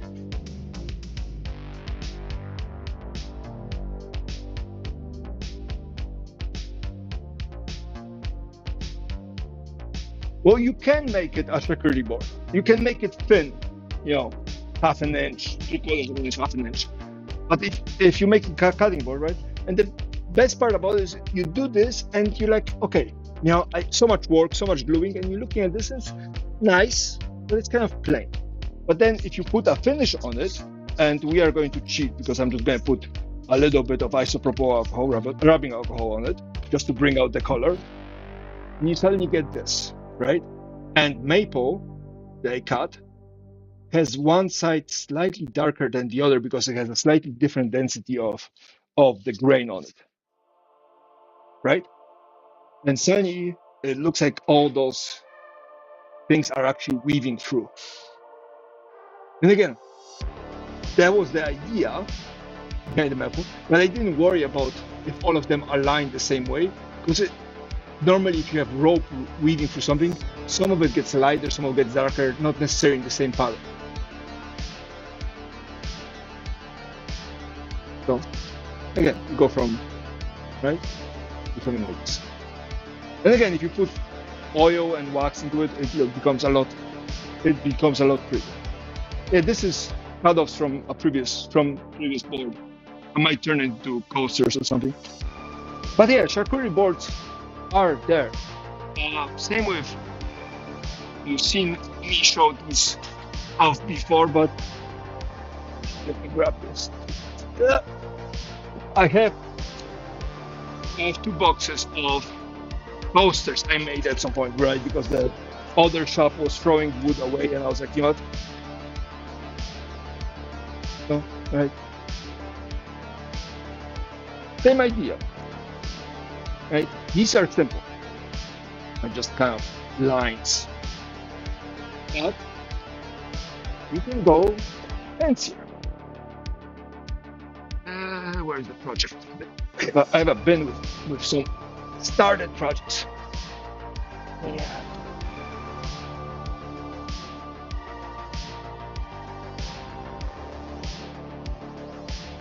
This. Just ripped off it.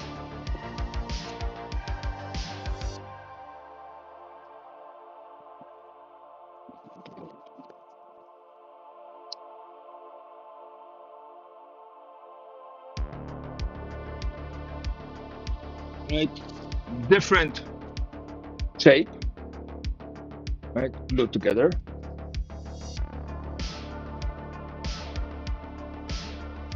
And you get this kind of three-dimensional looking cube.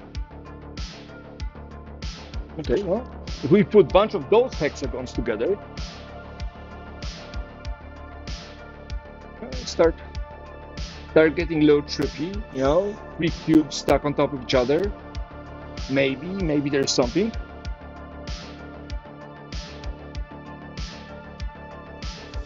Then finally, here we go.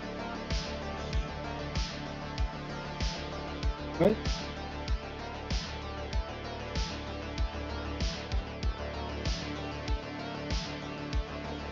And kind of repeatable patterns in mathematics. And again, this used to be a cutting board. Again, I have some leftover things. Why are these colors? Maple, mahogany, and I think cherry. Well, because that was what I had available. They were throwing things out, so I just took that. You can do the same thing with, you know, simpler shapes. Again, square, trapeze, and, you know, that's what I'm going to say. Mahogany, maple around, and again, you see the maple is slightly different gradation in color. It gives it this kind of nice, kind of fluffy round look, and walnut around. Okay. And again, you have some sapwood here, but here you go, sapwood. So, you know, you just make things. Yeah. Again, the beauty about most of the things I get to make is that you get to assign both value and color and look to it. Okay, fine. We don't want to do these kind of even trapezes. How about these? Right? Maybe this one's better, right? It's a rectangle with just a mitered corner and another rectangle square. Now the reason why there's a gap is because when I was cutting it on the table saw in the community shop, somebody walked by and they're like, your table looks off, so they cranked it and they fixed my angle and they just moved it enough so things weren't lining up anymore. But again, spray a little bit of alcohol just to pop the grain and see the color, and you know, walnut, mahogany, and I think cherry. Boom. You get this kind of cube-looking thing. Okay, well, you can stack a couple of those together, and you have a design. So the way I start with these designs is I look at online on Google Images or something, and I go like, you know, patterns, floor patterns, wood patterns, cutting board patterns. Although cutting board patterns is tricky because I don't want to copy somebody else's design. And then you go from the patterns, you go like mathematical patterns, you know, patterning flat space or something. Boom, boom, boom. So yeah.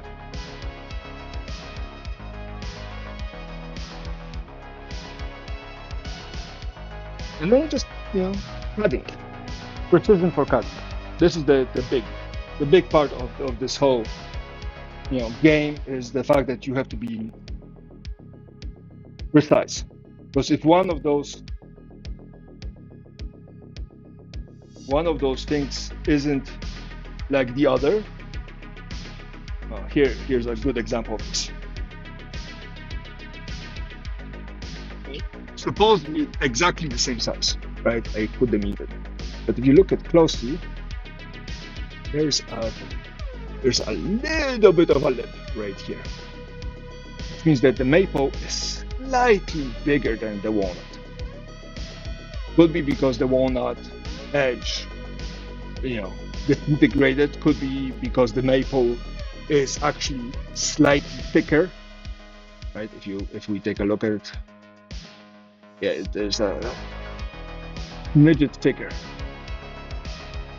You can see the edge right here. Right, you see that right there, midget of an edge. Now, in theory, that should matter, but you repeat that error enough times, it will start adding up. Again, on a board, e-board, you might get away with it because you squeeze it around, you tighten things around and you can get away with it. But if you do these patterns and eventually those little angle changes are going to get you. Like a rounding error. You run it through enough spreadsheets, it's going to come up.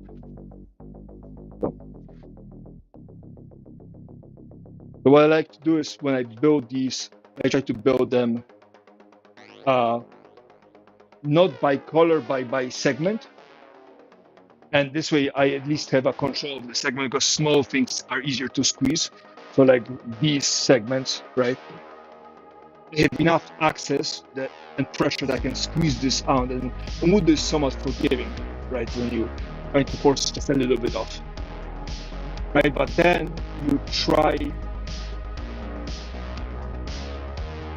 hard to see, but there's a little bit of a line here.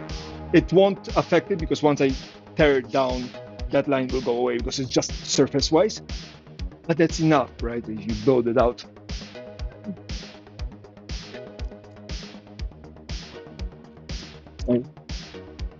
Here's another example of this, right? Supposedly perfectly fitted, but if you look at closely, right here, hard to see, but there's a little bit of a crack between this and right here. Let's see.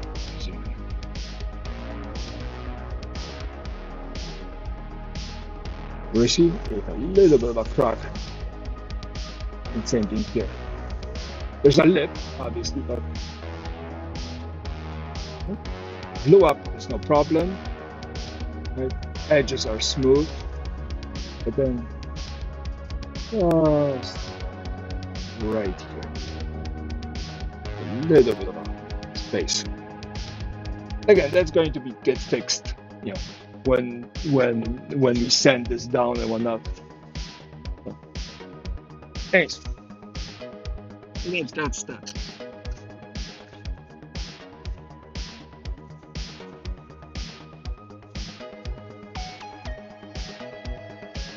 So, I'm assuming you saw the thing I made the other day.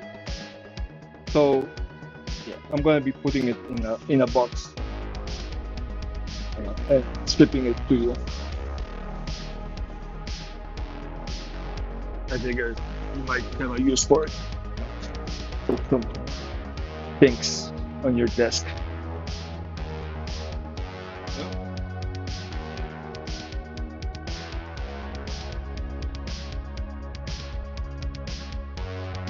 Okay. Well, I figured you would take a look at it, so at least you can tell me if you want it or not. But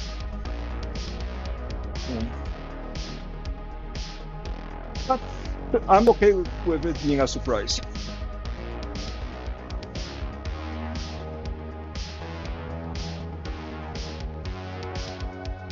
Yeah, so that's that. So we have one board, we're gonna do the other board. Fair. Yeah. Not much into religion, but you know, as long as you don't make me sound like a cult, all of people is good. You know, it sounds suspicious. But yeah, I think it will be. I think you might like it, or at least find it useful.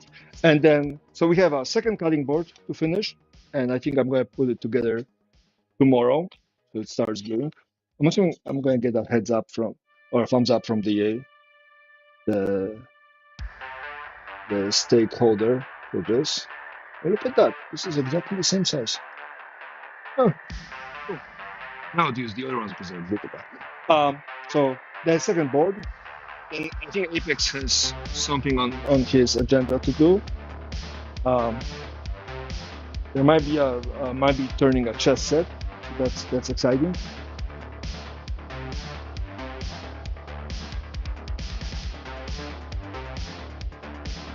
You sent us lots of chocolates, and when we were in Japan, we couldn't find enough decent quality sweets, which was surprising because supposedly that's a big thing.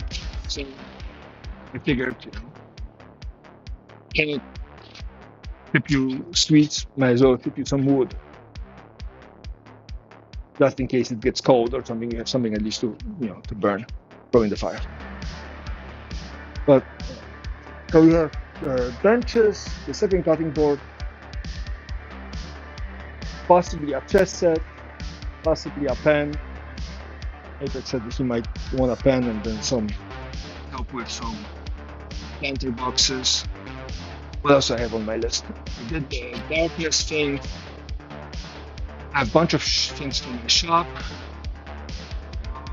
My brother might need some furniture. But that's that. And then I have to price out a lectern. It looks like I'm getting booked up for November, so that's exciting. Making it as a woodworker, I haven't recouped the cost of setting it up, but I'm paying rent, so that's good. That's good.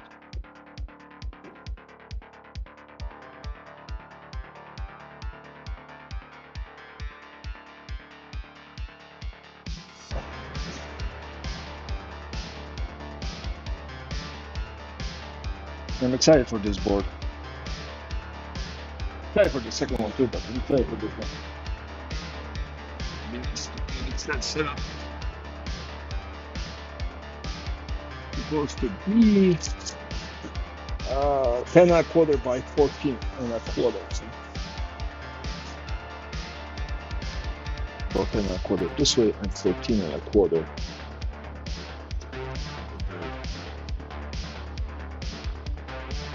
Ah, awesome.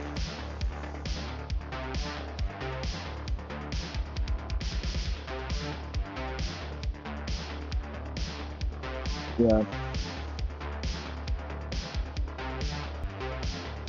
Yeah, charcuterie board. Oh, that's an idea. Don't know if anybody needs charcuterie boards.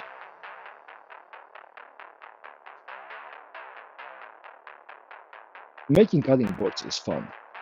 But I know people that do it for a living. They have pre-designs ready to go and cuts, and me, I'm figuring out everything out as I go along. Has its benefits. I ain't gonna lie, but ooh, that's an idea for design. Noticing with this.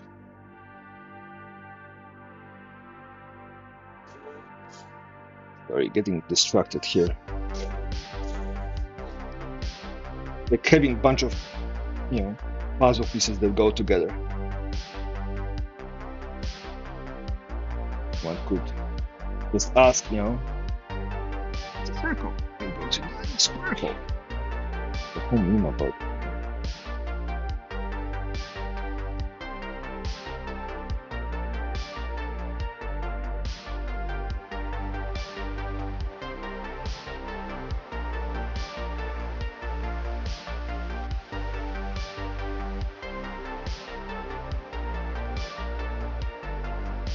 This is much more fun design.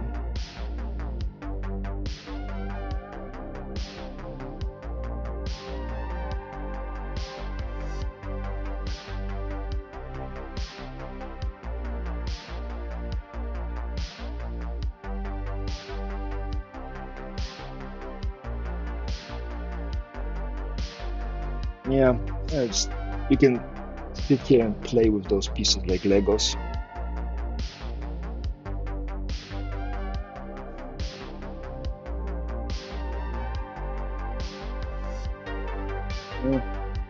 Not as cool.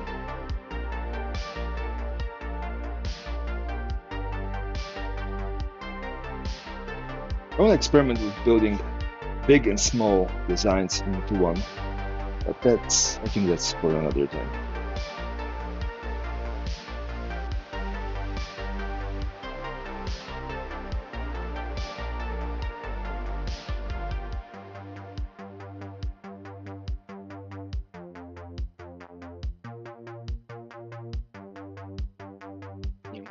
I'm gonna play with this later. I'm gonna play with my hardwood later.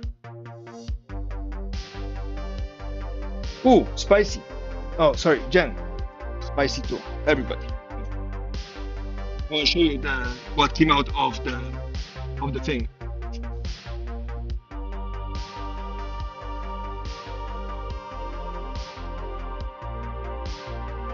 So that's what.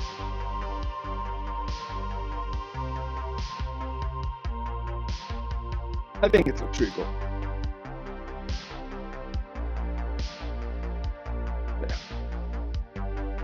That's what it's gonna look like.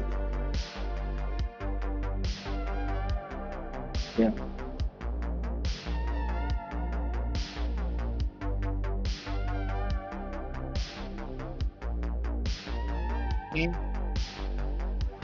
Again, it's your brain that does all the difficult calculation to make it look pretty. But all there is just random colors put together. Almost you know what? Well, you taught me to the trigonometry and trying to figure out the angles. So, as I was telling Spicy, it's one of those, trial and error things. Not much else you can do about it.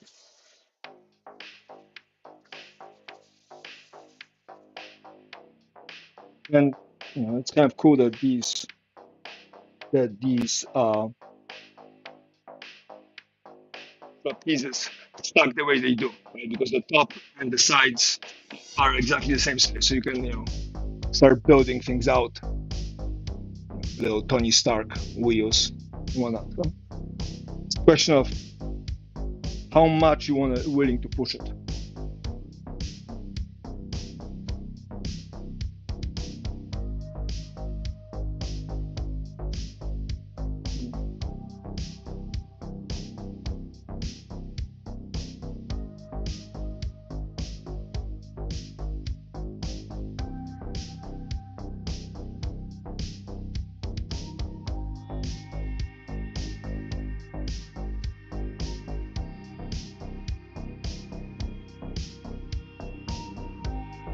Yeah, I'm probably gonna spend the whole day just thinking, whole night thinking about how I'm going to, put a bunch of those shapes together.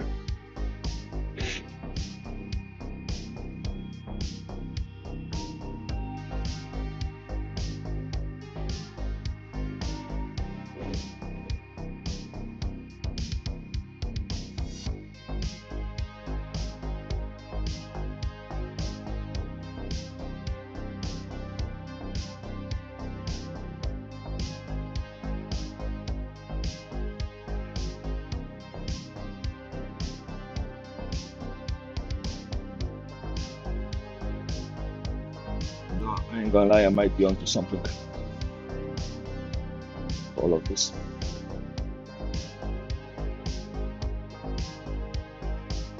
a little spiral. Ah,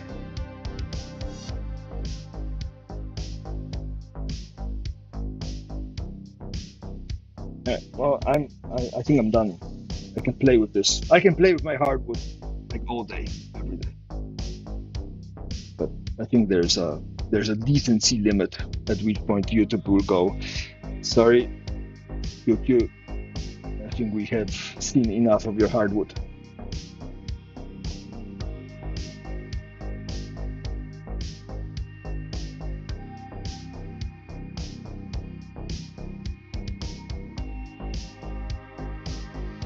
So this might be a cool idea for another one. But this is what I'm thinking for another board design or whatever design. Go putting spirals. And make them small enough. Maybe add a little bit things.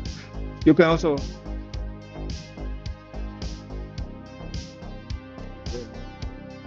yeah, well,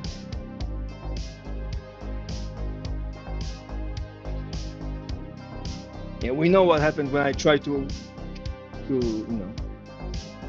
get in on the proper channels for the whole wood thing. I got rejected. Hurt my feelings and whatnot. I think a cool thing would be to add just a sliver of something either in between the layers or around it. So to laminate, create the trapeze with one side having a very thin veneer of, say, a paduk or something, like a red color. And this way, whenever you stack those things together, you have always this red line running through it. But I think that's for another time. Today was a long day. Not a long stream, but a long day. Yeah. Tomorrow, this, and whatever else we come up with to do. But definitely, we're going to flatten this and start building this out. And then,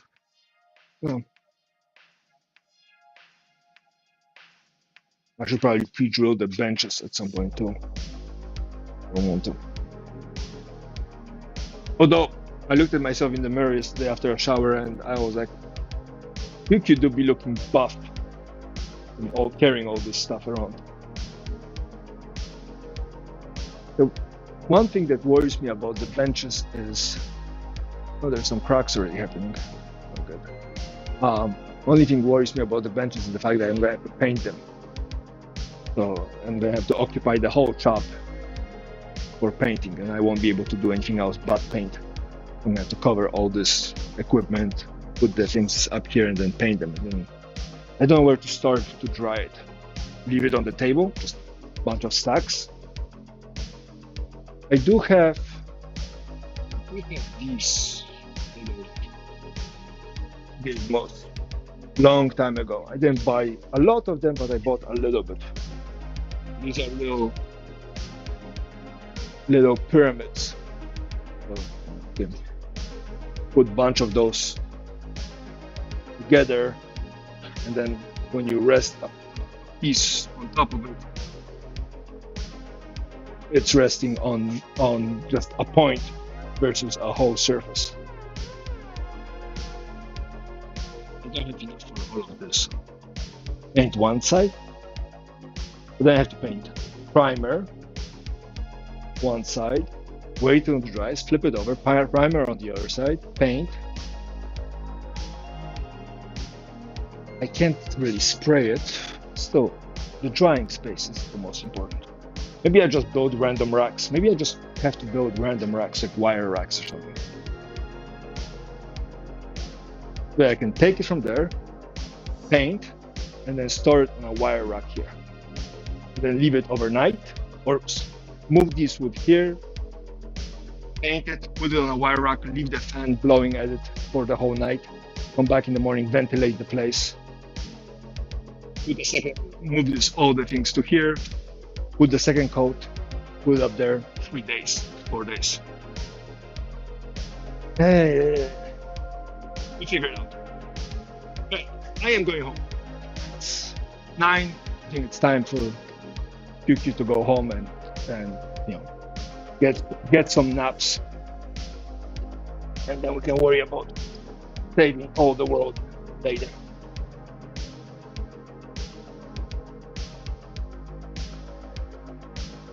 Again, thank you for keeping me company for most of the day. Spicy, it's always pleasure for you when you stop by the stream. Nice.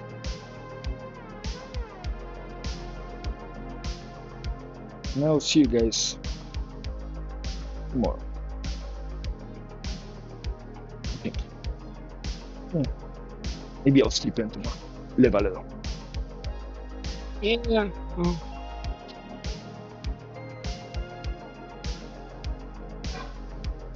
On the list of things to do. Plus, if I go home too tired, then I go and I do raid shopping. Again, some of it is not bad, like that screw thing, but raid shopping is problematic because then you buy stuff, and so far I've been lucky. I end up using most of the things I bought. But I'm really excited for some of the little side projects. Until then, on to everybody else, have a good night. I'll see you guys.